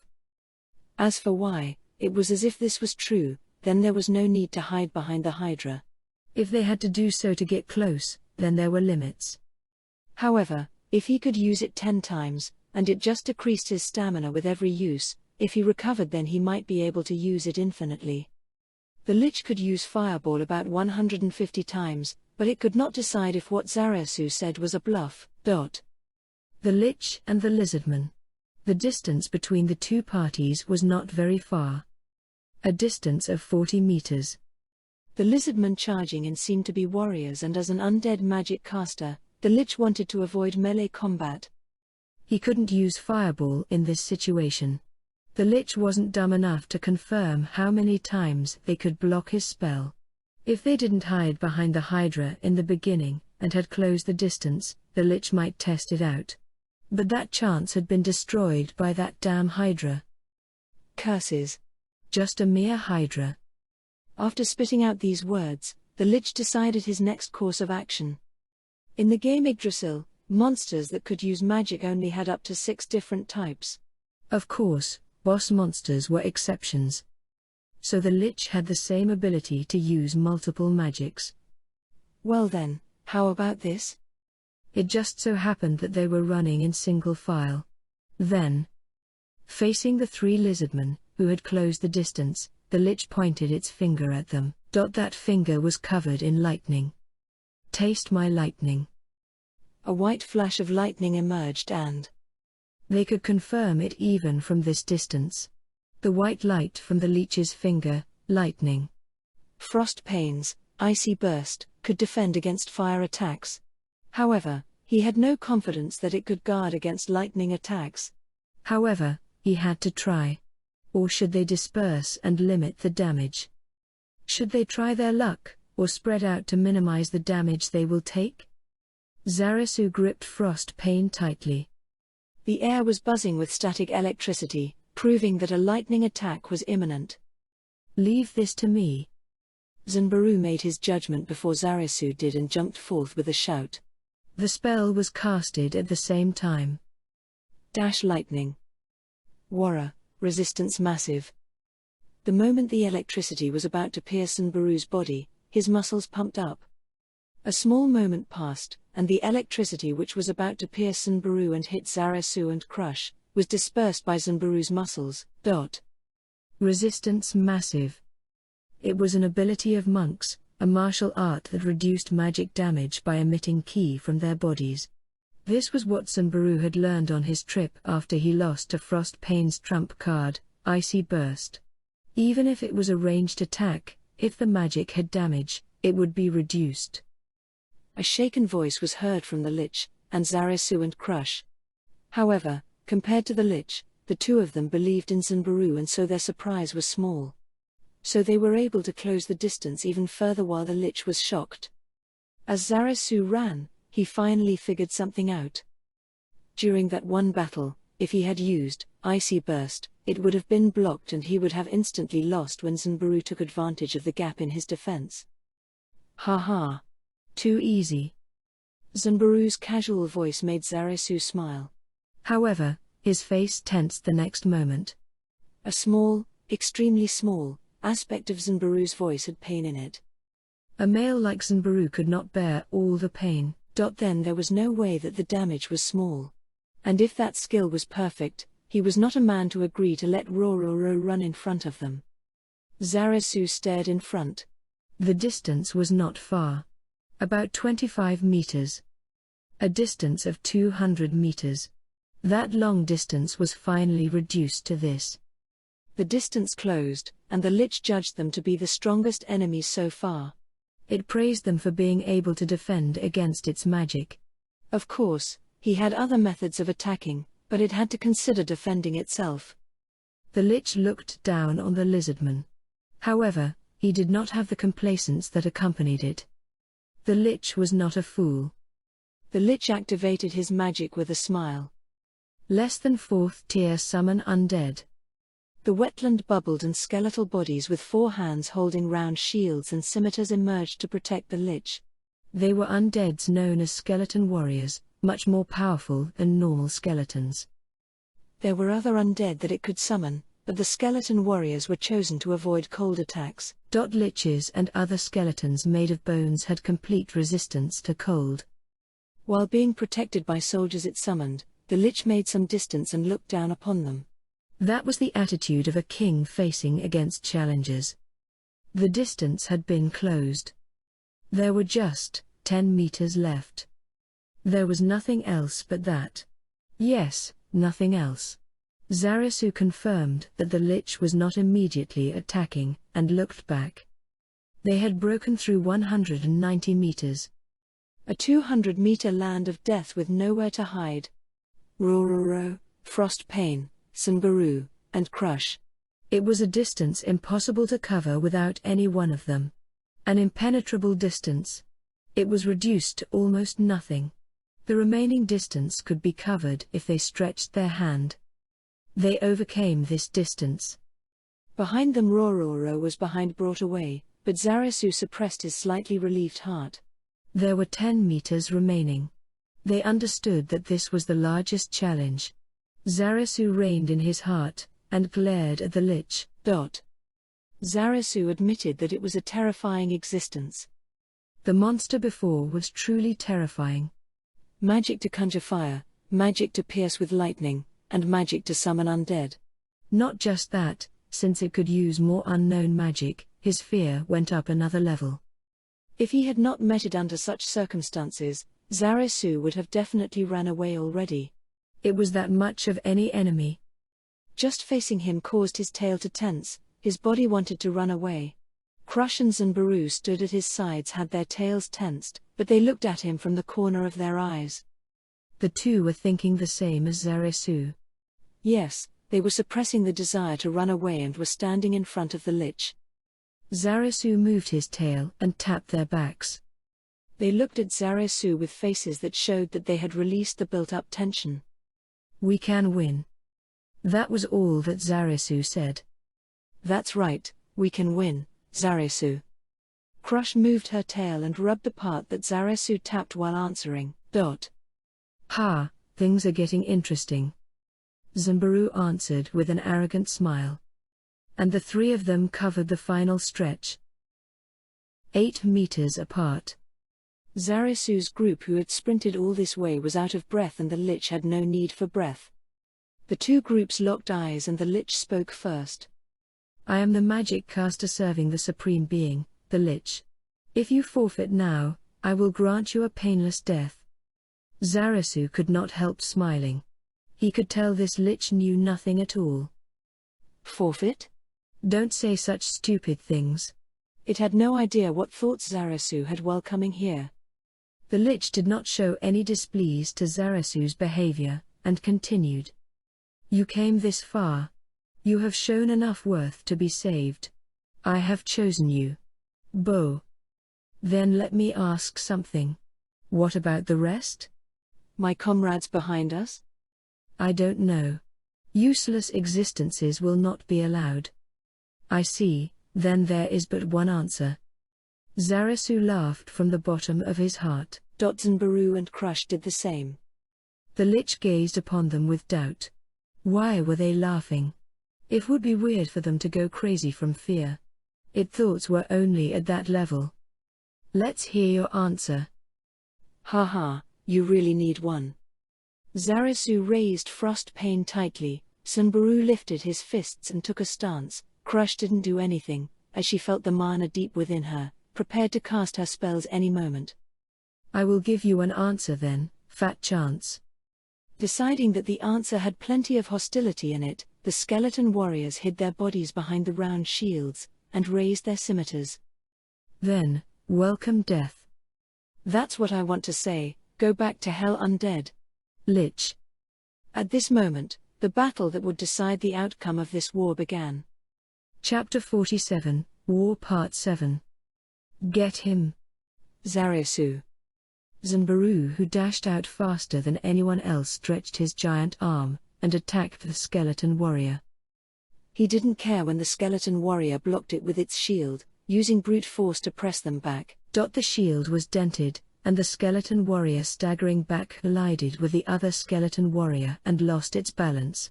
At the same time, Zanbaru used his tail to swipe at another skeleton warrior, but missed. The formation of the skeleton warriors was broken and Zarasu used this chance to slip through. Stop him. 2 skeleton warriors slashed at Zarasu after hearing the Lich's command. It was possible for Zarasu to dodge, he could also use frost pain to block if he wanted to. But Zarasu did neither of these. Dodging would mean he was slow. Zarasu didn't want to make any unnecessary moves in front of the Lich. And more importantly, Earthbind. The earth moved like whips, binding the two skeletal warriors. The whips made from mud were like steel chains, restraining the movement of the two skeleton warriors as Zarasu charged into the gap in their formation. That's right. Crush was present too. Zarasu wasn't fighting alone, he just needed to trust his comrades. Even Crush's magic couldn't seal off their movements completely. The scimitars of the skeleton warriors still grazed Zarasu. But that was nothing, his boiling blood made him impervious to this pain. Zarasu ran. He charged at the Lich who was pointing his finger at him. Even if he got hit by a spell, Zarasu had to endure it and charge the target. He moved with iron-willed determination. Fools. No true fear. Scare. A fear like something had grabbed his heart attacked Zarasu.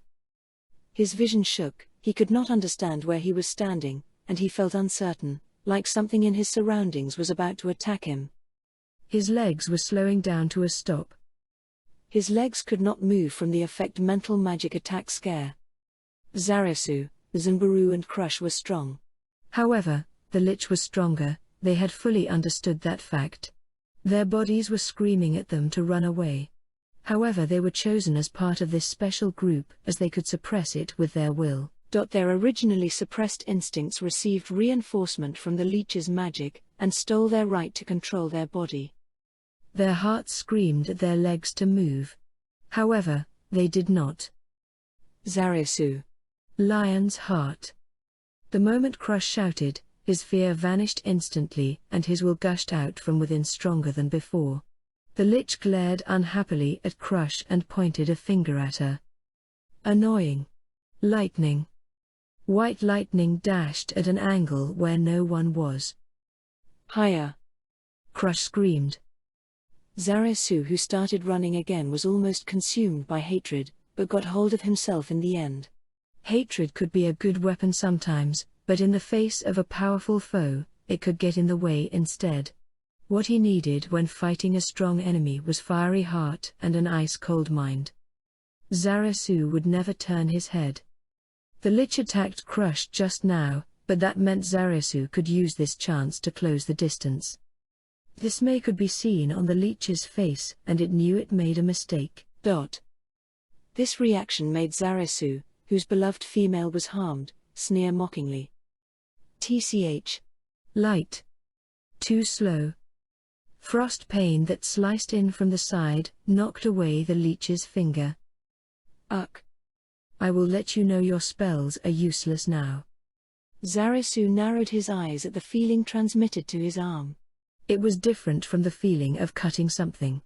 This meant that the Lich had some sort of resistance to the weapons. But it wasn't invulnerable. That's right, if he had resistance against damage, Zarasu just needed to deal more damage. What he needed to do was to keep on slashing. Of course, it was easier said than done. Zarasu understood that. However, the warrior Zarasu could do nothing but that. Don't look down on me, lizard man. Silent magic arrow. 3 arrows of light suddenly flew towards Zarasu from the Lich's body. The arrows of light that appeared without any preparatory actions or signs made Zarasu block them with his sword on reflex, but the magic arrows went through the weapon and hit Zarasu's body, inflicting dull pain. Silent magic didn't require any preparatory actions, so it could not be disrupted from being casted. Not only that, magic arrow was also a type of spell that could not be evaded, so Zarasu couldn't dodge it either. However, Zarasu gritted his teeth and cleaved at the Lich with frost pain. Magic arrow might be undodgeable, but its damage output was low too. For someone who had gone through tough training like Zarasu, he was not so weak as to be rendered unable to fight from this bit of magic damage. Silent magic arrow. Magic arrows struck Zarasu once again, the pain pierced through his heart and will. Zarasu endured the excruciating pain and struck back. After several exchanges, Zarasu's movements became dull. The sharp pain prevented him from making agile movements, which was contrasted by the undead who knew no pain. The Lich and Zarasu who understood this point made entirely different expressions. However, Zarasu's heart was calm, to the point that the winning Lich was saddened by it. Compared to Zarasu, the Lich was strong. The weak fall and the strong prevail, that was the natural law of the world. The result of the one-on-one duel between the two was obvious. But it was also a fact that the unity of the weak gave them a chance to fight on par with the strong. Middle Cure Wounds. Zarasu's pain disappeared with this voice, and he regained his vitality once again. The calm Lich was angered by the healing spell that came from the back and shouted, "Damn lizardman." Zarasu was fighting together with companions he trusts. Crush, Sunbaru and Rororo. I will not lose. Imbecile. How could I, a creation of the Supreme Being, lose? The Lich glared at the three lizardmen with his venomous eyes, focusing on Zarasu. The Lich did not fire magic at Crush. He recalled the earlier mistake. It thought that it would be better to destroy Zarasu in front of it. It didn't use any summoning magic as the undead he had summoned earlier was still around. As long as those undead were still around, he could not raise new ones. Hence, the Lich continued casting silent magic arrow while Zarasu slashed away at the Lich's body. This monotonous fight kept repeating. It felt as though this battle would never end. In that case, the duty of breaking this stalemate rests on the ones behind them. When one side receives reinforcement, the match will be settled in an instant. Both Zarasu and the Lich were sure about that. Enduring the pain of the lightning attack coursing through her body, Crush pulled through and casted Summon Beast Third. With a dong, a giant crab about 150 centimeters big appeared, a crab with a large right claw. It appeared as if it had been waiting under the wetlands the entire time, but it was actually a nature beast summoned by Summon Beast Third. It was called out by magic. Of course, it was not a normal crab. One could understand just by looked at its advancing figure. The nature beast advanced to Zanbaru's side and hammered the skeleton warrior with its oversized claw. Zanbaru, who received unexpected reinforcement, smiled. For Zanbaru, who had to endure the attack coming from all sides and protect Crush, he was glad to receive help. She surveyed the battle, regulating her breathing with deep breaths. She had been casting defense buffs and healing magic on Rororo when they charged here. In addition, with the summoning magic, Crush's body wavered. She could no longer stand due to excessive mana exhaustion. She could not heal her wounds due to this. She had no breathing room to do so. Even so, it would make Zarasu and Sunbaru, who were fighting in the front lines, uneasy if she was to fall. Blood dripped from the corner of Crush's lips as she bit the inside of her mouth to keep herself conscious. Middle Cure Wounds. The healing spell flew towards Zarasu. Her vision wavered. She could feel the sensation of cold water all over her skin. Crush couldn't understand what was happening. Why and when did she fall into the mud? She had probably fainted for an instant, and fell into the mud. She didn't force herself to stand. No, she didn't have the energy to do so, so she decided to conserve her strength. In her blurry field of vision, she looked at her companions. Zanbaru, who was fighting the four skeleton warriors, and Zarasu, who was enduring the Lich's magic attacks, were covered with wounds. Crush adjusted her breathing and casted her spell. Middle Cure Wounds. She cured Zanbaru's injuries. Middle Cure Wounds. She healed Zarasu's wounds. Huff, huff. Crush panted hard. But her breathing was still rugged. She felt the air wasn't coming in even though she was breathing so hard. This was probably the symptoms of mana exhaustion. She felt tremors of violent headache. Even so, Crush worked hard to open her eyes. They had sacrificed so much for this battle, how could she be the first to retire from the field? Crush used all her effort to open her eyes and chanted. Middle Cure Wounds. Zanbaru bashed the skull of a skeleton warrior with his clenched fist. The sensation of him making a slight dent turned into the feeling of the skull shattering. And so, he killed off a skeleton warrior. That's the second one. Huff. Ha. He expelled the air from his body in an attempt to push the fatigue out along with it, and glared at the remaining skeleton warriors. The crab summoned by Crush was nowhere to be found. Zanbaru only managed to defeat the other two thanks to it fending off two enemies. He only hung on because of Crush's support. 2 more to go. After that will be the Lich. Ha! Flexing his thick right arm, Zanbaru confirmed that it could still move. His left arm was wounded badly and couldn't exert power. Zanbaru had used his left arm as a shield a little too eagerly. He stared at his limp right arm. Never mind, just think of it as giving them a handicap. Zanbaru glared at his annoying foes. He attempted to move his left arm, but the pain coursing through his body was not what he expected from moving his fingers. This is nothing. A comrade continued charging even after its heads became burdens. I, Zanbaru Gugu, don't want to be mocked by them. Phew. Just how strong were the skeleton warriors? With just 2, they could match Zanbaru. No, they were better. That was their level of strength.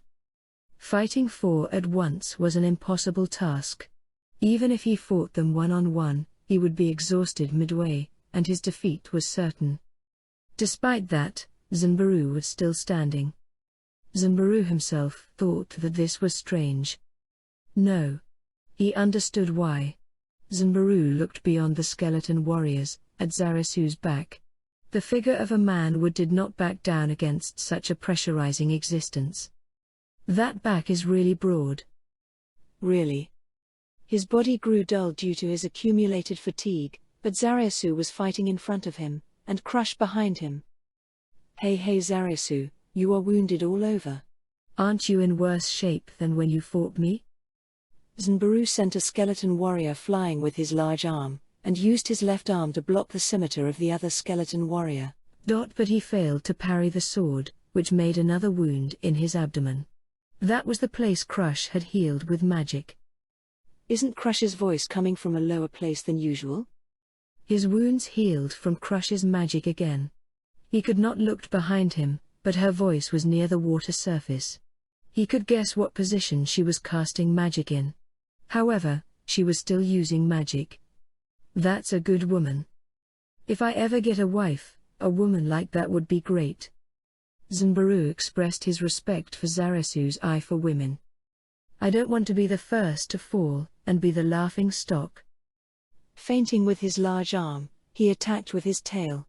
Zanbaru laughed. I am older than those two. The 2 skeleton warriors hid their body behind shields and closed in. The shields blocked the view of Zarasu, evoking strong emotions from within Zanbaru. Don't block the way. I can't see the back of the awesome man like this. Zanbaru roared and charged forth. Just how long had it been repeating?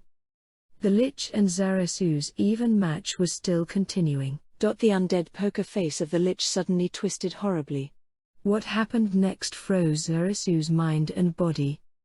He heard the sound of water splashing behind him. Someone fell. Look. Your companion is down. He couldn't turn back.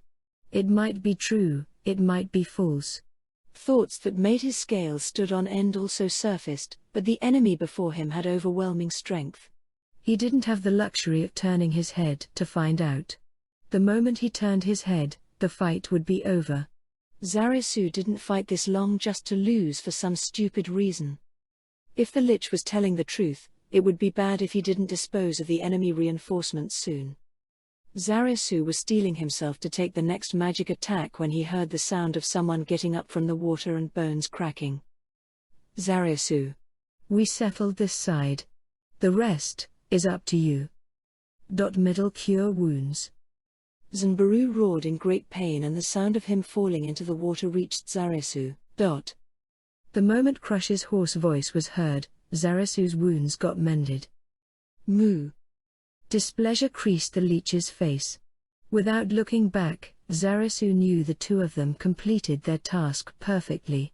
What's left was my turn. The Lich used his staff to parry frost pain that was coming at him. Coo. I am the Lich, don't look down on me just because I am not proficient in melee combat. However, the Lich's chance of winning was low.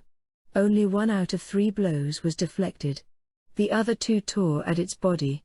Even though he had resistance towards slashing weapons like skeletons, the situation was dire. Especially the last healing magic. The flow changed due to that. Summoning magic needed time. Performing it in front of an enemy was difficult. It would lose if this went on. The Lich decided to show his final hand. It wasn't a great plan, depending on the circumstances, this might doom it, but that was the only choice it had left. It suddenly turned around and ran. While Zarasu was surprised, but he still took the chance to cleave at the Lich's back. The Lich who took a hit on the back staggered, but did not fall. Zarasu clicked his tongue at the Lich's seemingly endless health, and sprinted to catch up with the Lich who was pulling away. The Lich turned back to show his undead face filled with wrath. Then, a red sphere of light appeared in the Lich's hand. It was Fireball. Using wide area spell at such a range? He wants to kill himself, no. Realizing the Lich wasn't looking at him, Zarasu was filled with fear. The Lich was looking behind Zarasu. It was focusing on Crush and Zanbaru, who were lying on the ground. What should I do? If he threw the 2 away, he could stop the Lich. This was quite a large gap. The Lich and Zarasu did not have much strength left. If he let this chance get away, the chance of victory would get lower. To defeat the Lich, that was why they had came here. Then he should sacrifice the 2 of them. They will definitely forgive him. Even so, Zarasu wasn't someone who would abandon the comrades fighting alongside him. Throwing away his comrades, he could not make such a decision. Then, save the 2 of them and then destroy the Lich. I just have to choose that. Icy burst. Zarasu created a barrier of cold air on the ground near his feet. Garg. Inside the whirlpool of cold, Zarasu's body instantly froze over. The words sharp pain could not begin to describe the pain that assaulted him. Struggling to remain conscious, Zarasu endured the pain while glaring at the Lich. While the screaming continued, Zarasu and the Lich were swallowed by the fog of frost as it spread around them. The Lich smiled as things went just as it planned. Coo, you could have won if you had abandoned your comrades. Liches had complete resistance to cold and electricity. That was why it could remain calm even in this flow of cold air. It crushed the fireball magic in its hand. If it was released, it would coil around it and explode as it contacted the white fog. It could deal the final blow to the other 2 after the fog dissipated. More importantly, it needed to put down the lizard man that was still standing. As it looked around, the Lich's face scowled. It miscalculated something. Well then, where is he? What it missed was the fog that concealed everything from sight. The Lich had the ability to see through the darkness with its eyes, but couldn't see through objects that obscured its sight like this. It had no idea where the enemy was. But that wasn't a big problem. With how the lizard man was shrieking just now, he seemed to have suffered great injuries. He shot out the cold air to counter the fireball, so he must have suffered damage on the same level as taking a fireball hit. With his previous wounds, this was at least a fatal blow. Even if it did not find him, he could not move. Then it could crush him. Leave this foggy place first? After considering it, the Lich decided not to. If it moved now, he would be giving his position away.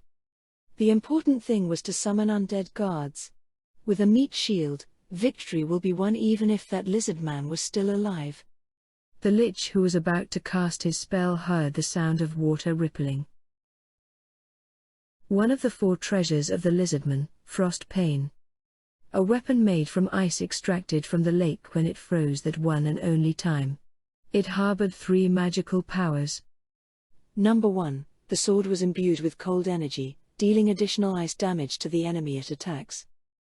Number 2, the powerful skill that could only be used thrice a day, Icy Burst. Number 3. The sound of air being sliced echoed out. Before understanding what was happening, the Lich saw the tip of a sharp object.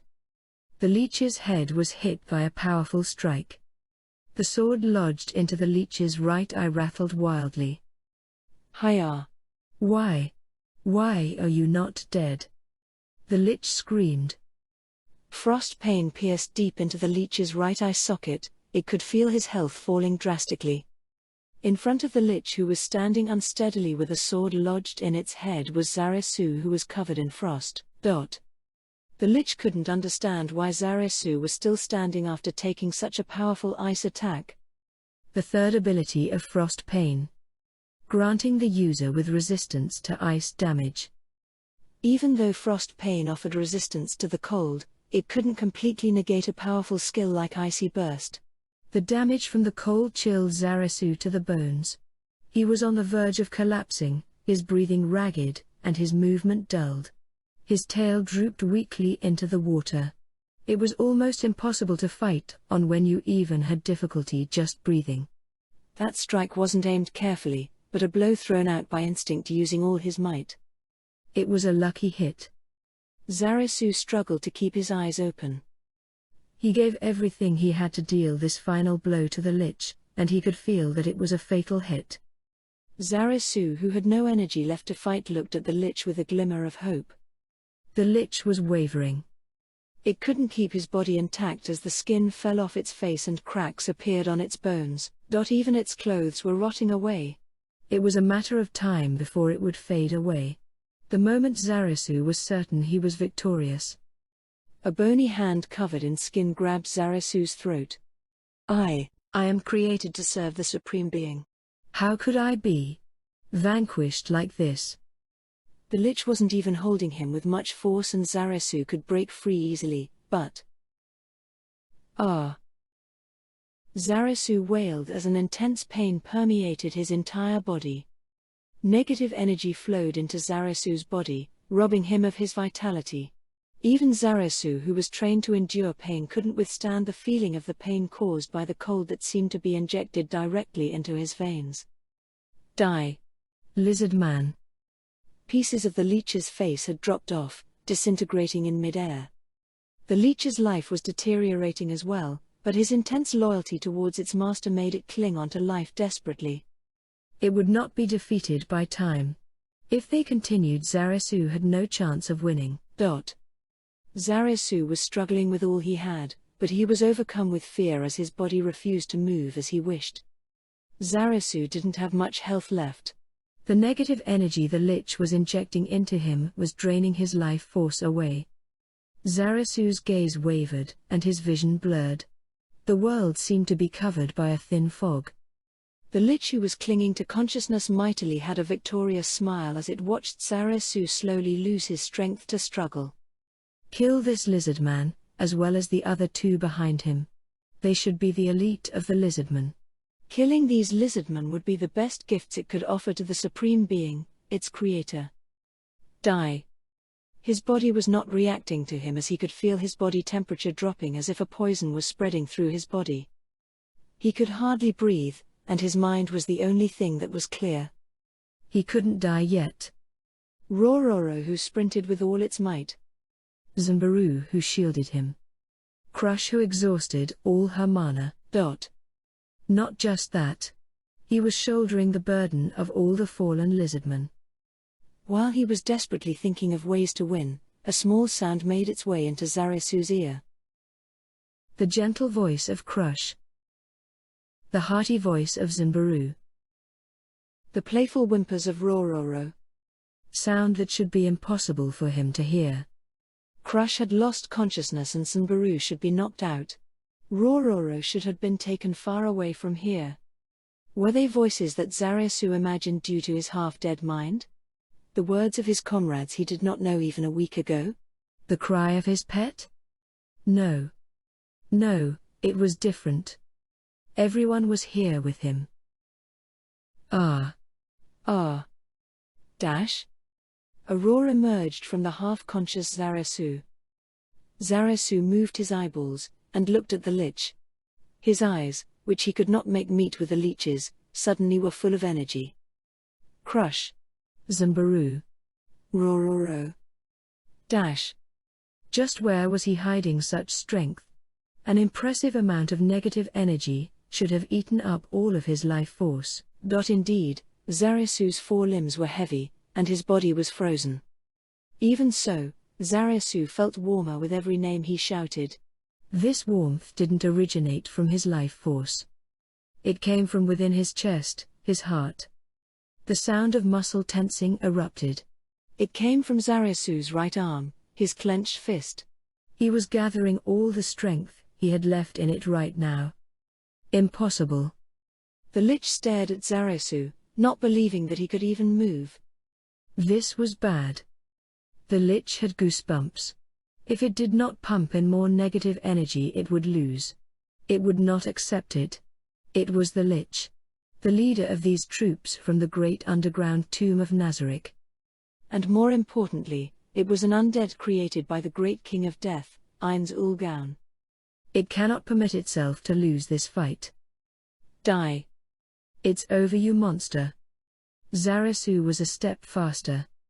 That's right, his strike with all his might was an instant faster than the leech's injection of negative energy. The tightly clenched fist hit the hilt of Frost Pain. Zarasu's fist bled. After taking such a heavy blow, Frost Pain that was lodged into the left eye pierced all the way through the leech's brain. Ow! The lich was an undead that couldn't feel pain, but he could still feel his negative life dissipating. This. Impossible. Ainz. Summer. The leech's eyes reflected his understanding of what failure was. When Zarasu's body fell like a puppet with its strings cut, a huge splash could be heard. Please. Forgive me. The leech's body fell as it apologized to its master. It had fought against time, but it crumbled and disappeared, like an instant in time. The room was silent. The scene reflected in the mirror was unbelievable, and no one said a word. Except for the maid, Entama. She transmitted her master's orders. Cocytus Summer, Ainz Summer has summoned you. Understood. Cocytus, who had lowered his head, turned slowly to face Entama. Basked in the worried gaze of his subordinate, he gritted his teeth in shame. At the same time, he wanted to compliment the lizardman. A magnificent battle. An 8% chance of victory. That was the probability of the lizardman winning that Cocytus had calculated. This was based off of a simple close combat battle. They had begun from a distance where a magic caster would have an overwhelming advantage, and had to grasp victory. That calculation could of course dip below 8%. The lizardman overcame this huge obstacle. Spectacular. Cocytus looked back at the mirror for the last time, and voiced his words of praise towards the scene. Chapter 48, War Part 8. Zarasu felt his body being lifted out from the darkness. It was not an ill feeling, but was really comfortable. Opening his eyes, a blurry world greeted him, similar to the one he sees whenever he wakes up. Where am I? Why am I sleeping here? He had many questions, and at the same time realized a weight pressing down on him. White. Zarasu stared at that white color. That was the first word that came to mind in his sleepy mind. As he became more awake, he understood what that was. That was Crush. She was sleeping on top of him. Ah. Crush is alive. Zarasu felt relieved and almost said that out loud, but held it in. He couldn't bear waking Crush, who was still sleeping, suppressing his urge to touch her. Even though her scales were beautiful, he couldn't caress the scales of a female lizard man so thoughtlessly.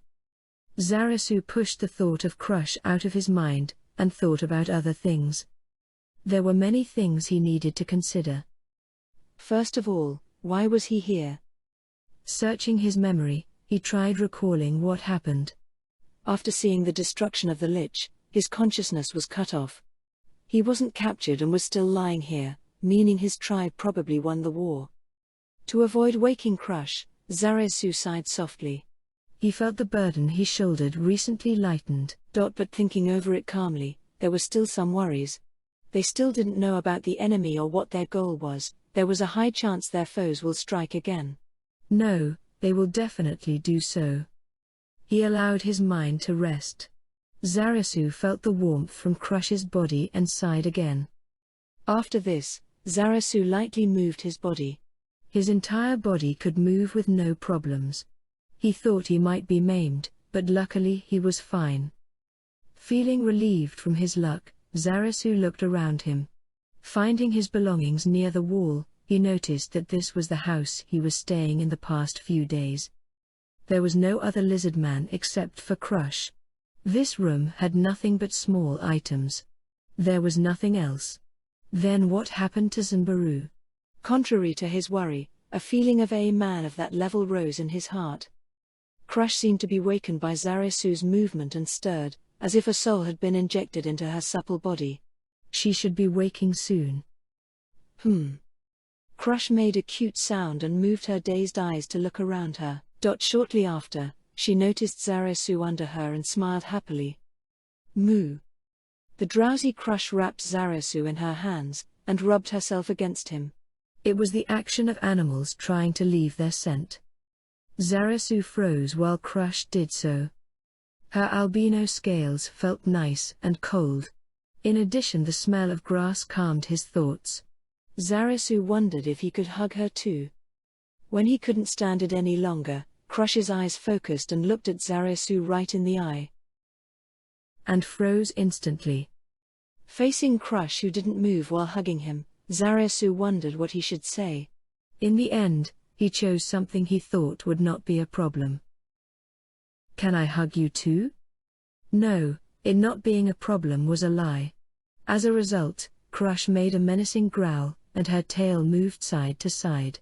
She then rolled away from Zarasu's side until she hit the wall. A small voice could be heard from Crush, who was lying on her face. It said, "Stupid, stupid me." Well, I am glad you are safe, Crush. Crush had calmed down, raised her head and smiled at Zarasu. It is great that you are fine.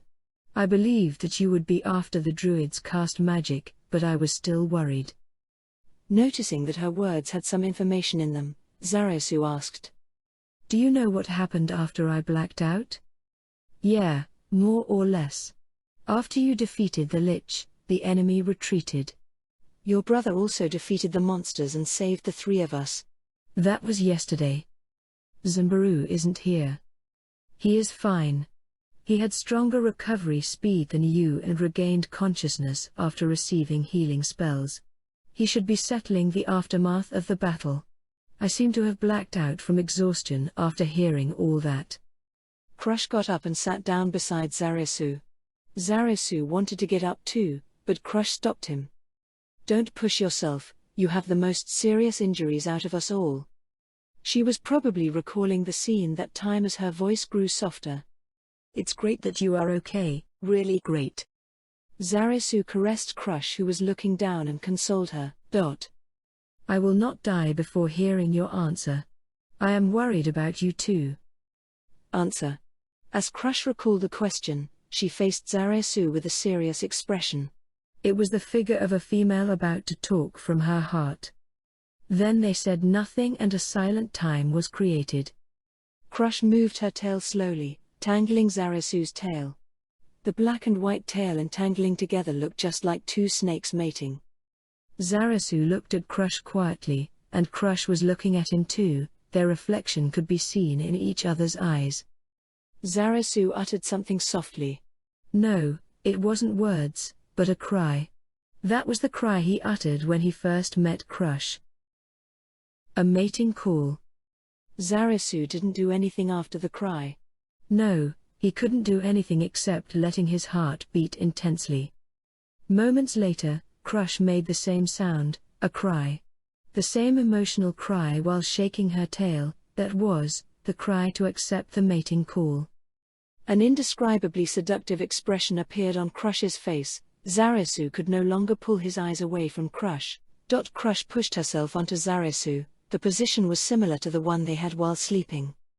There was almost no distance between their faces, their warm breathing mixed together, their heartbeats synchronized through their chests that were touching, and two of them became one. Oh. Getting busy? The door was opened strongly and Zunbaru charged in. Crush and Zarasu froze like ice sculptures. Zarasu was surprised at the fact that he completely could not sense a male like Zunbaru getting close. However, more than anything, this was a completely unexpected development. Zunbaru tilted his head and asked those two, Zarasu who was on top of Crush. What, you haven't started yet? They did not understand his words. When they did, the two silently parted. They slowly stood up. They faced the ground so Zunbaru could not see their faces. No, it was good for him to not see. Yes, the bad thing came afterwards. The two kept silent and stood before Zunbaru. Zunbaru looked down at the two of them confusedly and leaned forward. Gah! He took 2 punches to the stomach. After exhaling, Zunbaru's giant body collapsed onto the floor. Woo! What powerful punches! Especially Crush. Gah! That really hurts. Leaving Zarasu aside, the punch of wrath from the female lizard man could even win against Zunbaru. That wasn't enough to vent their anger, but no matter how much they beat Zunbaru up, that atmosphere would never come back. The two quickly realized that and gave up. They held each other's hand and asked Zunbaru. I heard some of it, but could you tell me what is the situation right now? Zarasu and Crush were holding hands, but they were touching nowhere else.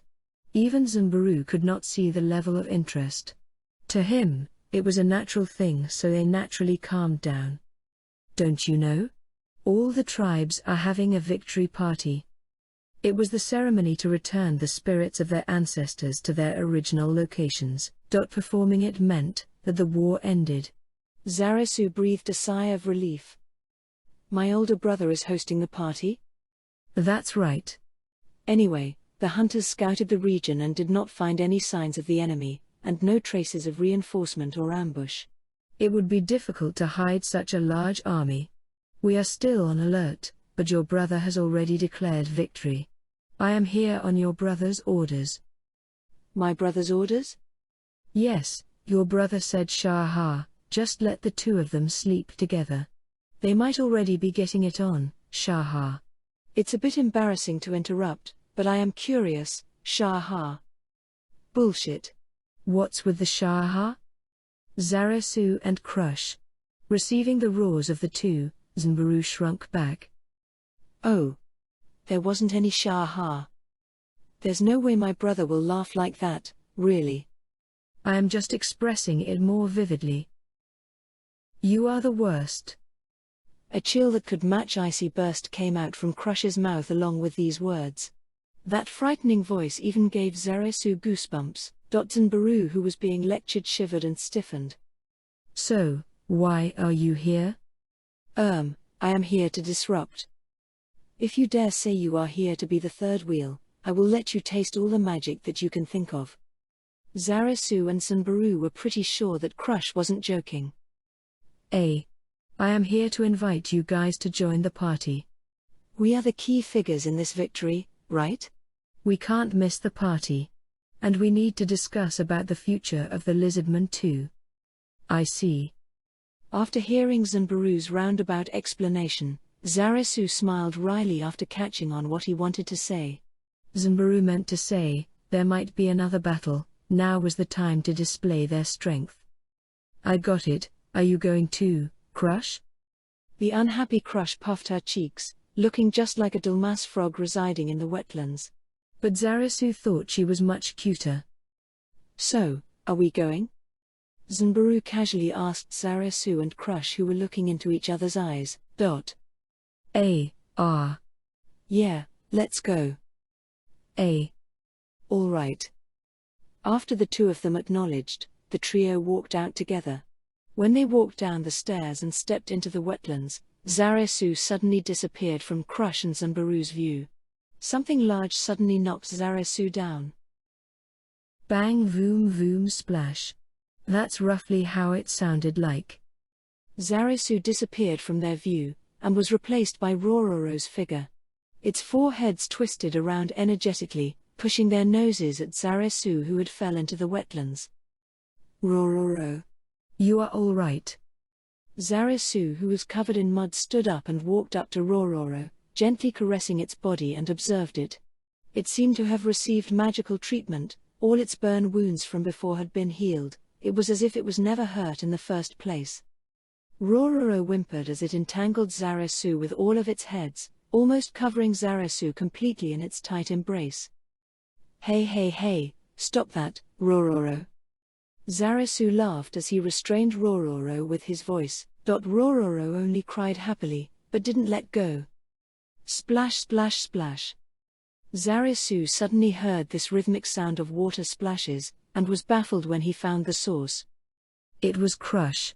She was watching Zarasu and Rororo with a gentle smile, but her tail was hitting the wetlands with a fixed rhythm. Zanbaru, who was standing beside Crush, shuffled away slowly with a stiff expression. Rororo stopped moving too. It probably sensed that something was wrong. What is it? No, it's nothing. Zarasu looked at Crush, who asked him the question, and was confused. No matter how he looked at it, Crush was smiling and happy that Zarasu and Rororo were reunited. But somehow, it gave him a chilling feeling. How strange. Crush smiled again. Rororo released Zarasu and he regained his freedom. Zanbaru seemed to be fearful of something. Zanbaru probably couldn't stand this strange atmosphere anymore and changed the topic in a hurry. All right Rororo, you and I will move on ahead. Of course, Rororo couldn't understand the language of the lizardman, but it obediently allowed Zanbaru to mount it and ran off with amazing speed. After those two had left, a strange atmosphere fell between Zarasu and Crush. Crush hugged her head as she shaked it. Oh really, what am I doing? It feels like my heart isn't my own. Even though it is irrational, I couldn't help myself. This is like a curse. Zarasu understood how she felt. Because he felt the same way when he met Crush for the first time too. To be honest, Crush, I am very happy. What? Splash, a loud sound of water erupted. Zarasu then moved to Crush's side. Listen, can you hear it? The things we successfully defended are also the things we have to protect from now on. Sounds of rowdy laughter were carried here with the wind. They should be holding a banquet right now. The banquet was meant to bid farewell to the ancestors, celebrate their victory and to mourn the dead.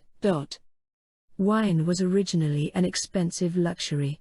But they managed to have several banquets thanks to Zanbaru's tribe bringing one of the 4 treasures that supplied unlimited wine. And because all of the tribes were gathered here, they could enjoy this unbelievably joyous atmosphere. Zarasu listened to the joyous cheers and said to Crush with a smile. This might not be over yet, that Supreme One person might still attack, but even so.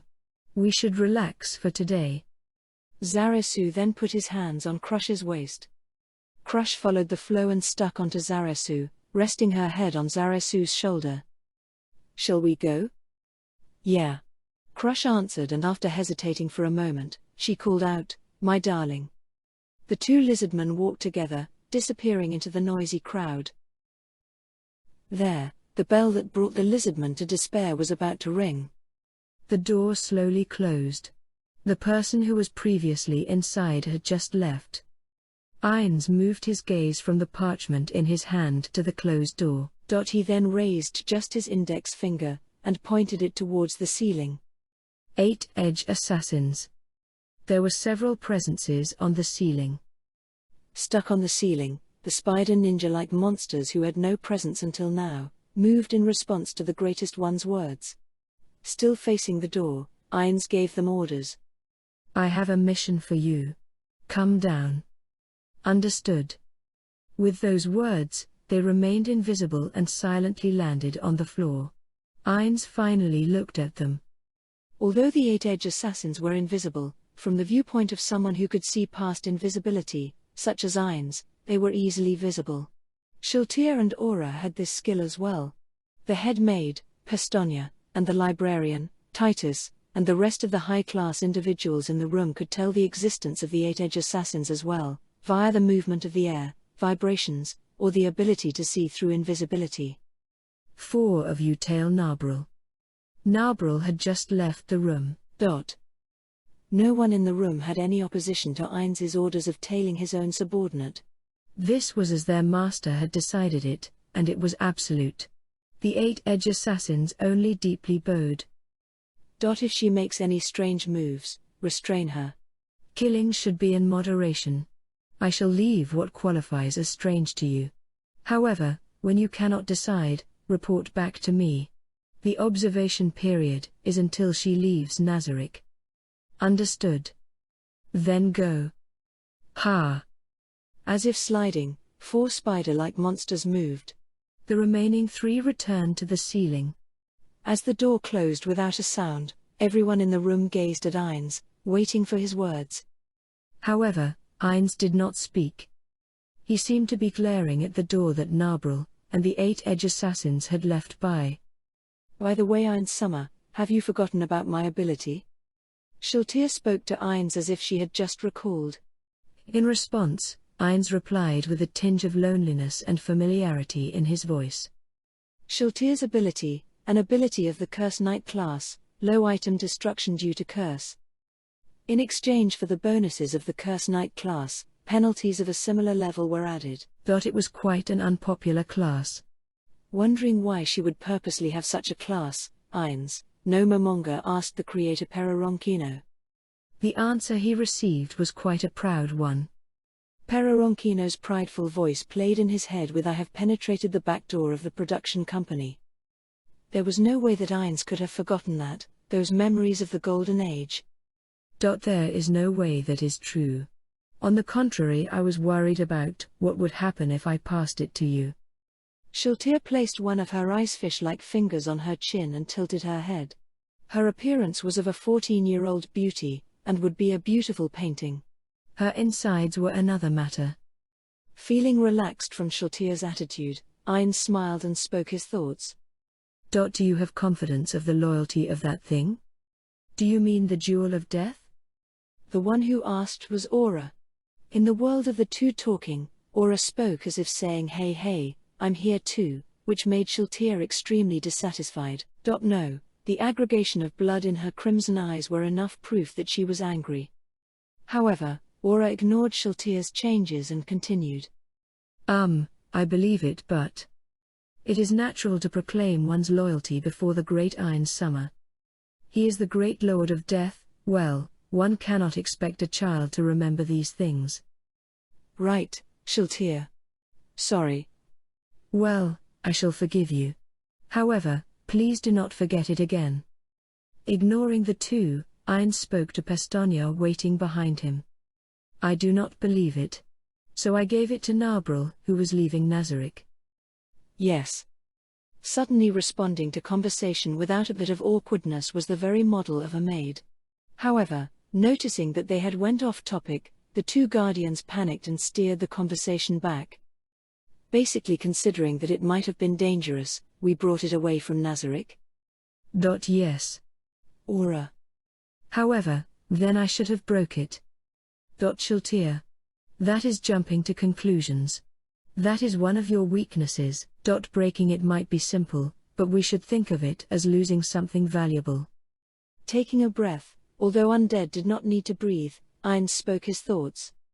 Intelligent items are outside of my field of knowledge, and we do not know a single thing about it. Breaking it would be a waste. It is simply that I feel uncomfortable being in the dark.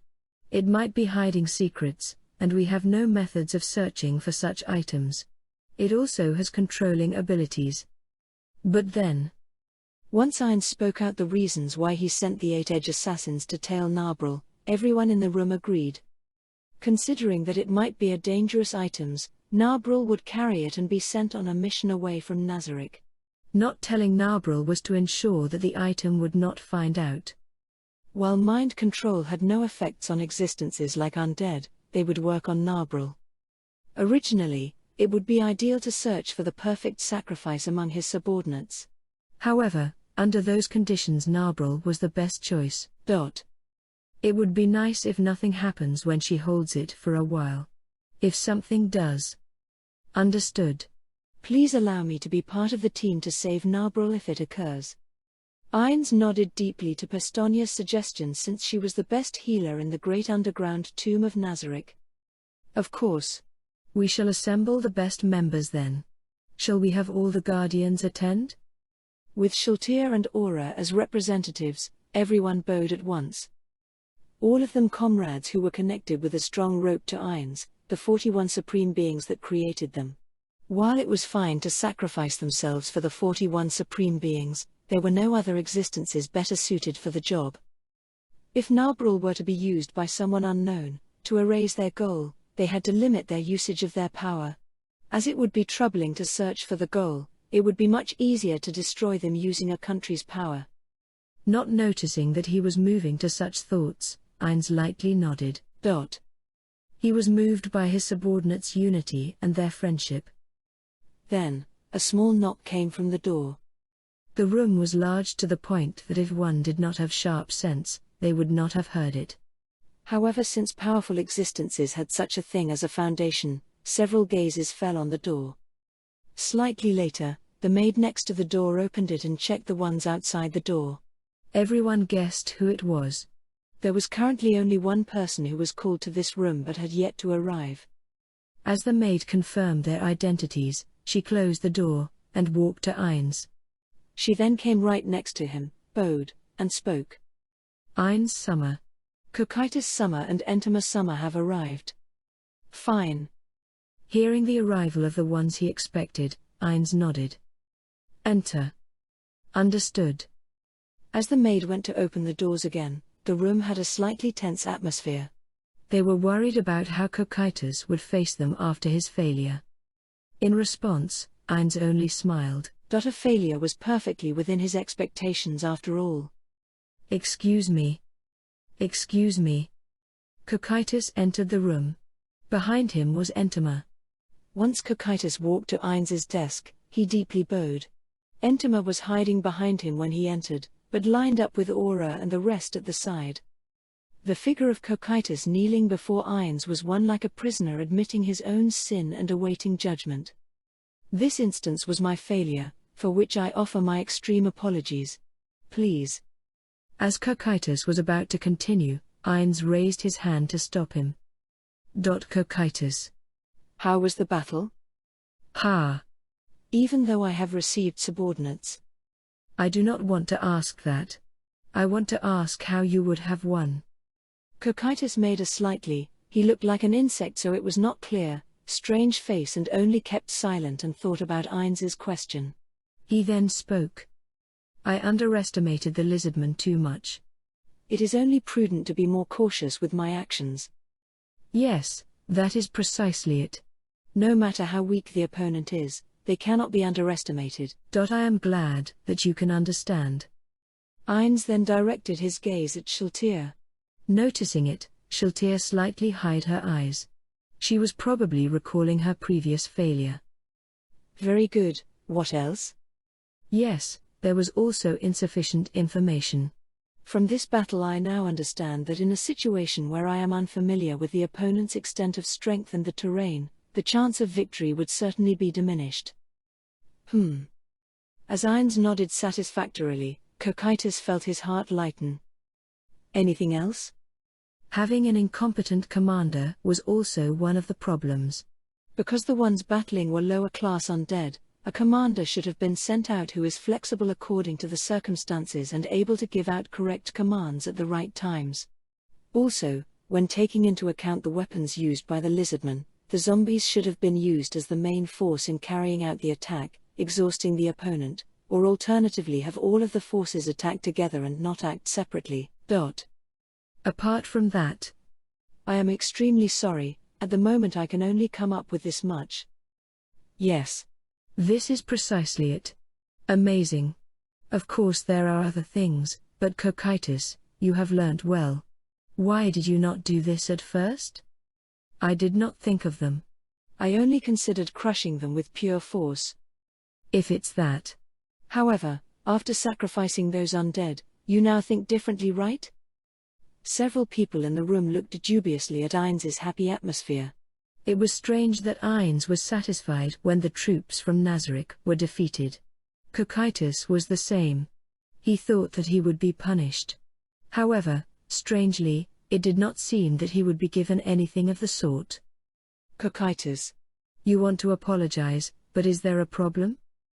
Huh? The skeletons and zombies were destroyed. But does that have an effect on Ain's Ulgaun, which made the great underground tomb of Nazarick?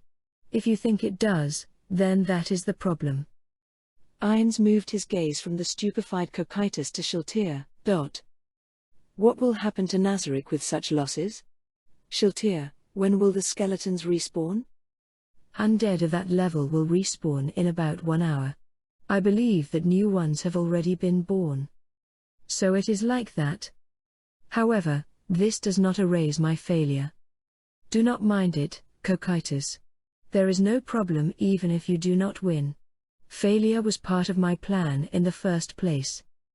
So Ain's Summer truly did not consider victory? I actually wanted you to realize without Demiurge's help. Ains gazed at Entema, and stopped Cocytus when he understood and was to bow. I don't mind. However, it would not have been a problem even if you won. My plans would have proceeded no matter the outcome. Cocytus, I want to ask you if you have gained anything. That is? Ignoring Cocytus, Ains faced Pestonia. Bring that. Yes. Pestonia walked to a corner of the room and brought that back. It was a silver tray with a cover. She placed it silently on the table. Look at this. Cocytus stood up and gazed at the silver tray on Ains's desk. Pestonia removed the cover, and there was something in the middle. Cocytus wondered what it was as he thought for an instant. If there was no particular smell of carbon, Cocytus would still be wondering. This is, what exactly? Could it be ashes? This is a stake a maid made after practicing for 5 days. It was a simple black mass. And he was saying it was a stake. Cocytus could not believe it and was at a loss for words. Cooking needs specialized skills, right? Yes. In Yggdrasil, cooking needed the right skills. Well, it gave temporary ability bonuses, so it was natural. Maids do not have cooking skills. So they did not succeed after 3 days. Ains cut the blackened meat with a knife. The center had completely turned to carbon. Basically, if we try to do something we do not have the skills for, it will end in failure. Actually, even trying to fry meat myself did not work. There was quite a commotion when Ains tried to cook in the kitchen. Despite the only thing he could make was the black burnt meat. His memories of what happened after he started were blurry. It was a brainless task. It was difficult to control the flame to what he wanted. But he could not even fry it. I wanted to know, Cocytus. Can one learn without skills? Basically, Cocytus was an experiment to find out if already completed existences like Ains could learn. If Cocytus could learn martial arts or war strategy, it would prove that Ains and the rest could improve. The reason he set Cocytus up to lose was as losing would provide more places to learn. The result was to Ains's satisfaction. Cocytus' growth was possible. Of course, learning martial arts and gaining knowledge were two completely different things. Ains was aiming for mastery of this world's special magic, if it existed. Ains was still wondering if magic was a skill or knowledge. However, this was an experiment related to the growth in one's knowledge. An even simpler experiment for knowledge was in Ains's head. However, considering what was after this, martial arts and strategy were very important. Then the experiment would kill 2 birds with 1 stone. You have taught me that it is possible to mature. Good work. There was the possibility of one being unable to change, but Ains was satisfied. Ains thought. When the strongest stopped trying to grow, they would stagnate. They would be overtaken. Even if one had 100-year lead in military arts, they might be the strongest. However, if they stopped, they would drop from their position. They might be the strongest within the neighboring country. However, how long can they sustain the title? Those that did nothing were simple fools. Yes. Everything was as planned. You have done well, Cocytus. Ha! Cocytus was not fully absolved of his guilt, and so he kneeled again and bowed to Ain's. Ain's summer. What should we do with the lizardmen? The experiment is over, their existence is not important. Shall we clean them to prevent information from leaking? There was no sign that races other than the lizardmen were taking part. Then they could estimate that the world of the lizardmen was not large. There would be no problem in stopping the flow of information out of that small world. However, for Ain's peace of mind, he could not leave them alone. He might have to crush them in full force. Even if he had to use his trump cards. As Ain said so to Aura, he noticed Cocytus moving slightly in the corner of his eye.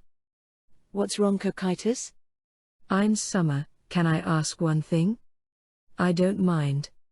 Killing them would be a waste. True. Ain's thought. It was true that his original idea was to subjugate the lizardmen. Ain's gazed at Cocytus. He recalled Cocytus' personality and understood his interest. He was the type to respect the strong. That strength was not pure power. It was something the eye could not see. However, he could not simply rule them under the current circumstances. I don't mind if we destroy them, or ignore them, or so I thought. I want to know one thing. How does it feel to be thought of as weak? Ain's looked at the Guardians. No one spoke, but the emotion in their eyes were enough to understand. Aura. Yes. It is very nauseating. Shiltir. Defeat does not go well with Ain's Ulgaun. Cocytus. I believe we should teach them true strength. Ain smiled. Then, shall we be a bit serious? Send orders to all the Guardians except Gargantua. We're making a move. Ha! The voices of the 3 Guardians were in harmony. Shiltir. I am going as well.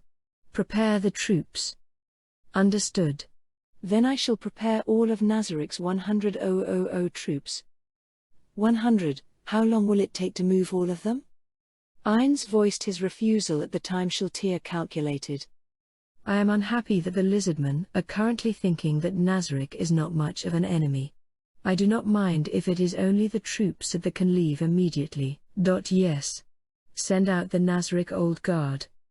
There were undead guards known as Old Guards. Nazarik Old Guards did not exist anywhere else but the great underground tomb of Nazarik, and were high-ranking undead of the Old Guard. They had magic weapons of varying effects, wore magic armor and shields, and learned several battle skills. They were excellent guards. Their level was 18. The skeleton warriors were level 16. How many? All. Then, how about 6,000 of them? Ain stopped for an instant. He was surprised that they had that many. However, he immediately hid it. Could you not hear me? All. Yes. My apologue, my apologies. She removes accent in second. Ain's calmly waved his hand at the bowing Shiltir. Then Shiltir. Use gate and send the troops in one swoop. I have a limit to what I can do alone. Ain's expected Shiltir's answer and faced Pestonia. Pestonia. Support her. Pass your mana to Shiltir. Understood. If not enough, call for Lupus Regina. Aura. Yes. Choose your strongest subordinates to be my personal guard. Understood. Cocytus. You are now the vanguard. Follow my orders. Ha! I shall return my earlier defeat. Ain smiled and spread his 2 hands. Now. Begin the mission. Tell Demiurge to return as well. Ain's whispered a small sigh in the empty room. But, a failure. Should I have sent a stronger undead than a lich? The commanding lich was made with Ainz's low-rank undead creation. It was one of the 8 undead he could make every day since coming to this world. Low-rank undead creation. It was an ability to create undead from level 10 to 24. High-rank undead creation was from level 25 to 40. Considering that he had lost the strongest undead he could make with low-rank undead creation, he might have been underestimating the lizardman. How troubling. He ordered the messengers to not bring up the name Nazarick as a prevention against Yggdrasil players. Lizardmen were one of the races in Yggdrasil. It was possible that they were in the tribes. The reason they gave time was so that if there were players, they could call their guild or comrades, letting Ainz learn of them. However, when only lizardmen gathered, the chance of players existing was low, so they attacked. Another thing to pull out players was the existence of the commanding lich. If a lich, a strong existence that the lizardman could not defeat, appeared, players would come out and fight, but it lost to just the lizardman. In the end, the chance of them existing was low, but they could not run the risk. That was the biggest problem. If players existed, they would have made preparations. Ainz could not let them get away. That's why I'm going.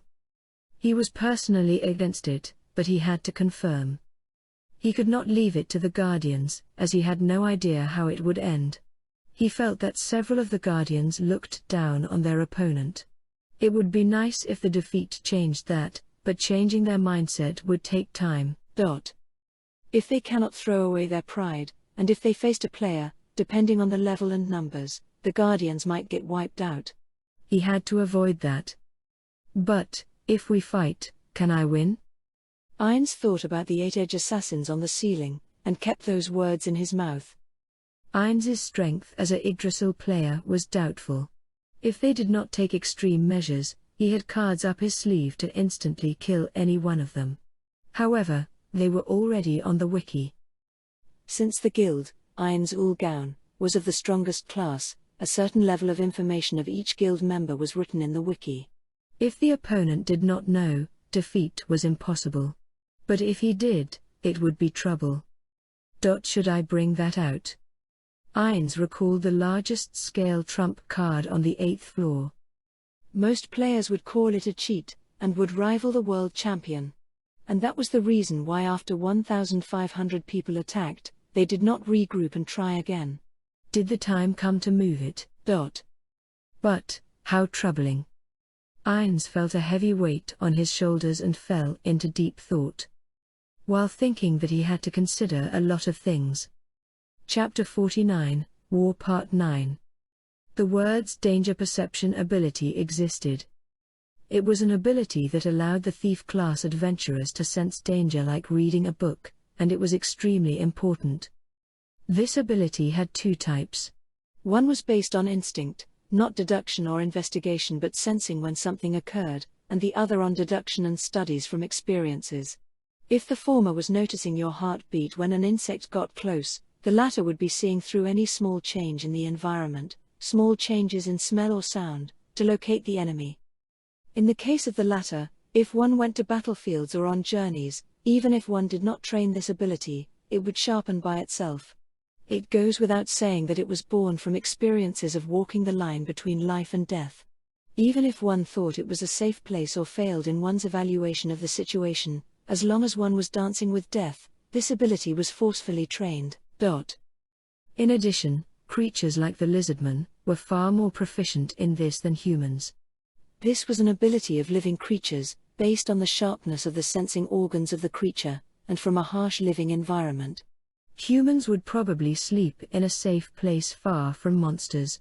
However, lizardmen lived next to such monsters. With such an environment, it is understandable their danger perception was much better than humans. Those lizardmen, especially Zarasu, would not fail to notice the change in the atmosphere outside their houses. Feeling tension filling the air, he opened his eyes. Before him was a familiar room, although he had only stayed here for several days. Humans, even if they tried to, would not be able to make out details in this room which had no light source, but it was not that difficult for lizardmen. There was nothing out of the ordinary in the room. Zarasu looked around, and after confirming that there were no strange objects, he gave a sigh of relief as he moved to sit upright. He was an outstanding warrior, which was why even if he was sleeping moments ago, he was as awake as normal. There wasn't an issue of drowsiness, as he was even energetic enough to immediately enter battle. This was natural for warriors trained to a certain level. This was also related to the fact that lizardmen were habitually light sleepers. However, Crush, who was sleeping beside Zarasu, showed no signs of waking up. Having lost the body warmth of Zarasu, Crush merely sleepily let out a dissatisfied soft murmur. It was a truly deep sleep. If it were under normal circumstances, Crush would also sense the change in the air and wake up, however this time it seemed as if she had not noticed at all. Zarasu felt some regret, whether or not he had allowed Crush to shoulder too much burden. He recalled last night, and came to the opinion that the burden on Crush was perhaps greater than his. During the operation of defeating the powerful opponent, the Lich, the female Crush seemed to have suffered a greater burden than the male Zarasu. He himself wished that he could allow her to continue sleeping, but after listening carefully, he could hear the frantic movements of many lizardmen beyond the house doors.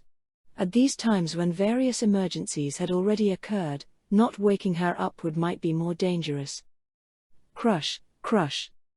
Zarasu used a bit of force to shake Crush several times. Crush curled her tail, then immediately revealed her red eyes. It looks like something has happened. This phrase caused the drowsy Crush to instantly widen her eyes. Zarasu grabbed Frostpain, which was by his side, and immediately stood up, and not long afterwards, Crush was also out of bed. For humans, they would have to wear clothes and do other things, but lizardmen had no need to do so. Going outside, Zarasu immediately understood the reason for the ruckus, and so did Crush.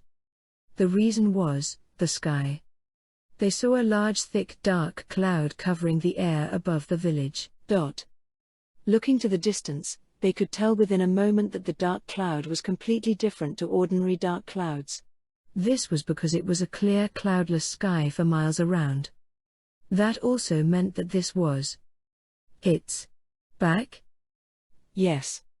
It meant that the hand of the existence known as the Supreme One had once again come knocking. Looks like it. Crush agreed with this view. All of the lizardmen of the 5 tribes that had grouped together to fight could see the dark cloud in the middle of the sky, and were talking about it. However, nobody had a look of fear on their faces. That was because they were victorious under unfavorable circumstances in the previous battle, causing everyone to become more spirited. Let's go.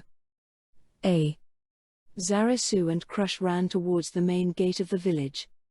The two of them ran towards the village, giving off a water-splashing noise as they sprinted. They passed by several lizardmen who were commencing their battle preparations, and wasted no time in arriving at the main entrance. Several warrior-class lizardmen were looking outside from the gate. One of them was a deformed lizardman. One that had one huge arm, Zunbaru. In response to the harsh splashing sounds of the two approaching, Zunbaru raised his hand in greeting, and immediately focused outside. Zarasu and Crush ran to his side and looked outside. On the far shore 250 meters away, where the wetlands met the forest, there, skeletons had formed into ranks. It was quite the number. About the same as the previous battle, not maybe slightly less. They outnumbered the lizardmen. So they have come again. Zarasu responded to Zunbaru, then clicked his tongue. They had expected this. They had known that it was not the end. However, it was too fast. It was unexpected that they would not have time to fully recover their wounds, bury their dead or strengthen their defenses. Zarasu made a wry smile. He had underestimated his opponents. The enemy had the ability to again send such troops even though they had destroyed a large number of skeletons and zombies.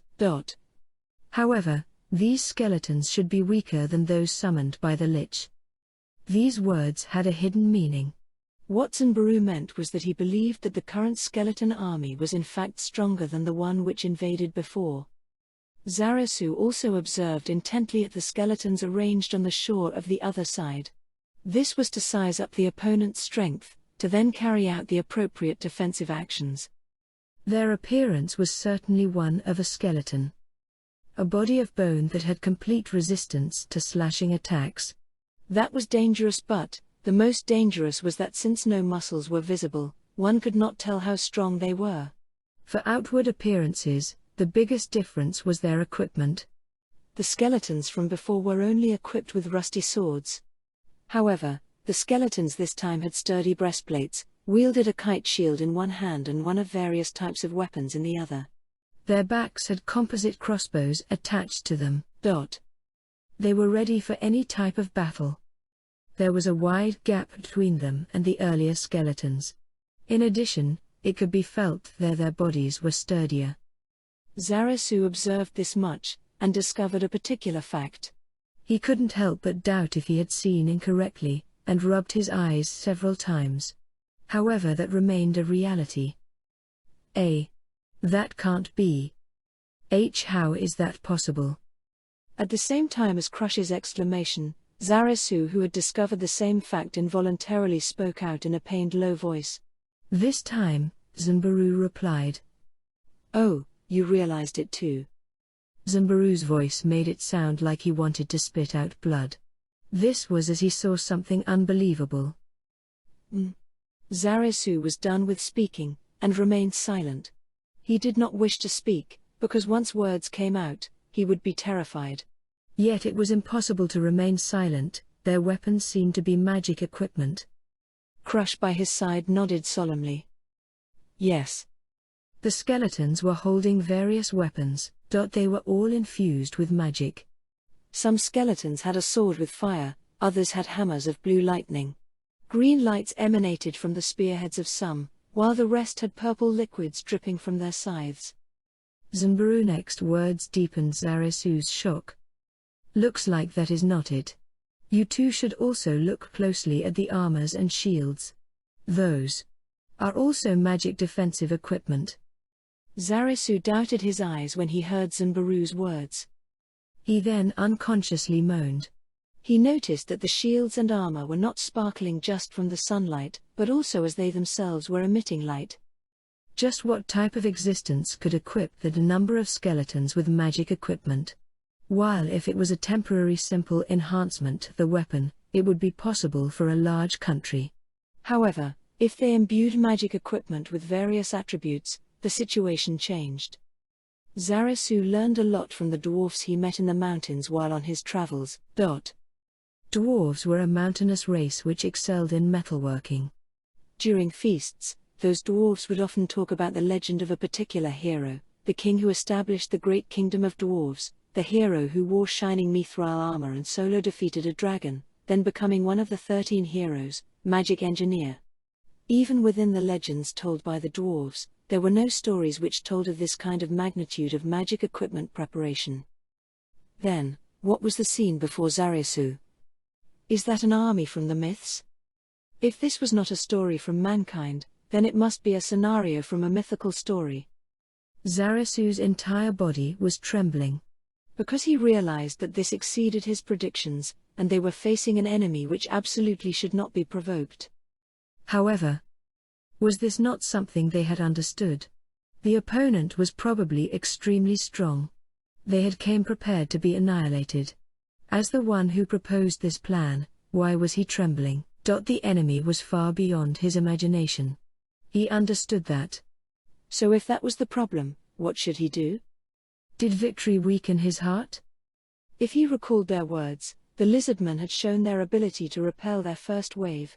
Then, they at least would have some sort of negotiations. If he showed fear, their evaluation of him would drop. Deciding so, his heart felt more vigorous, and Zarasu stared at the skeletons. As he tried to see which was the enemy commander, a cold wind blew. It swept around Zarasu's entire body. The wind. Crush is cold too. While he hugged his body, he checked the situation of the sky. Due to the thick clouds hanging in the sky, they blocked the sun and caused quite the chilling sensation. That was the normal expectation, and normally it would be entirely correct. But that was not it. The wind blew again, and a shivering cold attacked Crush. Her body again trembled. Zarasu with frost pain had some resistance to the coals and so would not feel it unless it was above a certain level. So Zarasu hugged Crush. Are you all right? It's warm. I'm cold too. Zanbaru spoke in his heart, but he did not enter the view of Crush or Zarasu, who was giving her his body heat. They looked like two good friends hugging if seen from the side. Zarasu then asked Crush. Crush, have you heard of such cold winds blowing at this time of year? No, none. However, if they activated magic to control the weather, this cold wind would not be strange. Crush again spoke in a small voice so that no one else but Zarasu could hear. Zarasu frowned at her response. This is bad. What is? Oi, this is a bad atmosphere. Just as Zanbaru said, due to this strange cold wind, the lizardmen all had expressions of uncertainty. There was not much left of the confidence that once filled them. They felt like scared children. Zarasu felt it too. A cold wind that was impossible for this season, basically an impossible change in nature. This caused the morale of the lizardmen to drop. The lizardmen did not know magic, and had the experience that nature was something that could not be changed by anyone. Basically, they had associated being able to change nature with someone who was far more powerful than them. Yes. Just how powerful was the enemy they were about to face? This blowing cold wind eloquently told them the answer. A good move. While clicking his tongue, Zarasu accepted the effects of this magic. He could say nothing but that a move to instantly lower the enemy's morale was good. If they were aiming to lower morale, to make sure of this. The opponent has begun to move. Yes. The skeletons began to move. Zarasu grit his teeth. He forced his unwilling tail to not make any large moves. So they were aiming for this timing to move. The surrounding warriors began to waver. Some of them even raised cries, warning that they were coming to attack. Among them, Zarasu knew that it was different. That was not movement to attack. However, the panicking lizardmen thought only that they were attacking. Just as Zarasu and Zanbaru were about to request aloud for the panicking lizardmen to calm down. Calm down. A large piercing sound shook the air. That voice was not too loud.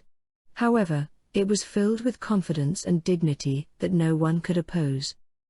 All the lizardmen was entranced by the voice, stopped and looked at the direction it came from. It was Shaziryu. I say again, calm down. In this silent space, only this voice filled with self-confidence and authority reverberated. Also, do not be afraid, warriors. Above all else, you must not disappoint the numerous ancestral spirits behind you. With calmness returning, he walked through the crowd of silent lizardmen to Zarasu's side. Younger brother, what action has the opponent taken? Older brother, although they have begun to move. They do not appear to be preparing for battle. The 500 skeletons which had begun to move formed into 10 ranks. Just what are they planning to do? Zanbaru's whisper reflected the thoughts of everyone. They were not just reforming ranks. Then, as if waiting for that question, the skeletons moved again. Under perfect and precise commands, the legion parted to either side from the center. What appeared from the gap of approximately 20 skeletons in width was a figure. That figure was not very large. Even if it was about 250 centimeters in height, it was possible to see that the figure was shorter than Zarasu. That person wore a pitch-black robe, in its hand was a black misty staff-like object. It was an appearance similar to that of the Lich yesterday. It was probably a magic caster as well. Seeing that figure, Zarasu felt his back getting the shivers. He felt that it was far more powerful than the Lich yesterday. Oh. The lizardmen which were nervously watching this magic caster let out a panicked sound altogether. At this moment, An enormous hemisphere-shaped magic array approximately 10 meters in diameter expanded outwards with the magic caster at the center. A blue and white radiance floated on the surface of the magic array, with semi-translucent markings which looked like it could be words or symbols. Those semi-translucent markings were rapidly changing, and at any given moment none of the words were the same. Since the sunlight was blocked, the lizardman could clearly see that scene. If a non-hostile existence was doing this, the lizardman felt that this could be an illusion. The blue clear light changed its figure, and illuminated the surroundings. However, under these conditions they could not be entranced by it. Being unable to understand what exactly it was, Zarasu felt confused. When a magic caster used magic, they would not make such a magic array in the air like this. What the other side was doing was something outside of Zarasu's knowledge. So, he asked the most well-versed woman in magic in this place. What exactly is that? I don't know. I cannot figure out what that is either. Crush's reply was a bit terrified. It looked like she was even more frightened because she possessed knowledge about magic yet was unable to understand that behavior. Just at the moment that Zarasu was planning to comfort her. Not knowing if the magic had successfully activated, the magic array broke apart, becoming numerous light particles flying towards the sky. In the next instant, like there had been an explosion in the sky, the particles spread out. The lizardman did not know. And the world did not know. This was the first time such a magic was used in this world. This was on par with the highest magic from 500 and 200 years before. One of the overrank magic, a magic that could that the world. Immediately it. And the lake. Completely froze. There was no one there that understood what had just happened. Yes, all the lizardmen there. Shaziryu, who was a tribe leader with outstanding qualifications, Crush, who had extraordinary druid powers, even Zarasu the traveler, who had seen much and had a wide breadth of knowledge. Even these individuals, who within lizardman history could be considered to possess miraculous abilities, could not immediately comprehend the current situation. No way of understanding why their own feet were inside ice. Before long, after enough time had passed for the brain to accept the situation before their eyes, a crying rang out. Every lizardman, indeed, everybody let out a lamenting cry. Even Zarasu was the same. Crush and Shaziryu, and even the most courageous Zanbaru, were no exception. As if terror crept out from the depths of their souls, everybody could not help but scream. It was such terrifying truth. The lake will never freeze.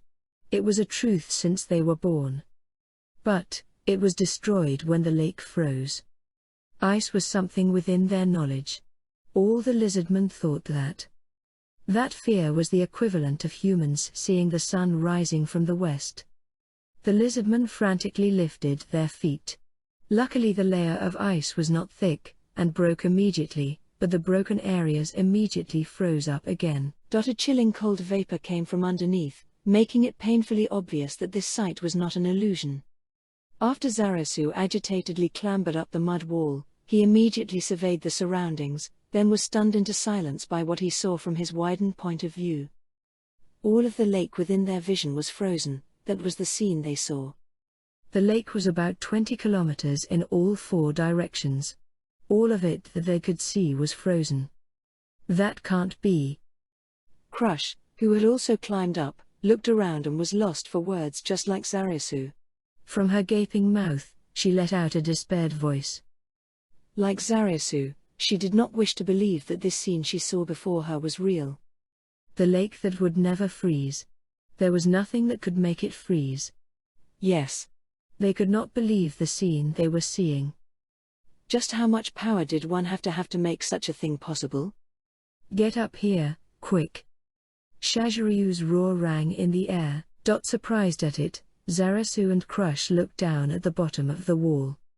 Several lizardmen fell down powerlessly. There were not many, but they dotted the surroundings. The ones that were still fine, mostly the warriors, worked together to pull the fallen lizardmen from the frozen ground. The lizardmen that were pulled up all had lost color in their faces. Their bodies shivered. From what Zarasu could tell, this was a result of their body temperatures dropping. The freezing temperatures was seeping their life force away. Older brother, I'll go check on the others. Zarasu, who wielded frost pain, could not be affected by this degree of influence from the cold air. No. Do not go. Why, older brother? The enemy will probably start moving in a short moment. You are not permitted to leave. Grasp the overall situation, do not let any information slip. This is something which can only be entrusted to you, who have wandered across the world, and acquired various kinds of knowledge. But we should preserve our magic power. Fool. Do not mess up our priorities. Moving his gaze from Zarasu, Shaziryu talked to the surrounding warrior-class lizardmen. Right now I will be casting some ice resistance magic upon you all, protection energy ice. Quickly go and inform every single person in the village, and avoid coming into contact with the ice. I will also assist with casting the magic. Please do. Then, Crush, let us act separately. If any individual is discovered to be in an emergency situation, immediately cast healing magic. Crush and Zarasu cast 6 lizardmen with protection magic. Zarasu stayed on the wall, and stared at their formation. The thing he should be doing was just as Shaziryu said. He sent the enemy a sharp gaze, not letting any movement by him. Unease passed by Zarasu's brain. Was it fine to grasp this magic caster who could freeze the lake with normal eyes? Or would he break them trying to? However, was it fine to say that he was too scared, and could not see the enemy's movements? Could he make such an excuse? It was imperative to carry out the task given to him by his brother with perfection. Hey ho! Zanbaru, who had climbed up to Zarasu's side, gazed leisurely at the enemy's position. You need to relax a bit. Your older brother is looking forward to your wisdom, right? Even if you miss something, he won't blame you. The more important thing is to not be too hooked up in it, and end up narrowing your vision. Zanbaru, in his carefree voice, had given Zarasu a sharp warning. It was just as he said. Zarasu was not alone. He was fighting with his comrades. Every did what he or she could do. Zarasu shifted his gaze. All the warriors apart from Zanbaru climbed on the mud wall, and looked at the enemy. Yes, he was not fighting alone. It seems that he who had witnessed that overwhelming power, magic, had been shaken. Zarasu exhaled one giant breath, as if to get rid of his internal worries all in one go. Sorry. There's nothing to be sorry about. That's right, because you, Zanbaru, are also here. Ha, don't look to me for matters which concern thinking. The two of them laughed at each other, then continued to observe the enemy's movement. However, that really is a true monster. Yeah. It is basically on a completely different level. The magic caster had the insufferably arrogant posture of a king, and pompously gazed in the direction of Zarasu and their village. That supposedly quite small body seemed expanded by 10 times its size.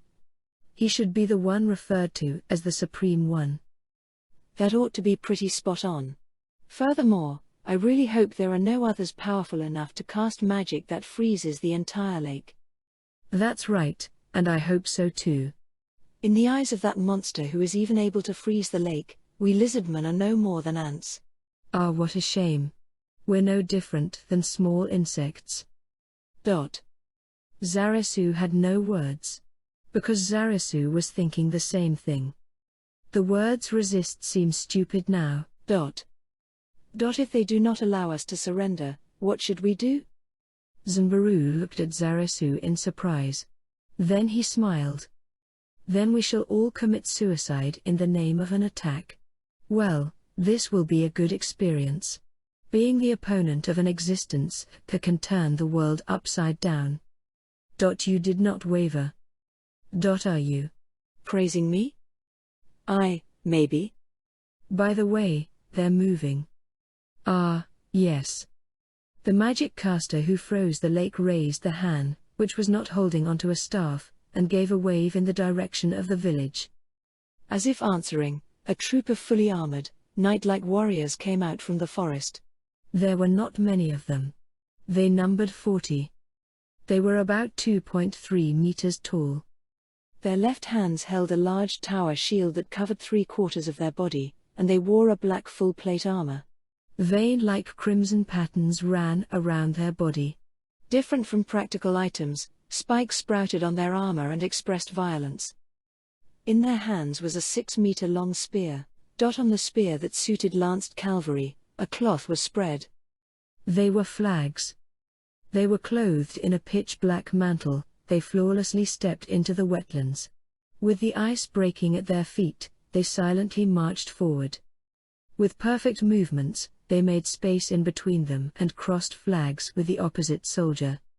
As the flags overlapped, and the 40 different patterns of the cloth lowered down, a path was made. Is that a path for the king? Zanbaru was correct. The magic caster slowly walked on the frozen lake. Several shadows followed behind him. At the front was the magic caster who froze the lake, and the one with bottomless power. Any more and it made one wonder what should he be called. It was shorter than the average lizard man, but hidden inside was a despairing power, a monster.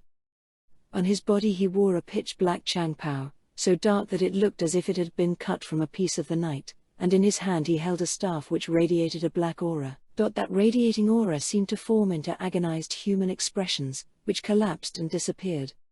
Even under the hood was a skull, with vacant eye sockets which had a shining small red light in either of them. The opponent wore innumerable magic accessories which were absolutely beyond Zaresu's comprehension, and walked forward at a commensurate pace with the authority of a king. Just behind the magic caster at his left and right was a dark elf girl and a silver-haired girl. The dark elf girl had golden silk-like hair cut to her shoulder. Her heterochromatic eyes were gold and purple. Her ears were long and sharp, and her skin was a light brown. It was a skin color held by the close relatives of elves, the dark elves. On top of her skin-tight armor, she wore black and red dragon scales pasted on it, and on top of that she wore a white vest with golden lining.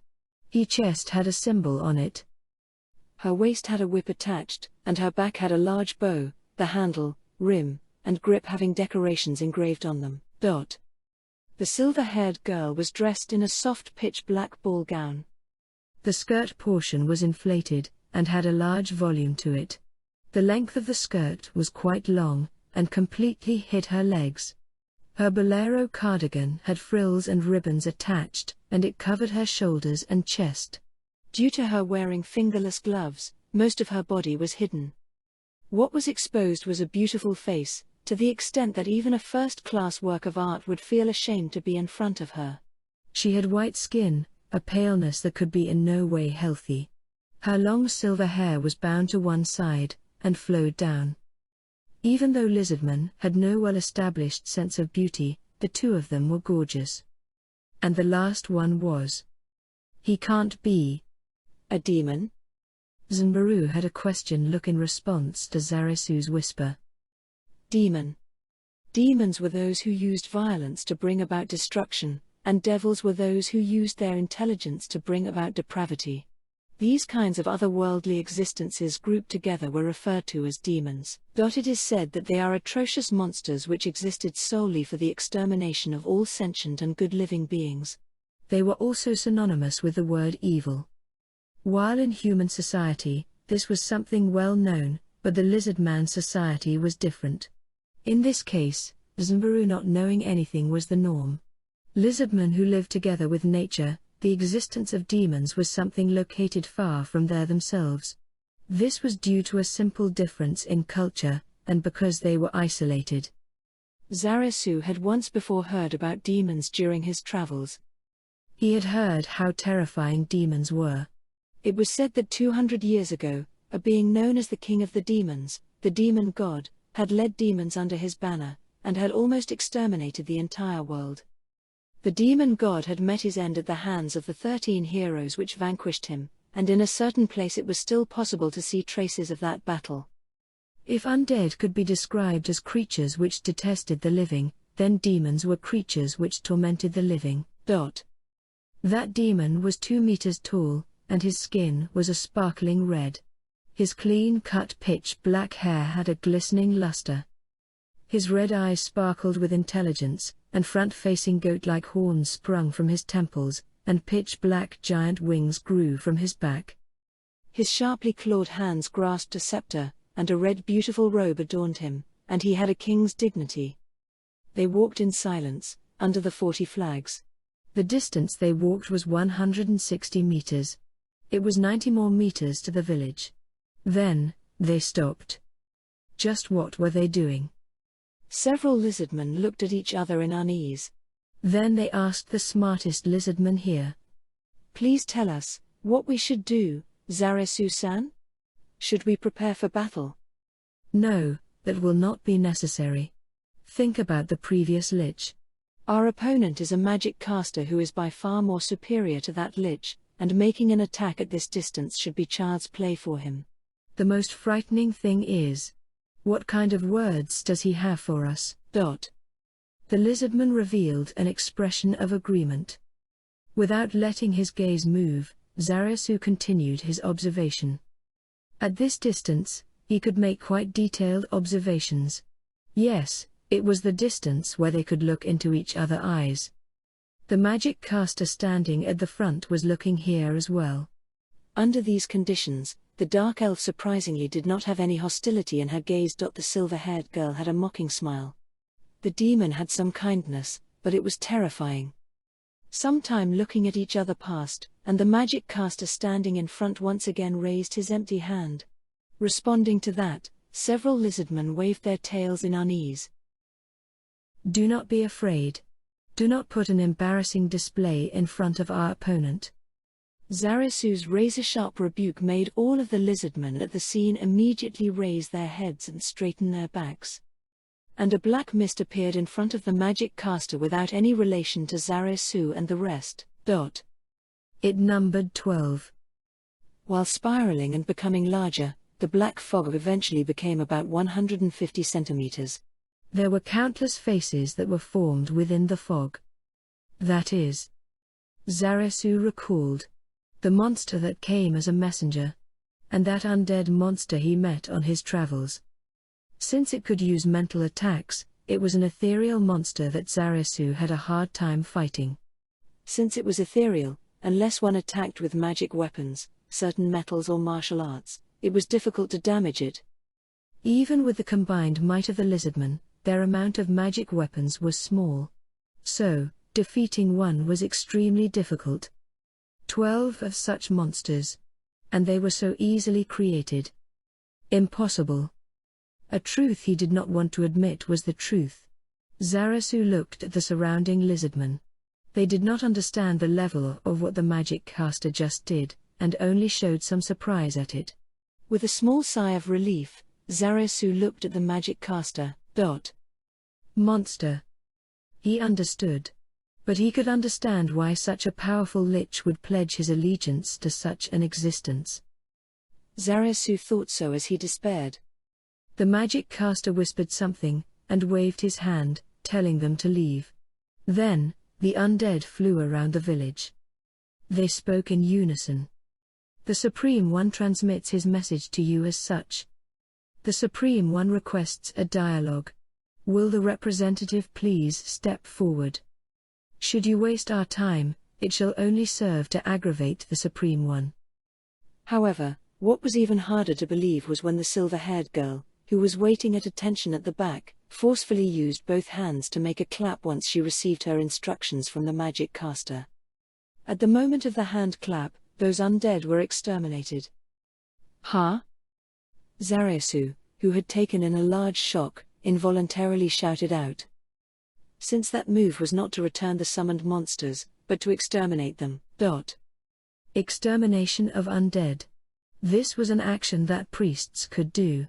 Normally repelling them took a lot, but when there was a gap in their strengths, it was possible to not only repel but to exterminate. However, when exterminating large numbers of undead, the difficult jumped, such a level of power needed.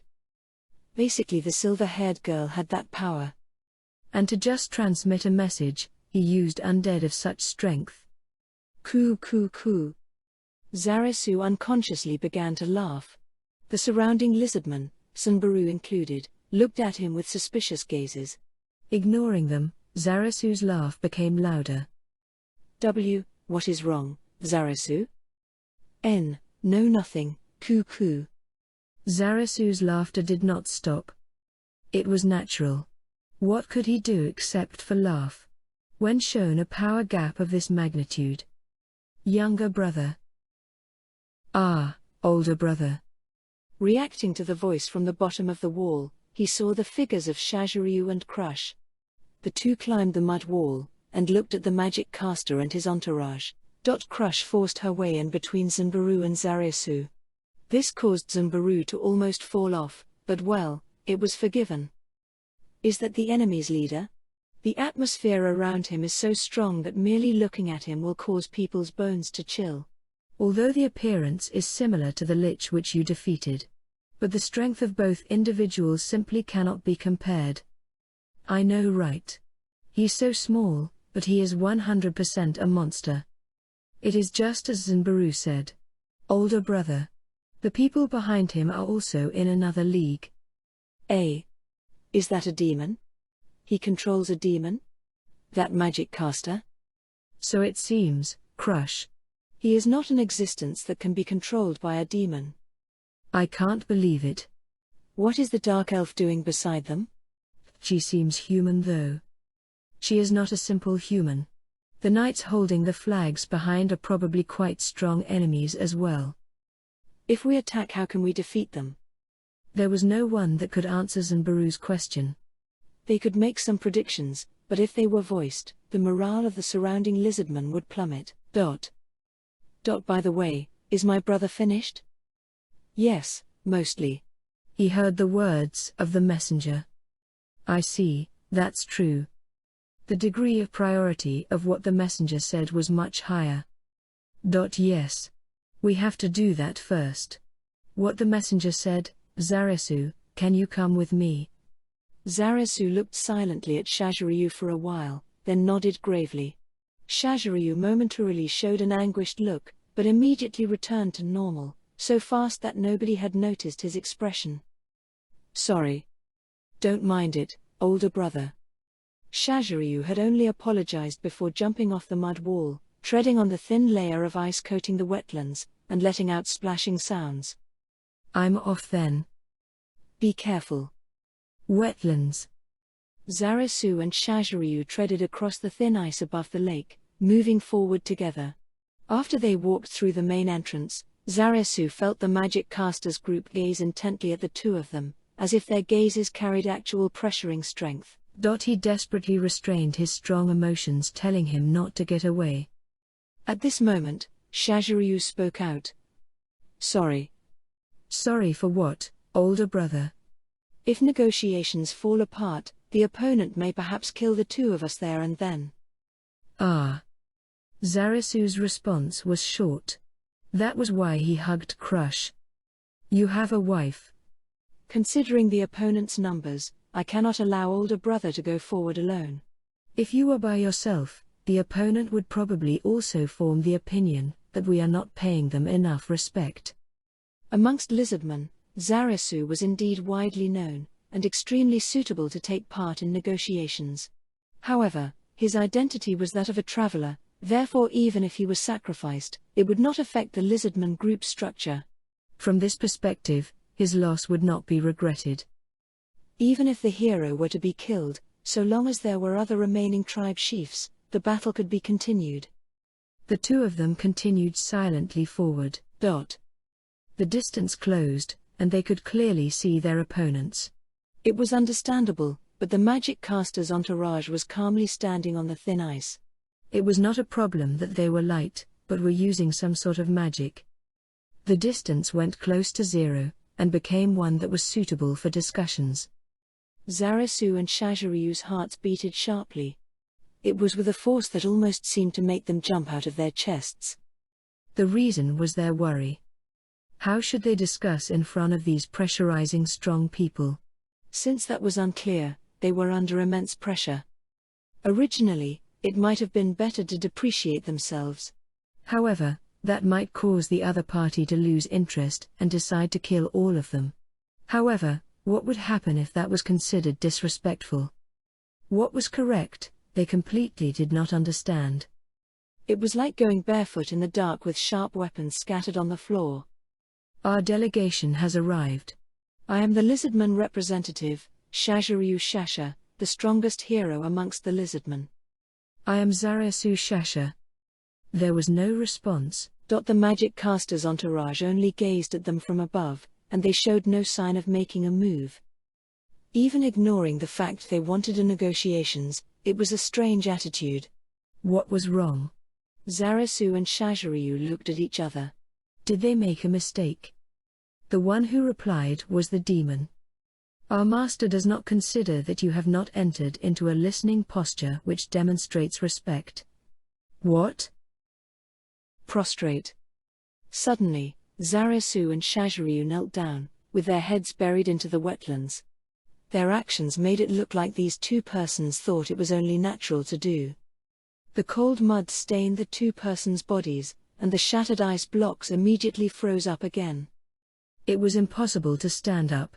Even if they used their entire body's strength, their bodies did not budge. As if there was an invisible giant hand which was pressing down on them from above, their bodies had completely lost all freedom of movement. Do not resist. The moment those words were said, Zarasu and Shaziryu's bodies ignored their will and slackened. The two unsightly prostrated in the mud. As if he was satisfied at the scene, the demon separated away slightly, talked to his master. Zarasu could not see it, but he heard. Ein's summer, their respectful listening postures are prepared. Thank you for your hard work, raise your heads. Permitted to raise your heads. Moving their head, which was the only part they could move, Zarasu and Shaziryu looked up at the magic caster in front of them. I am the master of the great tomb of Nazarick, Ein's Ulgaun. First, I give you my thanks for helping me complete my experiment. Hearing the words without any actual sense of gratitude, a fierce anger welled up in Zarasu's heart for an instant. A whirl of emotions flared up after feeling disgusted that lives of lizardmen were stolen due to an experiment.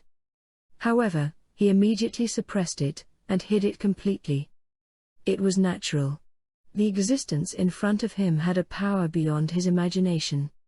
He could not even imagine what would happen if he displeased the monster that could freeze the lake. Death was bliss. A hell that would make them think that would not be strange. But they had no desire to excessively flatter him. The ones behind me are my subordinates, and since they have no particular relation to this I shall not introduce them. Now, the main point, enter under my rule. Ein's the magic caster gently raised his hand, stopping Shaziryu who desired to speak out. Knowing that insisting on speaking out would not be wise, Shaziryu could only obediently stay silent. However, you defeated us earlier, which should mean that you are unwilling to accept my authority. This is why we shall attack again 4 hours later. If you are still able to win, I promise to take no further action against you, and will even guarantee to support reasonable compensation to you. May I please ask a question? You may, ask away. The one who will be attacking. Will it be Gaundono?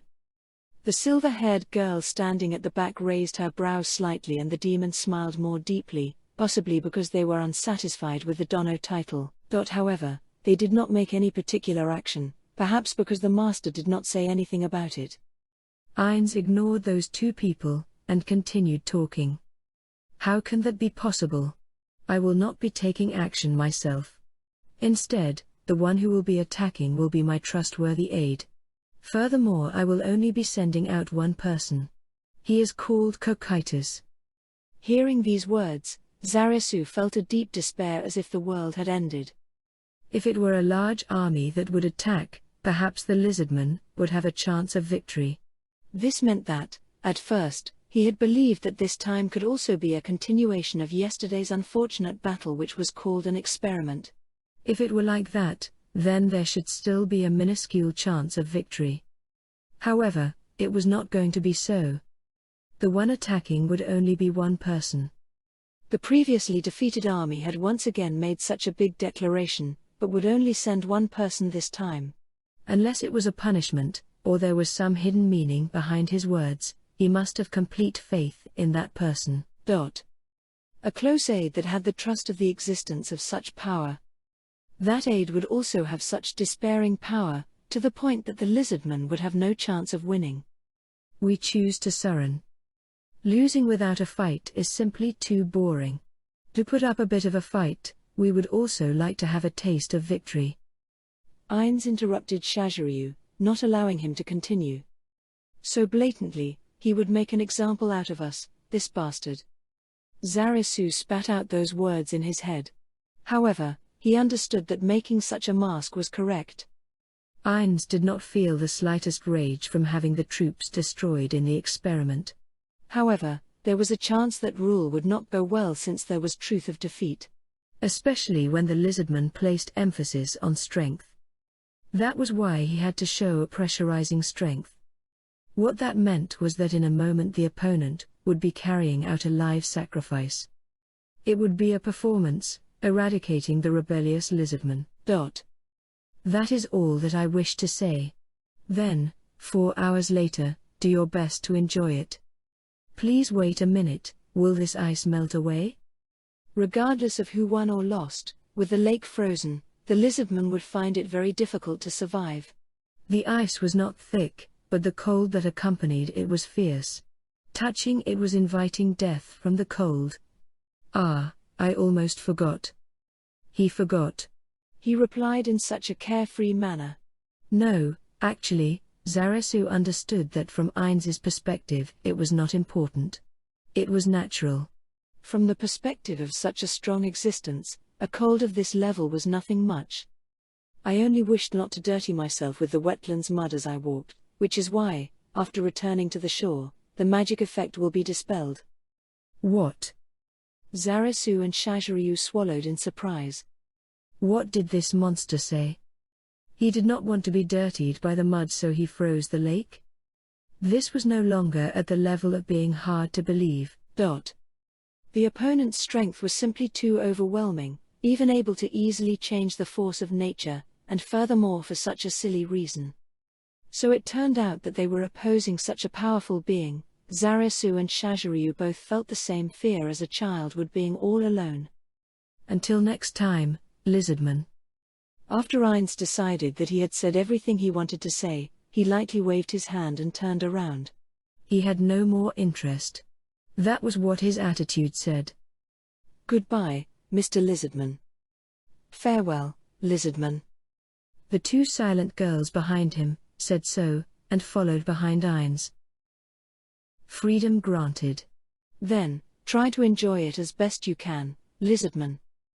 The demon left behind spoke kindly, and also turned his back and walked. Zarasu and Shaziryu, who were left behind, stayed in the mud. They no longer had any energy to stand. The extreme cold no longer caused any pain. The shock they received in their hearts was too strong. However, they watched as the group of monsters silently left them. Damn it!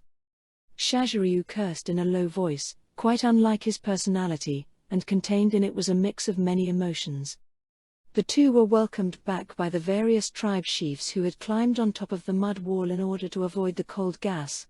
Zimbaru, Crush, the chiefs of Small Fang and Razor Tail. There were no other lizardmen in the surroundings.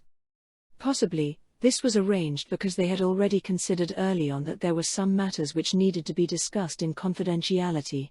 Shaziryu roughly thought that this was the case, and that there was no need to conceal it any further. He then directly informed everybody of what he had gathered about the progression of that meeting that hardly could called a proper negotiation. Nobody had too much of a reaction, except for being slightly alarmed, towards Shaziryu's explanation, which was said in a heavy tone.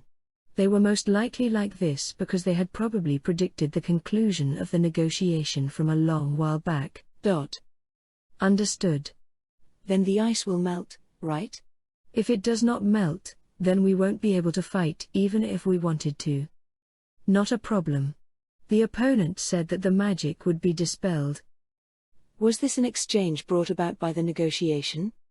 Towards the question posed by the small Fang tribe chief, Shaziryu did not reply, but merely smiled a little. Seeing that reaction, and understanding what it meant, the tribe chief of the small Fang tribe shook his head disheartedly. When you were heading to the negotiations, we conducted an investigation. And discovered the shadows of enemies inside of the lake which looked like skeleton soldiers. We fear that they are in a formation surrounding us and awaiting orders. I do not think our opponent plans to let us go. The opponent was quite serious, so this means that is only speculation. The four who had not participated in the negotiations gave a long sigh. The conclusion that they had reached should also be a belief that what would follow was a live sacrificial ritual. Then what shall we do? Mobilize all warrior-class lizardmen, and also the ones here. Older brother. Can you permit only 5 people to participate? Out of the corner of his eye, Zarasu saw the puzzled expression on Crush's face. He continued, appealing towards all of the male lizardmen including his older brother. If the opponent's objective is to demonstrate his own powerful strength, then lizardmen shouldn't be exterminated completely. Therefore, we need an individual who is able to lead, a central figure to bring together all of the survivors. If all of the people here were to lose their lives, it would be a huge loss for the future of lizardmen. That is a valid point. Isn't that right, Shaziryu? Zarasu is correct. The 2 tribe chiefs alternatively looked at Zarasu and Crush, then both expressed their agreement. There's nothing unacceptable with that, I also agree. After the approval of the final tribe chief Zanbaru, Shaziryu could not find any reasons to refuse his younger brother's request. Our decision is thus settled then. I have also thought about it, that it is necessary to have someone survive to lead and bring together the tribes. Crush should be very suitable to carry out this responsibility. Her albinism may perhaps be a hindrance, but her abilities as a druid are indispensable. Wait a moment. I also want to fight together. Crush understood the content of the words and cried out. Why was she being left behind now? She came here, decided to fight such an existence, and had prepared herself to lose her life. Then why? Those thoughts caused her to shout out. Furthermore, if we were to leave one person behind, wouldn't leaving behind Shaziryu be better? He is the most trusted tribe leader amongst us. And that is exactly why we cannot leave him behind. The opponent's objective is to demonstrate overwhelming force, probably in hopes that we will despair, so that we will submit to his authority easier. However, what would happen if there was someone amongst the survivors they could pin their hopes on? And amongst the tribe chiefs present, the one with the lowest popularity is Crush. Crush was speechless. It was an indisputable fact that she as an albino had the lowest popularity. Knowing that nothing she said would convince them, Crush fixated on Zarasu. I also want to go together. When you called me here, you had already decided let me make my own decision, so why do you still say such words? Because at that time, everybody would very likely all be killed, but now we have a relatively large opportunity to allow one person to survive. Don't joke with me. The air was shaking as if it were echoing Crush's anger. Because of her agitated emotions, the sound of the mud wall being slapped numerous times could be heard as Crush's tail went into an uncontrollable frenzy. Zarasu, you convince her. See you again in 4 hours' time. Shaziryu threw down these words before departing quickly with long strides, followed by the sound of shattering ice and splashing water. 3 tribe chiefs jumped down the mud wall and followed Shaziryu. Zanbaru also had his back towards the 2 as he waved his hand gently to give his regards. After seeing them off, Zarasu turned to face Crush. Crush, please understand. How can I understand? And it is not a given that you will lose. If you had the support of my druid powers, perhaps you may win. This sentence was so hollow that even Crush, who said it, did not believe in it herself. I do not wish for my loved female lizardman to be killed. Please fulfill this foolish male lizardman's desire. Crush showed a pained expression, and hugged Zarasu. You're too selfish. Sorry. You might die. Aha. Indeed, the chance of surviving was incredibly low.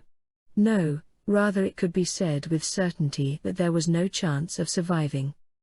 In just one short week, you've already captured my heart, yet you still tell me to watch helplessly as you get killed? Meeting you was my stroke of luck, but also my misfortune. Crush, who was hugging Zarisu's torso, tightened her grip, as if she had no intentions of letting go. Zarisu made no noise. What should he say? What could he say? His thoughts all along had been stuck on the same problem. After a period of time, Crush raised her head, with her expression filled with determination. Zarisu felt uncomfortable in his heart as he sensed that Crush would be adamant about coming along. At this moment, Crush spoke a few words concisely to Zarisu. Get me pregnant. Huh? Come quick. Being pulled by Crush, Zarisu began walking. Chapter 50, War Part 10. Ainz's main base was the fortress that Aura was constructing, the place that Cocytus visited yesterday. As there was the goal of making a fort, one was made there. However, as time was lacking, there was not much progress. With the room Cocytus was in as the center, several other rooms were made. If viewed from outside, it had the shape of living quarters but was quite shoddy. Faint construction noises could still be heard in the distance. As Ainz looked around the room, he moved his gaze to Aura behind him, who was looking down. To welcome Ainz, the room was decorated with things. He could feel the effort put into this. However, if compared to the 9th floor of Nazarick, it was course extremely lacking. Aura was probably embarrassed about that. Well, from Ainz, who was originally a normal person, this was not anything important. My apologies, Aura, for insisting on using this place. Do not mind the details, I have high praise for what you have accomplished. If this is made by you, then it is as good as Nazarick. Yes. Aura slightly widened her eyes. She does not feel complimented, Ainz thought. Since he could think of no better words, he looked at the surroundings to move on. The smell of fresh timber still lingered here.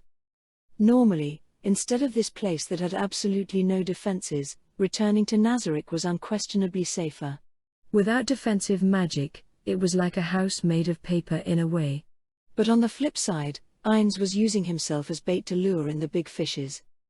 There was a large distance between here and the lake, so the ones that could chase them here, if they existed, would be players from Yggdrasil, or people at that level. This meant that the purpose of building this place was to bait the enemies targeting Nazarick to reveal themselves. It was dangerous, of course, but Ainz felt the risk was necessary to achieve this goal. Ainz's gaze stopped on one white chair placed in the middle of the room. It was beautiful and white, and was a first-class work of art. Its back was tall, and was quite massive. At this amazing workmanship, the room's evaluation went up. That is? The chair placed in the room was that. While he did not need to hear an answer. It's bit plain, but I have prepared a throne. The one answering confidently was the subordinate following behind him, Demiurge. That's what I thought, Ainz said to himself in his mind and asked a further question. What bones did you use? Bones from all sorts of beasts. The best parts are from beasts like griffin and wyvern. I see. Yes. That was a throne made from countless bones. It wasn't in the logistics list of goods they brought from Nazarick, so it was something Demiurge made outside. No matter how he looked at it, skulls from humans or demi-humans were definitely used too. Sit on that, Ainz hesitated slightly. But his subordinate had put in effort to prepare it, it would be difficult to reject it. Is there any reason he could use that won't cause complaints? Ainz snapped his fingers after thinking about it. Shiltir. I will give you the punishment for what you had done right now. That's right. I will punish you with shame. Yes. Shiltir, who was suddenly named, was a bit surprised. Kneel with your head bowed over there, and put your hands on the floor. Yes. Shiltir walked to the place Ainz pointed at, which was the middle of the room, and did as she was told with a baffled face. Ainz walked up to Shiltir and sat on her back. Ainz Summer. The surprised Shiltir could only made exhale while whispering Hans Summer. She was shaken and stiff from fear when Ainz sat on her back. You are now a chair, understand? Yes. Ainz shifted his gaze from Shiltir, whose voice was getting shrilled, onto Demiurge. Sorry Demiurge, that's how it is. I see. This is a chair customized specifically for the Supreme Master. As expected of Ainz Summer. I would never have thought of that. Is that so? In the face of the glittering respect shown on Demiurge was expressing, Ainz averted his face, not understanding why he was smiling so brilliantly. Shiltir suddenly fidgeted, adjusting herself for Ainz to sit more comfortably. This made Ainz look down at the back of Shiltir's head with a strange sense of unease. Her breathing was ragged. It must be heavy for her. Under Ainz was the slim back of Shiltir, who looked to be 14. A grown man was sitting on the back of this young girl. Realizing how perverted, shameful and cruel that was, Ainz felt he might have gone too far. Shiltir was a NPC created by his companion in the past. Even Pereronkino wouldn't abuse her like this. This action was akin to soiling the memories of his past comrades. It was foolish to think of this as a self-punishment. Shiltir, does it hurt? Ainz was planning to say, if that is so, let's end this. Shiltir looked up with a face blushing with passion, her expression full of pleasure. It's not painful at all. This is like a reward. She breathed out the strange heat that accumulated in her body, and her eyes reflected Ainz's face. Her glistening tongue licked her lips, and left a seductive luster. Her body squirmed like a snake. No matter how he looked at it, flames of lust were burning. You are. Ainz slowly stood up. Shiltir had an expression of surprise when that pleasant weight left her. The figure of Ainz drawing away drew a painful voice from behind him. Shaking that off, Ainz walked to Aura. Aura. Sit on that chair, please. It's okay? Yes. With a cruel and childish smile, Aura ran. She plopped herself on top of the surprised Shiltir. Goo. While Aura's body was small, with her equipment and speed, it was quite the burden. It was to the point that Shiltir had a small groan. No more. While having such an atmosphere, Ainz faced the white throne. Demiurge. I shall sit on your chair. Understood. Demiurge laughed happily. In comparison, Shiltir had an expression of despair. Shiltir, I said that this was punishment. If you enjoy it, I will be fine. I apologize. So, one more chance. While Aura was on top of her, Shiltir panicky begged. Ainz gazed upon his subordinate, feeling troubled from the bottom of his heart. He then whispered. Pereronkino, what a perverted setting this is. Give up, Shiltir. Well then, let's move on to the serious topic. Did we intimidate them? I think it was perfect, Ainz Summer. Exactly, just look at the lizardmen's faces. At Shiltir's, who was still sat on by Aura, with great despair, words, Ainz had a small smile. He could not read the changes of the lizardmen's faces. While they resembled humans more than lizards, their expressions were different from humans. But of course, it could have been that their representatives were skilled in negotiations. Is that so? Then the first phase to awe them with might is a success. Ainz exhaled in relief. As expected of an overrank magic wall could only be used thrice per day. It was one of the 30 that Ainz knew, the creation. If they were not surprised at all, then he would be lost. Demiurge, how long would it take to find out exactly how large the frozen area is?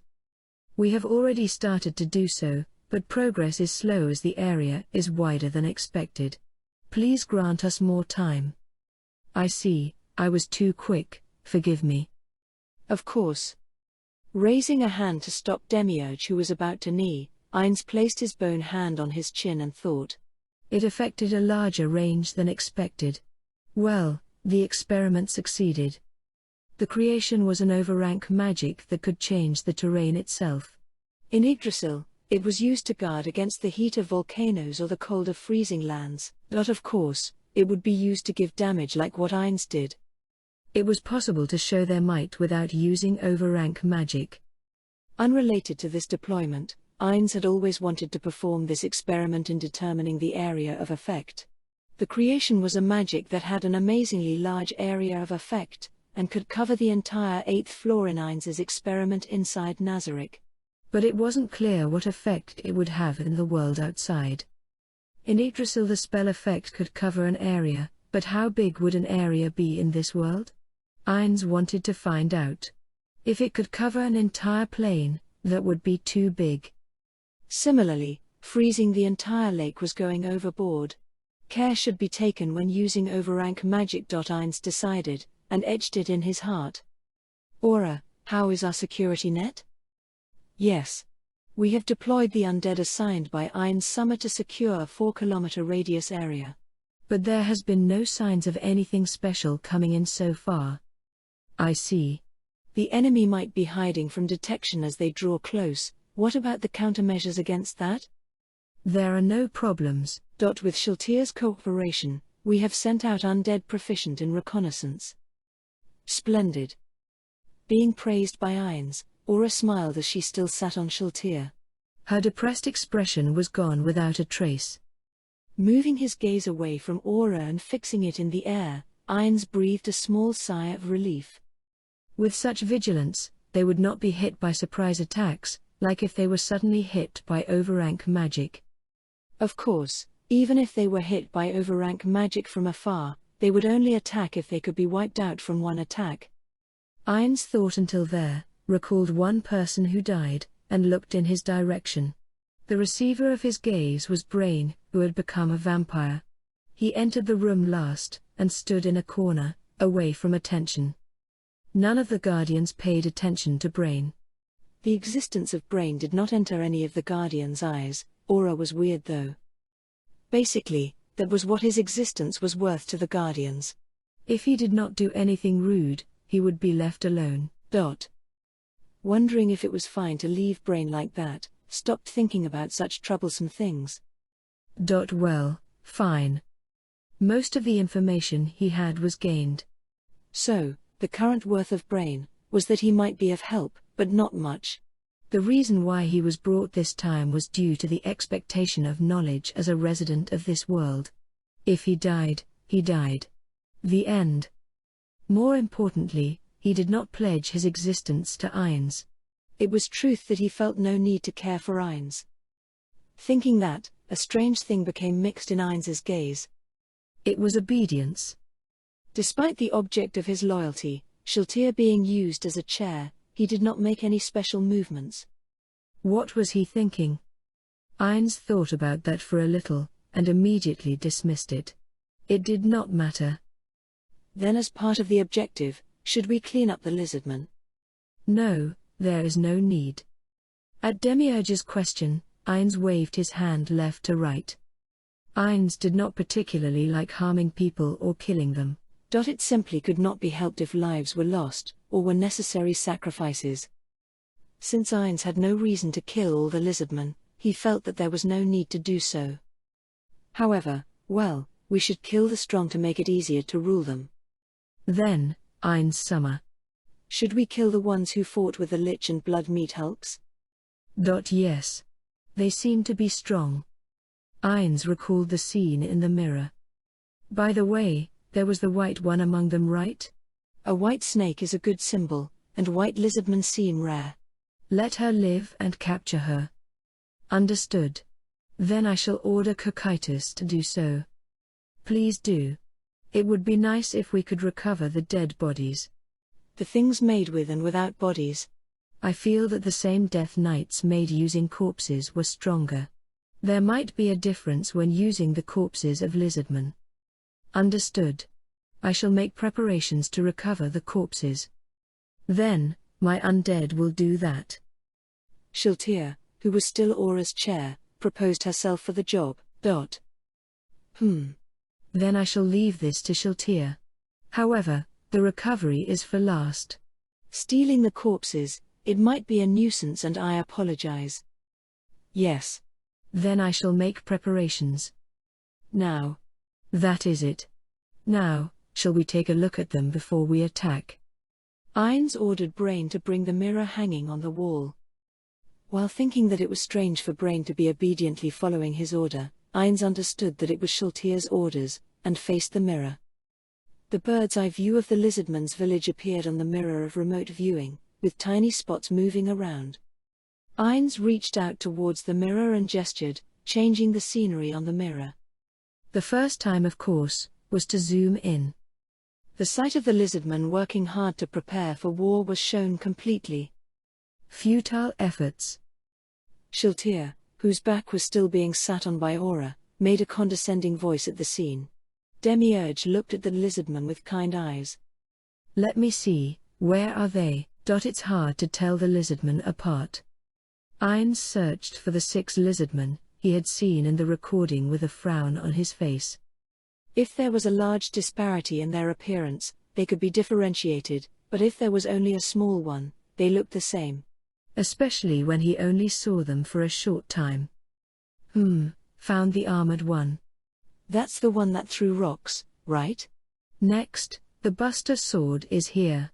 The difference is 2 minutes. Found the one with the prominent arm. After observing that, Ainz kept shifting the image on the mirror. I don't see the white lizard man and the one holding the scimitar. The one called Zarisu? Ah, right, that's his name. Ainz recalled the lizard man who had come forth to negotiate at Aura's prompt. Could he be inside the houses? Probably. But the mirror of remote viewing wasn't able to see inside buildings. That was the case, normally. Demiurge, Infinity Haversack please. By your will. Demiurge bowed and moved to the table in the corner of the room and picked up the Infinity Haversack. He presented it to Ainz respectfully. Ainz took out one scroll from within. He then activated the magic within the scroll. An invisible ethereal sensory organ was conjured. The sensory organ can't penetrate magical barriers, but it can pass through normal walls regardless of their thickness. If it couldn't get in, it meant that a powerful enemy they had to be wary of was there. After linking the sensory organ with the mirror of remote viewing so the Guardians could also see, Ainz started maneuvering the sensory organ that looked like a floating eyeball. Let's take a look inside the house. Ainz chose an old broken house nearby and moved the sensory organ in. Even if the interior was dark, it would show up as bright as day once the organ got in. In that room, a white lizard man was being pressed down with its tail lifted up. A black lizard man was riding on top. They didn't understand what was going on in the very beginning. The next instant, that changed to confusion as to why they are doing that thing at a time like this. Ainz then moved the sensory organ outside silently. Feeling troubled, Ainz placed his palm on his face. The Guardians by his side didn't know what to say and looked at each other. What an unpleasant bunch. Cocytus will be attacking soon and they still have the nerve to do this? That's right, that's right. Demiurge is right. Let's teach them a lesson. Ainz lifted a hand to stop the chatter of the Guardians. Forget it, they will be dead soon. If they understand this, then this is natural. Ainz nodded to affirm his own opinion. You are right. If it's only this much, we can let them off. Right. All of you be quiet. After all the Guardians shut their mouths, seeing them Ainz sighed. I sort of lost motivation. Well, there is no one to be wary of in the Lizardman village, we can think that now. However, do not underestimate them. They might come at us. If anyone is caught in Aura's security net, all Guardians and myself will move out. Understood. We have arranged with Nazarick, and if their numbers are few we shall attack. If there are more or equal, we shall use our subordinates to buy time while we retreat. Yes. When we do not know the opponent's power, I do not want you to be hurt. It was a plan that he had hesitated on, but Ainz's plan was to use his subordinates and only fight if they could win. His order of should Kokaitis fight a person he cannot defeat, escape, was a part of this. Losing the Guardians was a foolish act. If there were Yggdrasil players were there, then they would not keep the promise of washing their hands off the village. If they cannot become allies, then they would be destroyed. Even if he had to use the 8th floor. Ainz brushed off the feeling of guilt from breaking the promise. If it was for a more important purpose, lies were fine. Now, when it times to watch the show, shall we enjoy the sight of Kokaitis battling? Brain. Bring chairs for everyone. It is enjoyable to watch a fight with everyone sitting on chairs. Yes. Understood. Do you know where the chairs are? I shall ask the ones outside. True, then please. Brain deeply bowed and left. Nodding his head slightly in acknowledgement, Ainz uninterestedly gazed at the mirror. The lizardmen were frantically preparing. Ainz smiled. At the scene of useless resistance, one could not be sure whether his thoughts were of sadness or affection. Brain made sure to close the door silently. He focused this much for the first time in his life, so as to not attract the attention of the ones inside. Closing the door, once the space was isolated, Brain breathed a deep sigh of relief. At the same time, his body lost its tension. Phew. The reason why he said nothing despite what was being done to the person he gave everything to, Shiltir. It was simple and clear. It was fear. Should he say that his abilities of a living being were extremely stimulated? This was as undead mostly had no reaction to negative emotions like fear. He understood that the existence that ruled the giant dungeon Nazarick was in no way weak. Even his master Shiltir was a vampire, a superior existence that he could not even hit. The master of Shiltir could be in no way weak. However, there was no one who could not fear when shown that large and wide-ranging magic. That was more than a monster. No, a monster was an understatement. That was an existence that could be called God.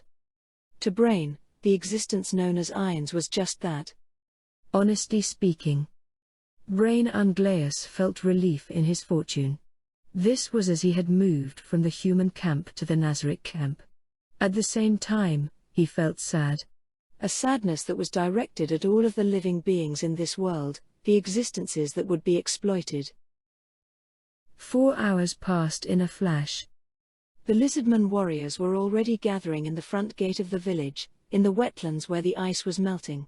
After the intense battle several days ago, there wasn't many lizardman warriors left. They numbered 316. Lizardmen that were not warriors would not be taking part because Shaziryu said the enemy is few, having too many people will only get in the way. It seemed reasonable at first, but it didn't hold water. Zariasu stood far from the lizardmen, watching the gathering lizardman warriors. Everyone had war paint representing their ancestors on them, their face showed will as tough as steel. They seemed to think they wouldn't lose. The lizardmen around them cheered the warriors on. In that group, expressions of unease could be seen clearly. To keep the anxiety in his heart from showing, Zariasu worked hard to show a poker face in front of the other lizardmen, keeping them away from the truth of this fight being a sacrificial offering to Ainz. Yes. They had no chance of winning this fight. The hidden meaning in Shaziryu's earlier words was we have no chance of winning. So I want to end this with the lowest number of sacrifices. The ones who knew this were only the chiefs. It was fact that in this battle, Ainz wanted the lizardmen to definitely face defeat. So the lizardmen had to act out a complete defeat. If they did not, everyone else might be killed. Basically, this was a necessary sacrifice. However, it was fact that if the chiefs were told that they were betraying the warriors, they had no words to refute that. They believed that most of the lizardmen assembled would die. Zariasu could comfort himself in the fact that the sacrifices were small. However, this did not clear the hesitation trapped in his heart. Zariasu averted his eyes from the lizardmen and glared at the enemy territory with sharp eyes. The skeletons were in the same position as before, not a step awry. The figures of the fully armored knights were nowhere to be found. They were probably hidden in the forest somewhere.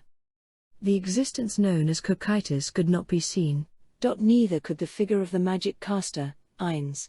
However, he knew that they were watching from somewhere. The sound of a large creature moving in the wetlands could be heard from behind the anxious Zarasu. "Hey, Zarasu." Zimbaru greeted nonchalantly as usual. "Zimbaru." "Yo." Zimbaru took a look around the surroundings, and asked Zarasu. "Crush does not seem to be here, but from your expression I can sort of guess." Well. Then you persuaded her? It seemed impossible though. Zimbaru changed the subject in a light-hearted manner, but Zarasu had no means to reply. At most it was a vague one. "Various things, yes, various." Zimbaru made no further attempt to question Zarasu, who was staring out in the distance, but instead gazed at the lizardman. "Our morale seems to be at its peak." Zarasu also gazed at the warrior-class lizardman. The lizardmen had not changed from earlier, and were still waiting for the time, filled with confidence. These lizardmen, who did not know what their opponent was. "Yes, it is. It will be great if it keeps at this level in the face of the powerful enemy, Cocytus." Zarasu's face changed at Zarasu's words. "We will be meeting Cocytus soon. What do you think he is like?" "You mean his appearance? I can't imagine it." Even when he considered the subordinates of Ainz, he could not picture it. He felt that a giant something would be suitable, but Ainz did not bring anyone large. "I think he's a dragon." "What about it?" I see. Possibly. Zarasu thought that the strongest race, the dragons, was correct. Normally having a dragon as a subordinate was in the realm of heroes. The monster known as Ainz could easily do it. Even if someone told him that silver-haired girl was a polymorph dragon, he felt that he would accept it. "I know, right? I have never seen a dragon before. Having him as my last opponent is not bad." Zarasu was about to reply to Zimbaru. He noticed the figure of a lizard man, and changed his words. "It's brother." "Yeah. Oh? It's time?" Shaziryu appeared at the main gate, and all eyes fell on him and the two swamp elementals beside him. Crush was absent because she exhausted all her mana to summon the swamp elementals. After having cast several long-time defensive buffs and summoned the swamp elementals, the intense mana toll made her immobile. When the two of them left the room, Crush already told Zarasu she will lose consciousness from overusing mana, and that this will be the last time they see each other. Zarasu felt slightly lonely, and looked at the village. The target of his gaze was where he thought Crush was. "Oi, they're about finished." Zimbaru nudged Zarasu's ribs. At that, Zarasu came back to his senses. Welcoming the end of Shaziryu's speech, the morale of the surrounding lizardmen was raised to the maximum, and they were filled with vigor. "It's about time. Warriors, advance." Following Shaziryu and the two swamp elementals, the lizardmen began slowly walking. They moved away from the village to avoid collateral damage to it. Zarasu and Zimbaru were the rear guard. Zarasu turned back and looked at the village. At the lizardmen on top of the shabby mud wall, believing that they would come back safely. Zarasu made a small sigh. He believed that he would not be coming back. And they began walking. To fight with Cocytus. Chapter 51, War Part 11. The lizardmen traversed the wetlands, forming up between the enemy skeleton army and the village. There was no particular formation, the lizardmen simply gathered randomly as they waited for the upcoming battle. The only clear arrangement was that the various tribe chiefs, Zarasu and the two swamp elementals were standing in front. Among the lizardmen, there was the delicate atmosphere of tension in the air. The skeletons suddenly banged on their shields and marched forward. If the timing was even slightly off, it would just sound like random noise from a marching army, but the movements of the 5,000 of them were in sync and the sound was as one. In a different setting, this performance would be worthy of applause and praise. While the sound drew the attention of the lizardmen, to the rear of the skeletons, Several trees in the forest fell. The trunks of trees were not thin. They could be called large trees. Someone cut them down. This caused a commotion among the lizardmen. The sensible and the quick-witted ones were the first to notice. As they couldn't see how it was done, it might be possible that this was a handiwork of several beings. However, the timing between the felling of each tree was too tidy. The feeling that this was the work of just one being. In addition, there was no shaking of the tree, proof that a blade was cut into it before it fell. It seemed impossible, but it was being cut down in one slice. Bisecting trees. Just how strong did one have to be to make this possible? The sounds of the skeletons banging on their shields and the sound of trees falling reached the lizardmen.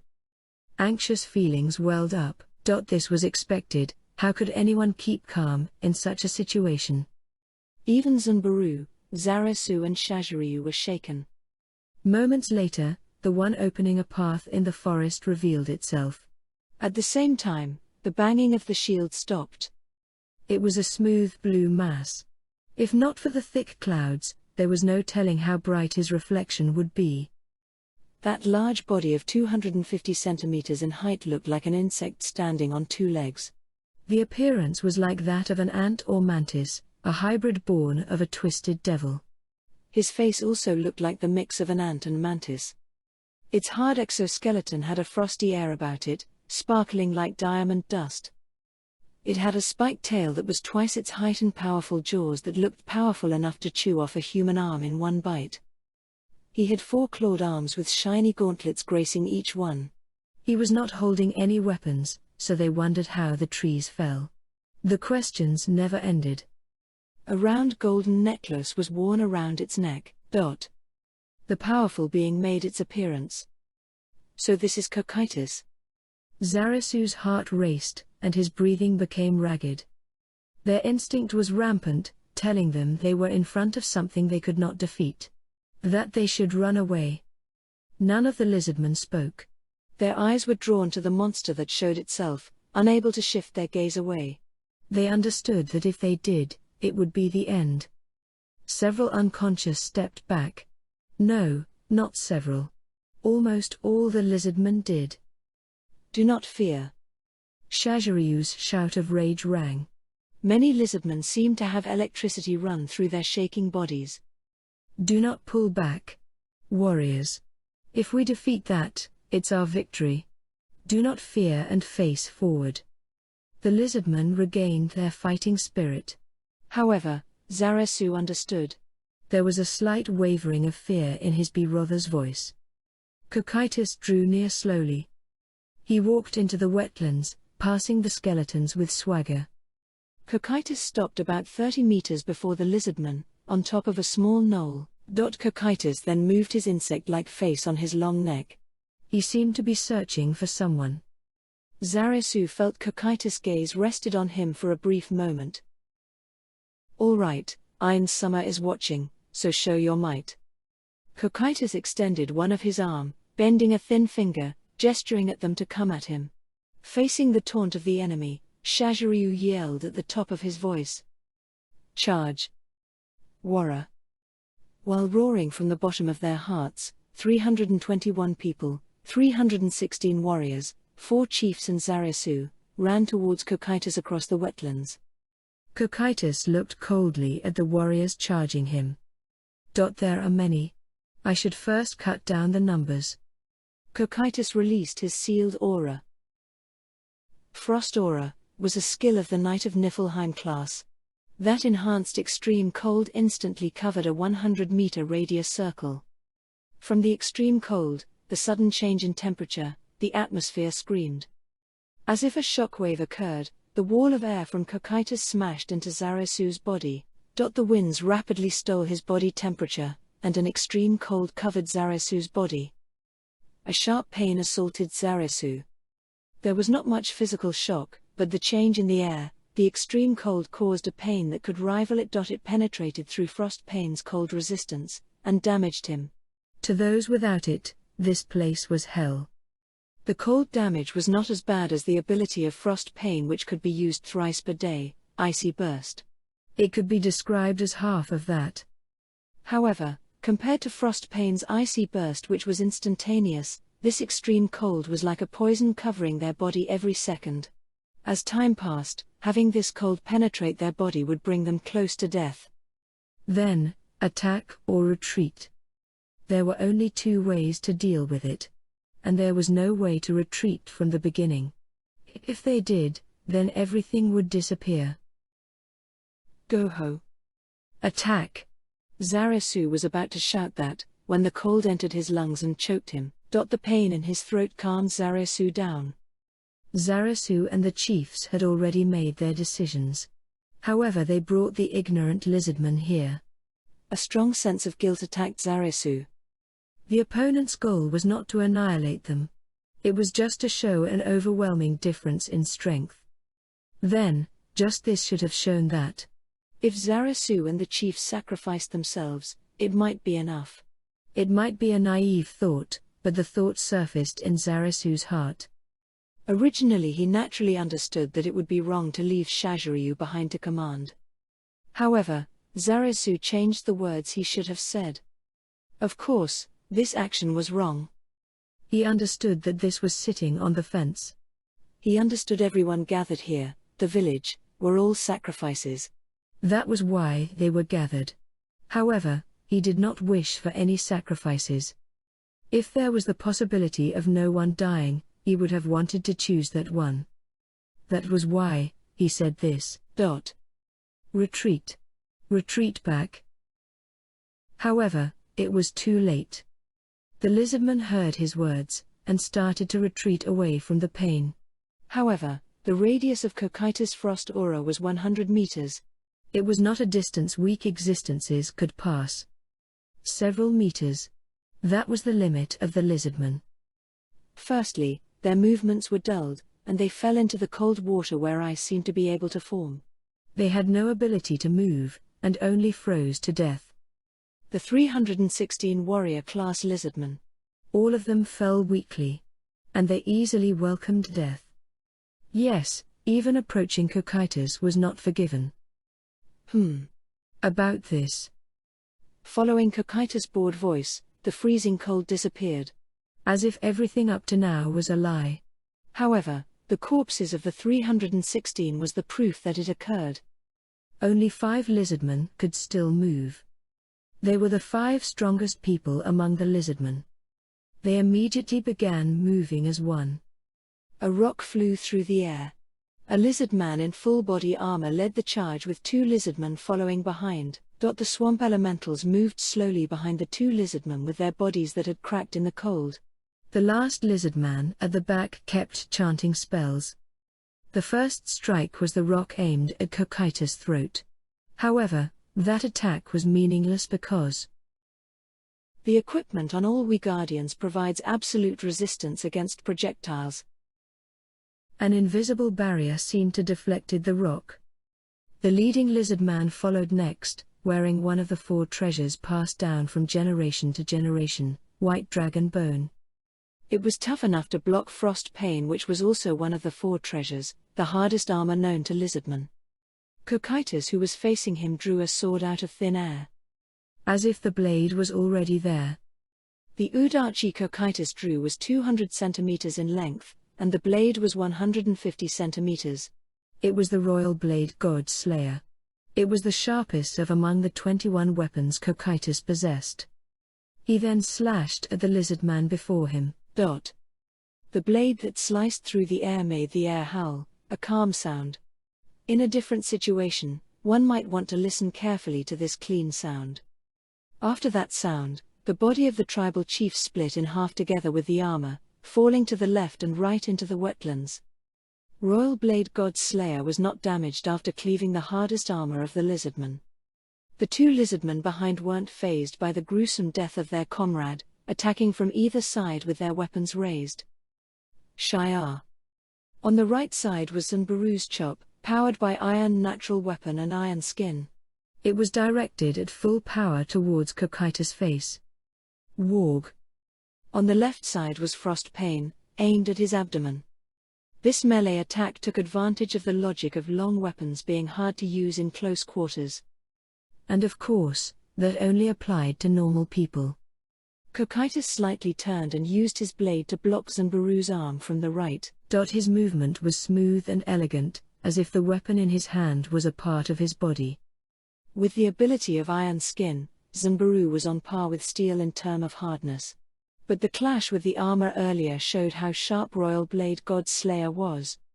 The blade slid into his arm smoothly as if it was slicing through water.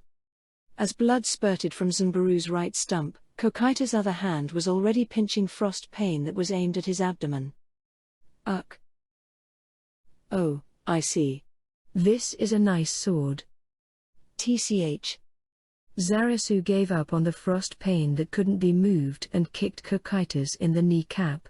Cocytus did not dodge and took the blow. In the end, it was Zarasu who landed the blow that suffered intense pain. It was the same sensation of kicking an iron wall with all your might. Over magic, mass cure light wounds.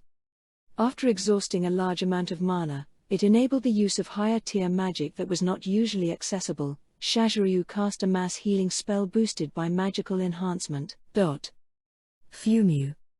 Cocytus seemed intrigued as he stared at Shaziryu, who used a spell modifier he did not know, but the two swamp elementals blocked his view.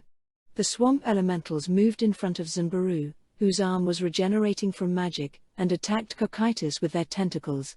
Before their attacks even landed, Cocytus slashed at them impatiently. As the swamp elementals crumbled into dust, Zarasu's fist landed on Cocytus' solar plexus, abdomen and chest. And of course, the one injured was Zarasu. The skin on his fist was torn and bleeding. Annoying. Cocytus swung his spiked tail hard at Zarasu's chest. Gwa. Zarasu flew like a ball hit by a bat with a cracking sound, flying high and far before rolling onto the wetlands. He finally stopped after rolling on the wetlands, but the pain in his chest and the blood spilling from his throat made it hard to breathe. The broken bones probably pierced his lungs. He couldn't breathe in even if he wanted to, feeling like he was underwater. The warm liquid spilling from his throat made him want to throw up. Zarasu looked at his chest and saw blood bleeding from his wounds that was gored by sharp spikes. Just one hit, he was in this state. If only took one hit.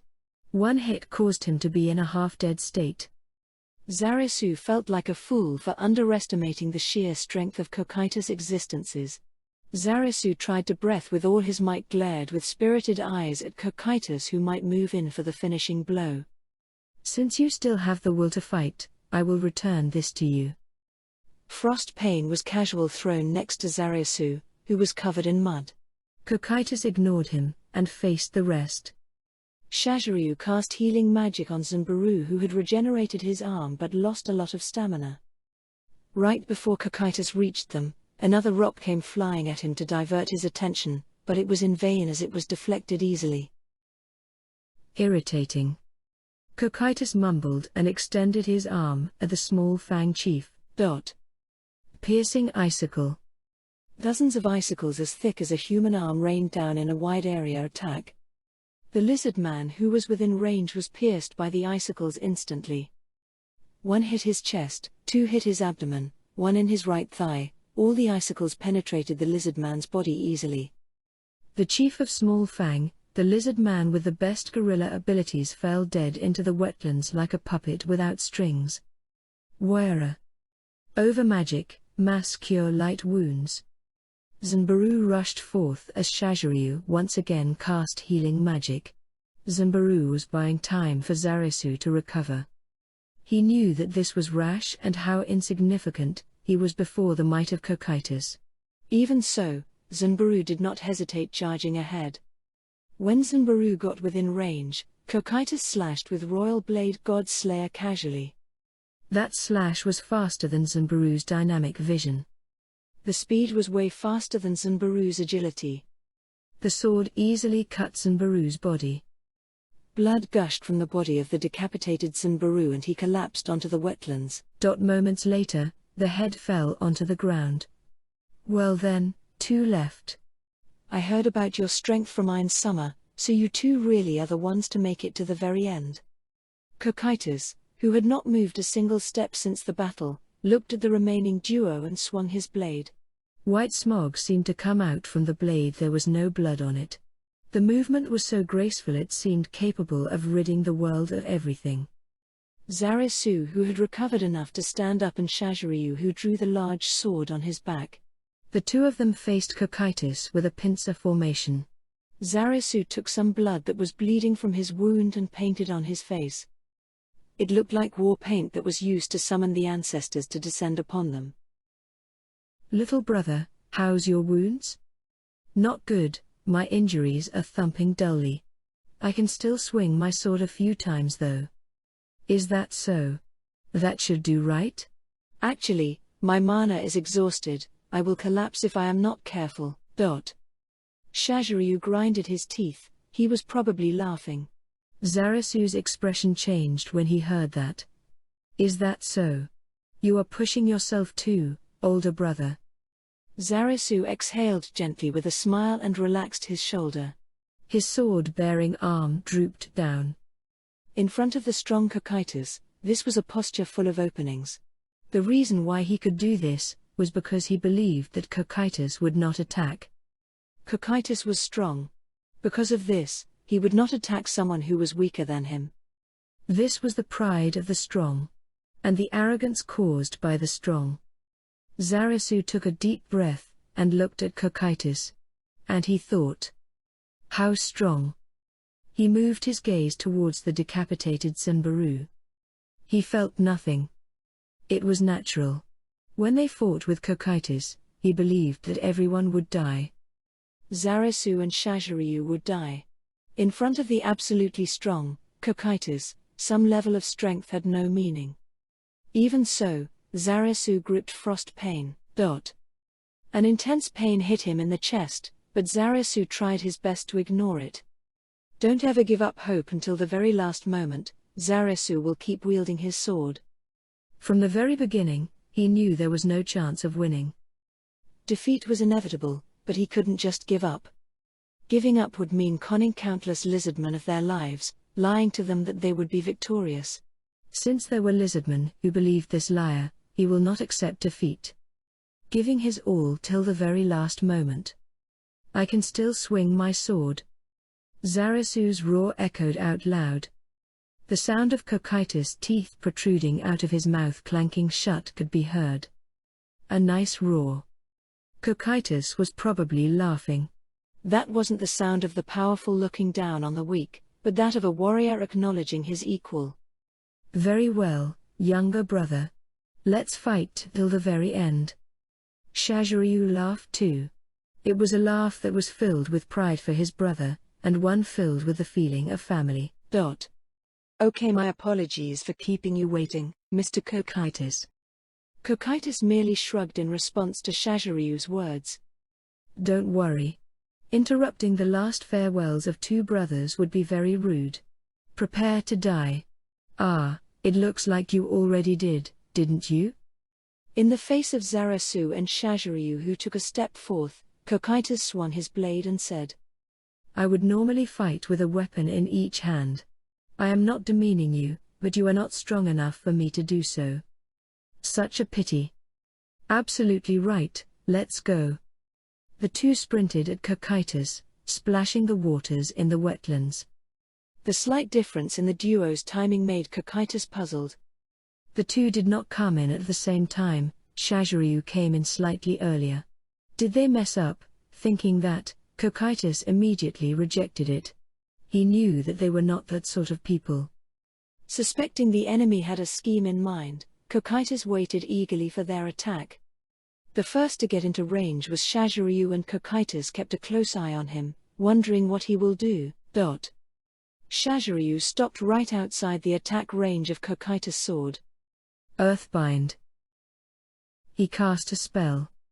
Numerous chains made from mud flew at Cocytus, and Zarasu used this chance to charge. To make it harder for his enemy to gauge his attack range, Zarasu hid frost pain behind his back. Shaziryu, announcing that he had exhausted his mana, had been just a trick to deceive Cocytus. No matter how hard Cocytus' exoskeleton was, Zarasu should be able to break through by throwing everything he had behind a stabbing attack. Zarasu, who abandoned all defenses in favor of offense, will definitely yield a powerful attack. Cocytus felt admiration for the bluff. Normally, Cocytus might get constrained by the magical chains and be hit by Zarasu, who was attacking from behind. However, they misjudged one thing. Their opponent right now was the Guardian of Nazaric's 5th floor. The spell cast by those with a level lower than mine won't break through my defense. The mud chain bounced off before it could physically touch Cocytus, falling back into the wetlands like slabs of mud. Low-tier magic couldn't penetrate Cocytus' magic defense. Icy burst. With a roar that came from behind his back, Cocytus was covered by a white fog around him. Futile effort. Cocytus, who was completely immune to frost attacks, simply embraced the gentle freezing breeze as he waited for Zarasu and Shaziryu to get into range. One breath later, the moment he was waiting for came.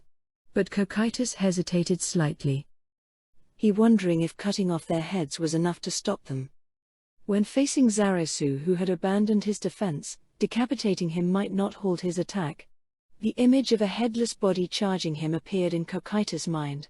If that was the case, he will take out the arms, then the head. No, that is not a clean enough kill. I will finish him in one strike. It was a mad rush, completely ignoring Zarasu's defenses. To Cocytus, it was an extremely slow speed. In the white fog, Cocytus reached for the black shadow, Zarasu and frost pain which his fingers and pinched the blade. He stopped Zarasu, and swung his sword. And then, there was only one more left. Cocytus, who felt disappointed, was about to swing his sword when he shifted his gaze. I see. Wara.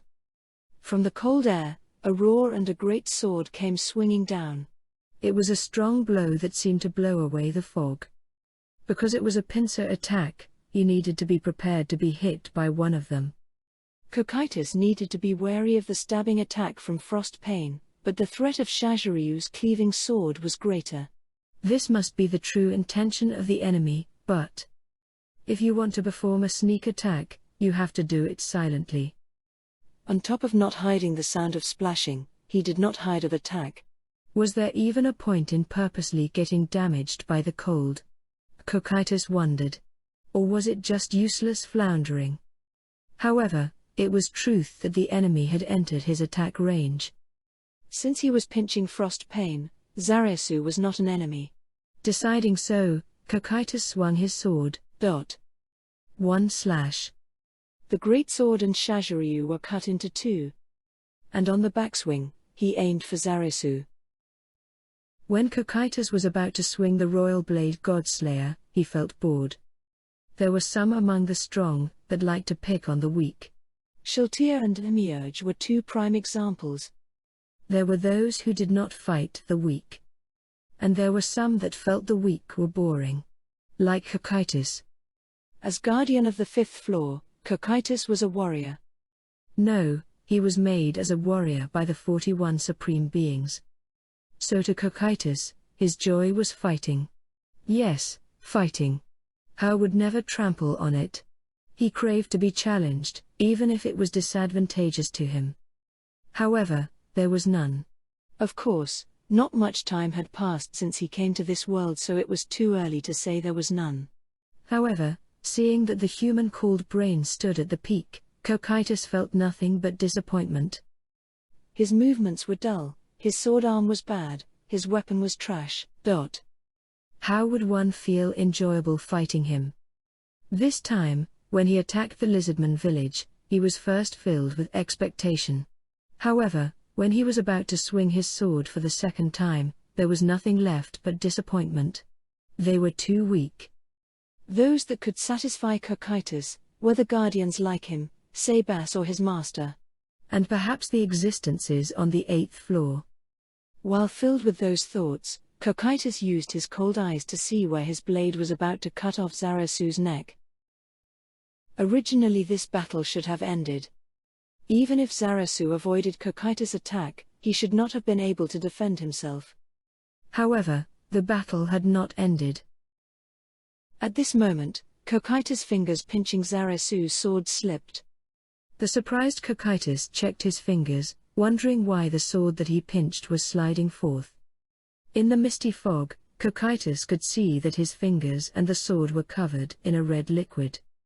In an instant, Cocytus understood why his fingers slipped. Blood? Cocytus was confused. When he tried to recall when this happened, he saw Zaresu's face through the fog and understood. The blood Zaresu smeared on his face wasn't war paint. It was used to smear his sword.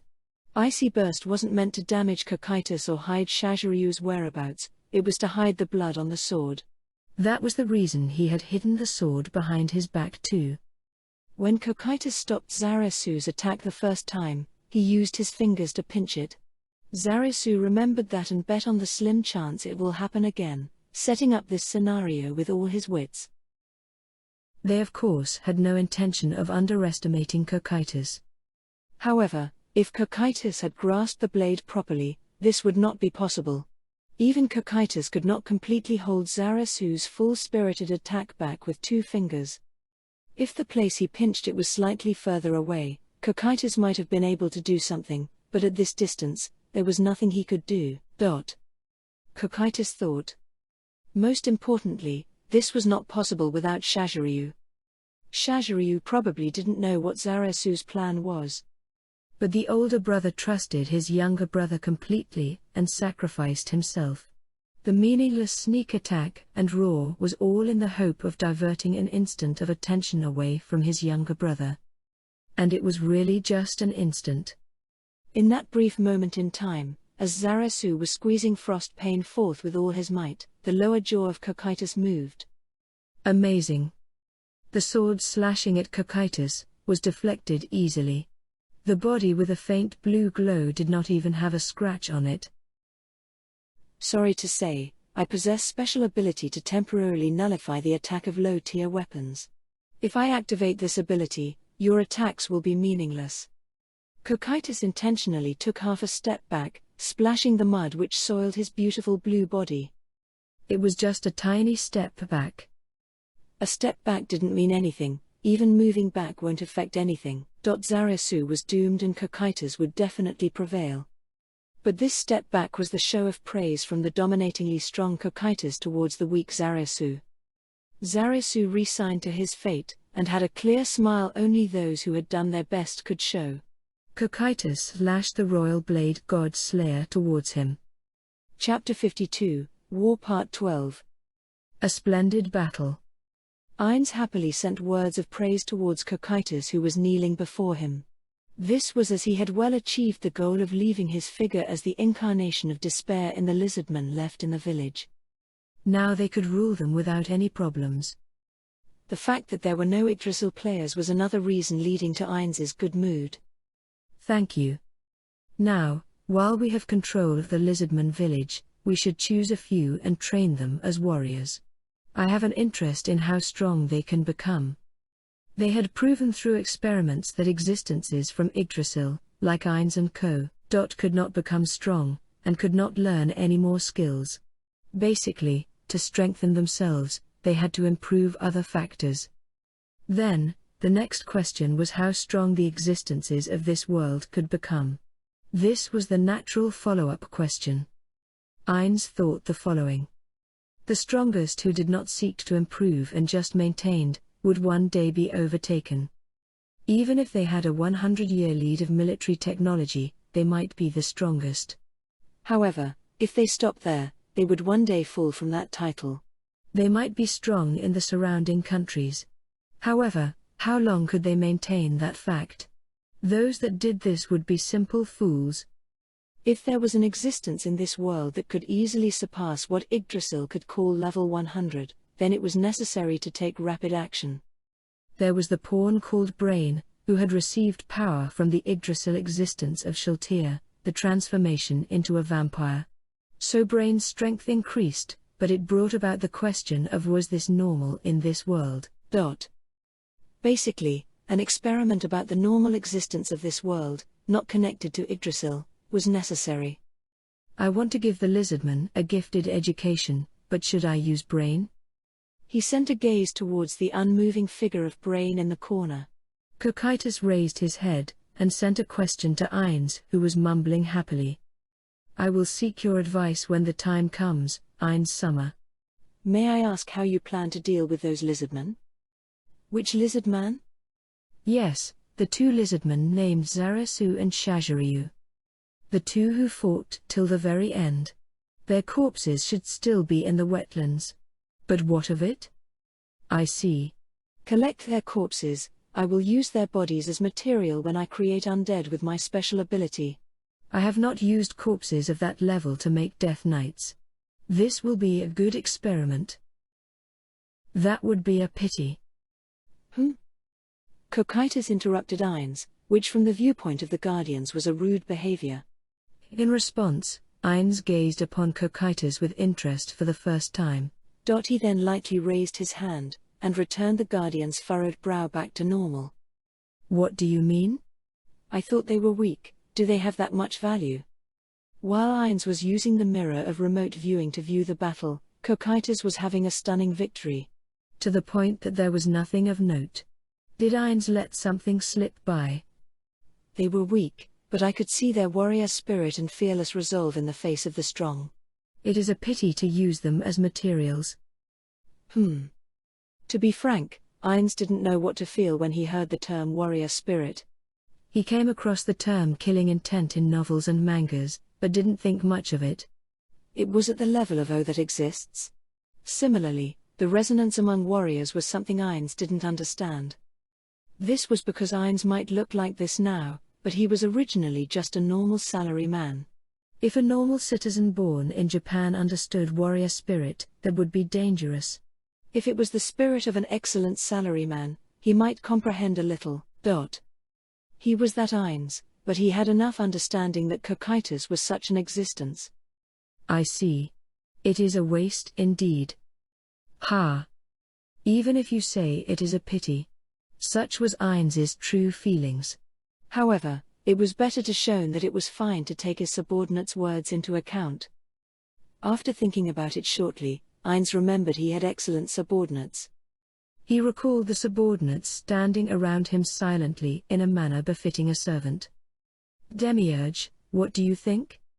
I think Ainz Summer is the most correct. Shiltir, and you? I think the same as Demiurge and await Ainz Summer's judgment. Aura. Yes, I think the same way as everyone too. Their answer was as good as not answering at all, giving Ainz a headache. After thinking it through, Ainz came to a conclusion, maybe from the standpoint of a guardian, they didn't think there was any major issue. Which also meant there wouldn't be major impact no matter what decision he made. That was also dependent on the circumstances of the guardian. There might be problems if their situation changes. Simply put, when a small group of people say 100 million is a small amount of money, there will be the problem of how trustworthy that statement was. This was the difference in the perception of values. A waste of breath. With no other choice, Ainz had to weigh the pros and cons from his own standpoint. We had decided to rule over the lizardmen, but do they have a suitable representative? Or a group that could represent them? No, but they do have a suitable representative. Oh? Who is it? The white lizard man that Ainz Summer spoke of. Oh, that one. That could work. If it was her, she could be of use, Ainz thought. He could use her to spy on things. Very good. How long will you need to bring her here? Pardon my impudence, I thought Ainz Summer will ask for her, so I ordered her to wait in a room nearby. No, well done Cocytus. Wasting time is foolish, your judgment is on point. All right then, bring her over. Please wait. What is it, Aura? I don't think a shabby place like this is good enough. Even though we are hosting people who are submitting to us, it is too run down for Ainz Summer's status. I feel that the meeting should be done in the throne room of Nazarick. Shiltir and Demiurge nodded in agreement. I apologize.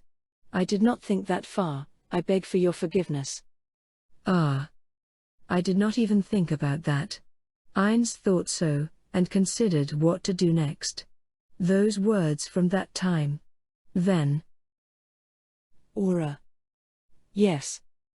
I told you that this place you built, the place filled with your feelings and emotions, is as good as Nazarick, right? I really mean it. Cocytus, bring her in.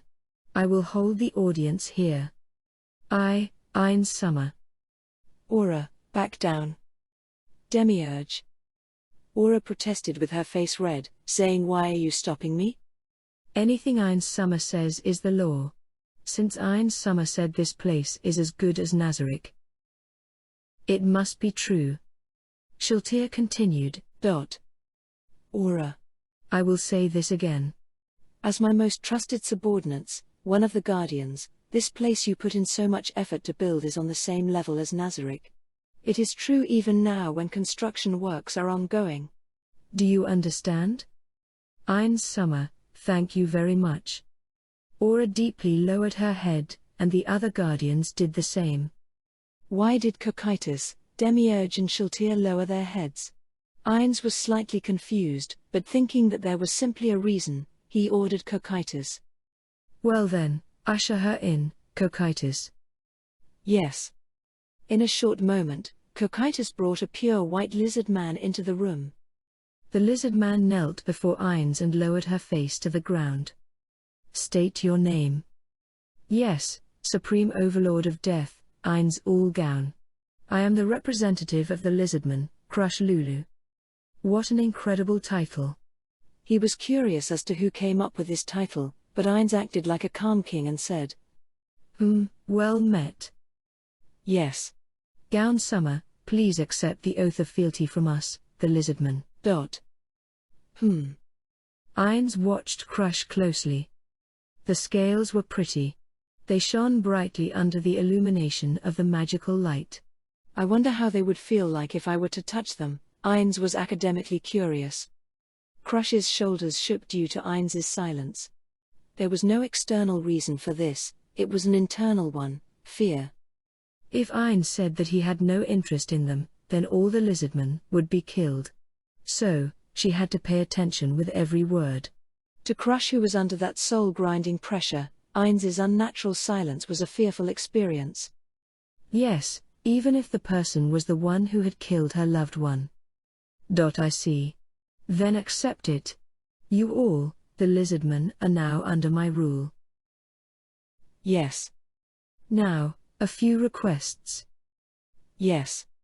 Crush's body trembled as she wondered what type of requests they were. Firstly, I shall train several lizardmen as my soldiers. Choose the best. How many should there be? True, about 10. Understood. They shall be quickly prepared. By when should they be ready? In about 2 or 3 days. Yes, there are no problems. I believe you want the best. Yes. After is, I do not have anything in particular. Is that fine? Crush, who was facing down, raised a surprised voice. She expected to be burdened with impossible requests, but for it to be this simple. Of course she was surprised. For now, Crush Lulu, your lizardmen will be ushering an era of prosperity now. Future generations of lizardmen will be thankful for being my subjects. We dare not, we are already thankful to the Supreme Being for granting us mercy even after we resisted with violence. Really? Ainz got up from the throne slowly. He walked to Crush's side, squatted down and placed his hand on Crush's shoulder. Ainz could feel a tremor coming from Crush's body. I have a special task for you. As Gaun Summer's faithful servant, I will do anything I can. Not as a servant, I want you to do something for me, in exchange for Zaresu's resurrection. Crush vigorously raised her head. Her face was painted in shock. With a feeling of pride, Ainz continued his survey of Crush. Crush tried to hide her emotions, but her movements were hectic. While since lizardmen were much harder to read than humans, at least joy, anger and sadness could be picked up. Something like that. I am the one who controls life and death. To me, death is but a state of being. When he heard Crush's voice, that was tapering off, Ainz answered. It is the same for poison and sickness, but I can't extend the lifespan of mortals. What do you wish of me, your humble slave? My body? Ainz was speechless. No, that's a bit. A reptile was a bit too much. Ainz wanted to back away immediately, but he pushed himself to play his role. Cough cough. No. It's simple, I want you to keep a close watch on whether there are lizardmen thinking of rebelling. There are no such lizardmen. Ainz laughed at Crush's confident reply. I am not dumb enough to assume that. I am not familiar with how lizardmen think, but using the race of humans as example, betrayal is common. That is why I want an agent on the inside to watch over things. Seeing Crush return to her emotionless expression, Ainz inwardly panicked as he wondered if the conversation had failed. Since Cocytus said that they had that of relationship, she would want to resurrect Zarasu, but reviving him without payment was suspicious, even more so when there were little merits. So, he would turn Crush into a spy, and make a merit. Before you lies the chance for a miracle. But this chance won't be here forever. If you don't grab it immediately, it will be gone forever. Ainz stood up and continued. I can return the dead to their original condition. There are some that say that the dead cannot be returned back to normal or they lose their memories. However, from me, I believe that it because they cannot believe the ones that returned. If I said to those people that I could revive their loved ones, family, friends, and lovers, would they not believe it? Crush remained expressionless. While thinking that he failed, Ainz spoke out his strong emotions. He also wondered if it was better to leave this to Demiurge. Basically, I want to say this. Do not mistake the important things, Crush. To you, the important thing is Zarasu, right? Do you not want to make a family with the man you love? With a shiver, Crush's expression moved like a cramp. I am not going to use irritating rituals. Resurrection spells exist in this world, right? That is what I am going to use. That is the legendary. Crush interrupted Thim. She recalled how powerful the man was in front of her. Crush. What is the most important thing for you? I want you to consider. Ainz gave Crush some time to think. There were occasions to not give any time to think to wind her around his finger, but in this case he should give her time. Noticing Crush's wavering gaze, Ainz decided to give her one final push. Next, Ainz had to let Crush understand this miracle was not a free service. Providing free service will make others suspicious, but they will be more receptive of it with a request for adequate amount of money. As I said earlier, it is not free. I just need you to watch your fellow lizardmen in the dark. Depending on the circumstances, you might need to make hard choices. To prevent a betrayal, I will cast a special magic on the resurrected Zarasu. If I think you have betrayed me, I will end him immediately. It must be troubling for you, but the resurrection of Zarasu is not something you can get in a fair deal, right? Actually, there is no such magic. Ainz acted as if he had said everything and stood up slowly. He then opened his arms. Ainz looked at the struggling Crush. Oh, right, tell the resurrected Zarasu this in my place. I revived him because he is of use to me. I promise not to mention your name. While wondering if it went well, Ainz did not let it show on his face. Of course, expressions could not be made on a skeleton's face. So, Crush Lulu. Choose now. This is the last chance for you to get your beloved Zarasu back. What say you? Yes? Or no? Choose. Ainz reached a hand out to Crush slowly. At the same time, he said to the Guardians. Do not do anything even if she rejects. All right, ready to answer now? Crush Lulu. Fatigue permeated through his entire body. As if his insides had turned into paste. Then he felt abnormally tired. He had never felt this tired even after overexerting himself physically. Zarasu struggled to open his heavy eyelids. Blinding light entered his eyes. Although lizardman eyes would automatically adjust to light intensity, it could not do so instantaneously. Zarasu blinked his eyes. Zarasu. Someone was hugging him tight. See Crush? There should be no way he would ever hear this again, this female's voice. Zarasu finally adjusted his eyes, and saw the female that was hugging him. That was indeed his beloved female, Crush Lulu. Why? What was going on? A flood of questions and unease rushed towards Zarasu. His last memory was the moment his head had dropped into the wetlands. He had most definitely been killed by Cocytus. Then why was he still alive? Unless... Was Crush killed too? Zarasu opened his mouth to ask, yet his mouth seemed numb, unable to move properly. What gave him his answer was the look of very confused expression on Crush's face. Seeing that expression, Zarasu was a little relieved, knowing that Crush was not dead. Then why was he still alive? A hint was given to him by a voice to his side. Well, there is some confusion after resurrection. Reviving in the middle of battle will be difficult. Realizing who was speaking to him, Zarasu looked with surprise at that direction. Standing there was Ainzulgaun, the magic caster with amazing power. In his hand was a holy wand which did not fit him and was 30 centimeters in length. It was made of ivory, and the head was cast in gold, and its grip was adorned in runes, making it extremely beautiful. Zarasu guessed that since the great magic caster was holding it, it was holding an amazing magic power. And that guess was correct. Zarasu did not know this, but it was the wand of resurrection. It was the item that revived Zarasu. Normally those that cannot use priest-type magics cannot activate priest-type items, but this type of magic item was a special case. Zarasu moved his gaze, and tried to collect even a little bit of information. The scene from the shadow of Crush who was hugging him. This was the Lizard Man village. As if they were intending to surround the entire place, all the lizardmen were prostrating. Even more shocking was that they were motionless. That posture was one of worship towards an extremely powerful being. What is happening? After witnessing such power, prostrating was only natural. However, the surrounding lizardmen were not just showing respect, but something more. Lizardmen did not have gods. Strictly speaking, their objects of faith were their ancestral spirits. The feeling given off right now by the surrounding lizardmen was like that of reverence towards a god. Step down, lizardman.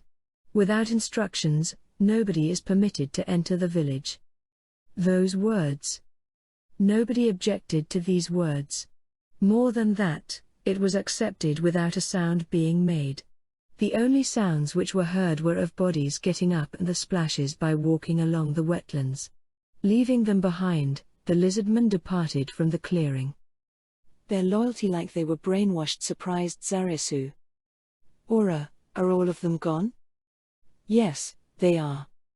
The one who replied was the dark elf girl. Since she was standing behind Ainz, Zarasu did not notice her. I see. Then first, a few words for you, Zarasu Shasha. Congratulations on your resurrection. Resurrection. Until he registered the meaning of this word, Zarasu required a little time. Then after he understood it, he also felt a shudder throughout his body. Resurrection, which meant that he was alive again. Zarasu's eyes opened wide, and his mouth agape. However, words did not come out. He only could breathe hard. What is it? Do lizardmen have some particular aversion to resurrection? Or have you forgotten how to speak? Glug, glug. Cough. Why you can resurrect the dead? That is true. What, you thought something of this degree couldn't be done? Did you hold a big ceremony? Big ceremony? What is that? I have no problems doing it by myself easily. Hearing those words, Zarasu had nothing to say. It was possible to use resurrection via a large ceremony. Many priests had done it, one of which was part of the 13 heroes, but those that could were only left in legend. An existence which could do that by alone. Monster? No. An incredibly powerful magic caster? No. Zarasu understood this completely. Leading a mythical army, commanding demons. Which meant, the existence in front of him was one who could rival the gods. Zarasu staggered up, and prostrate in front of Ainz. Crush also frantically knelt down in the same fashion. Supreme One. Ainz was a bit surprised, but seemed to immediately understand something and lightly nodded his head and replied, I pledge my life to you. So? Ainz asked Zarasu with the nuance of asking what he desired. Please grant prosperity to the lizardman. That is only natural. Of course I will guarantee the prosperity of all those who come under my dominion. My gratitude. Good. Is your speech still not clear? Rest for a bit and you will get used to it. Rest for now. Afterwards there are various things which will have to be dealt with. The first thing would be the defense of this village that is under my dominion. For the details, discuss it with Demiurge. Ainz left after he finished saying this. However, before that, there was something which Zarasu had to do, and had to do right now. Please wait. What about Zunbaru and older brother? Their corpses should be around the area. Ainz, who was just about planning to leave with Aura, stopped casually gestured with his jaw into the outside of the village. Can you please revive them? I don't see any benefit in doing so. Then why me? Zunbaru and older brother are very powerful. They will definitely be useful. Ainz closely observed Zarasu. Then he looked at Crush. I will consider it. Preserve the two corpses well. I will consider it later. And if weak people are revived, there is a chance that they will turn to ash. Well, I think it will be fine, but do not forget that. Then as promised, choose the 10 lizardmen. Ainz's robe fluttered as he walked away. Aura at his side said that Hydra is cute, right Tilda, as they walked away. Zarasu finally broke his kneeling posture, and asked Crush. 10 people? They want to train 10 lizardmen as their soldiers, so the first order I received was to choose them. I see. Zarasu talked as if he understood, however the questions never stopped. While having such strong subordinates, why was he turning the extremely inferior lizardmen into his soldiers? And only 10. From the lizardmen this was a thankful thing, but without being able to understand the other party's intention, he felt a strong sense of unease.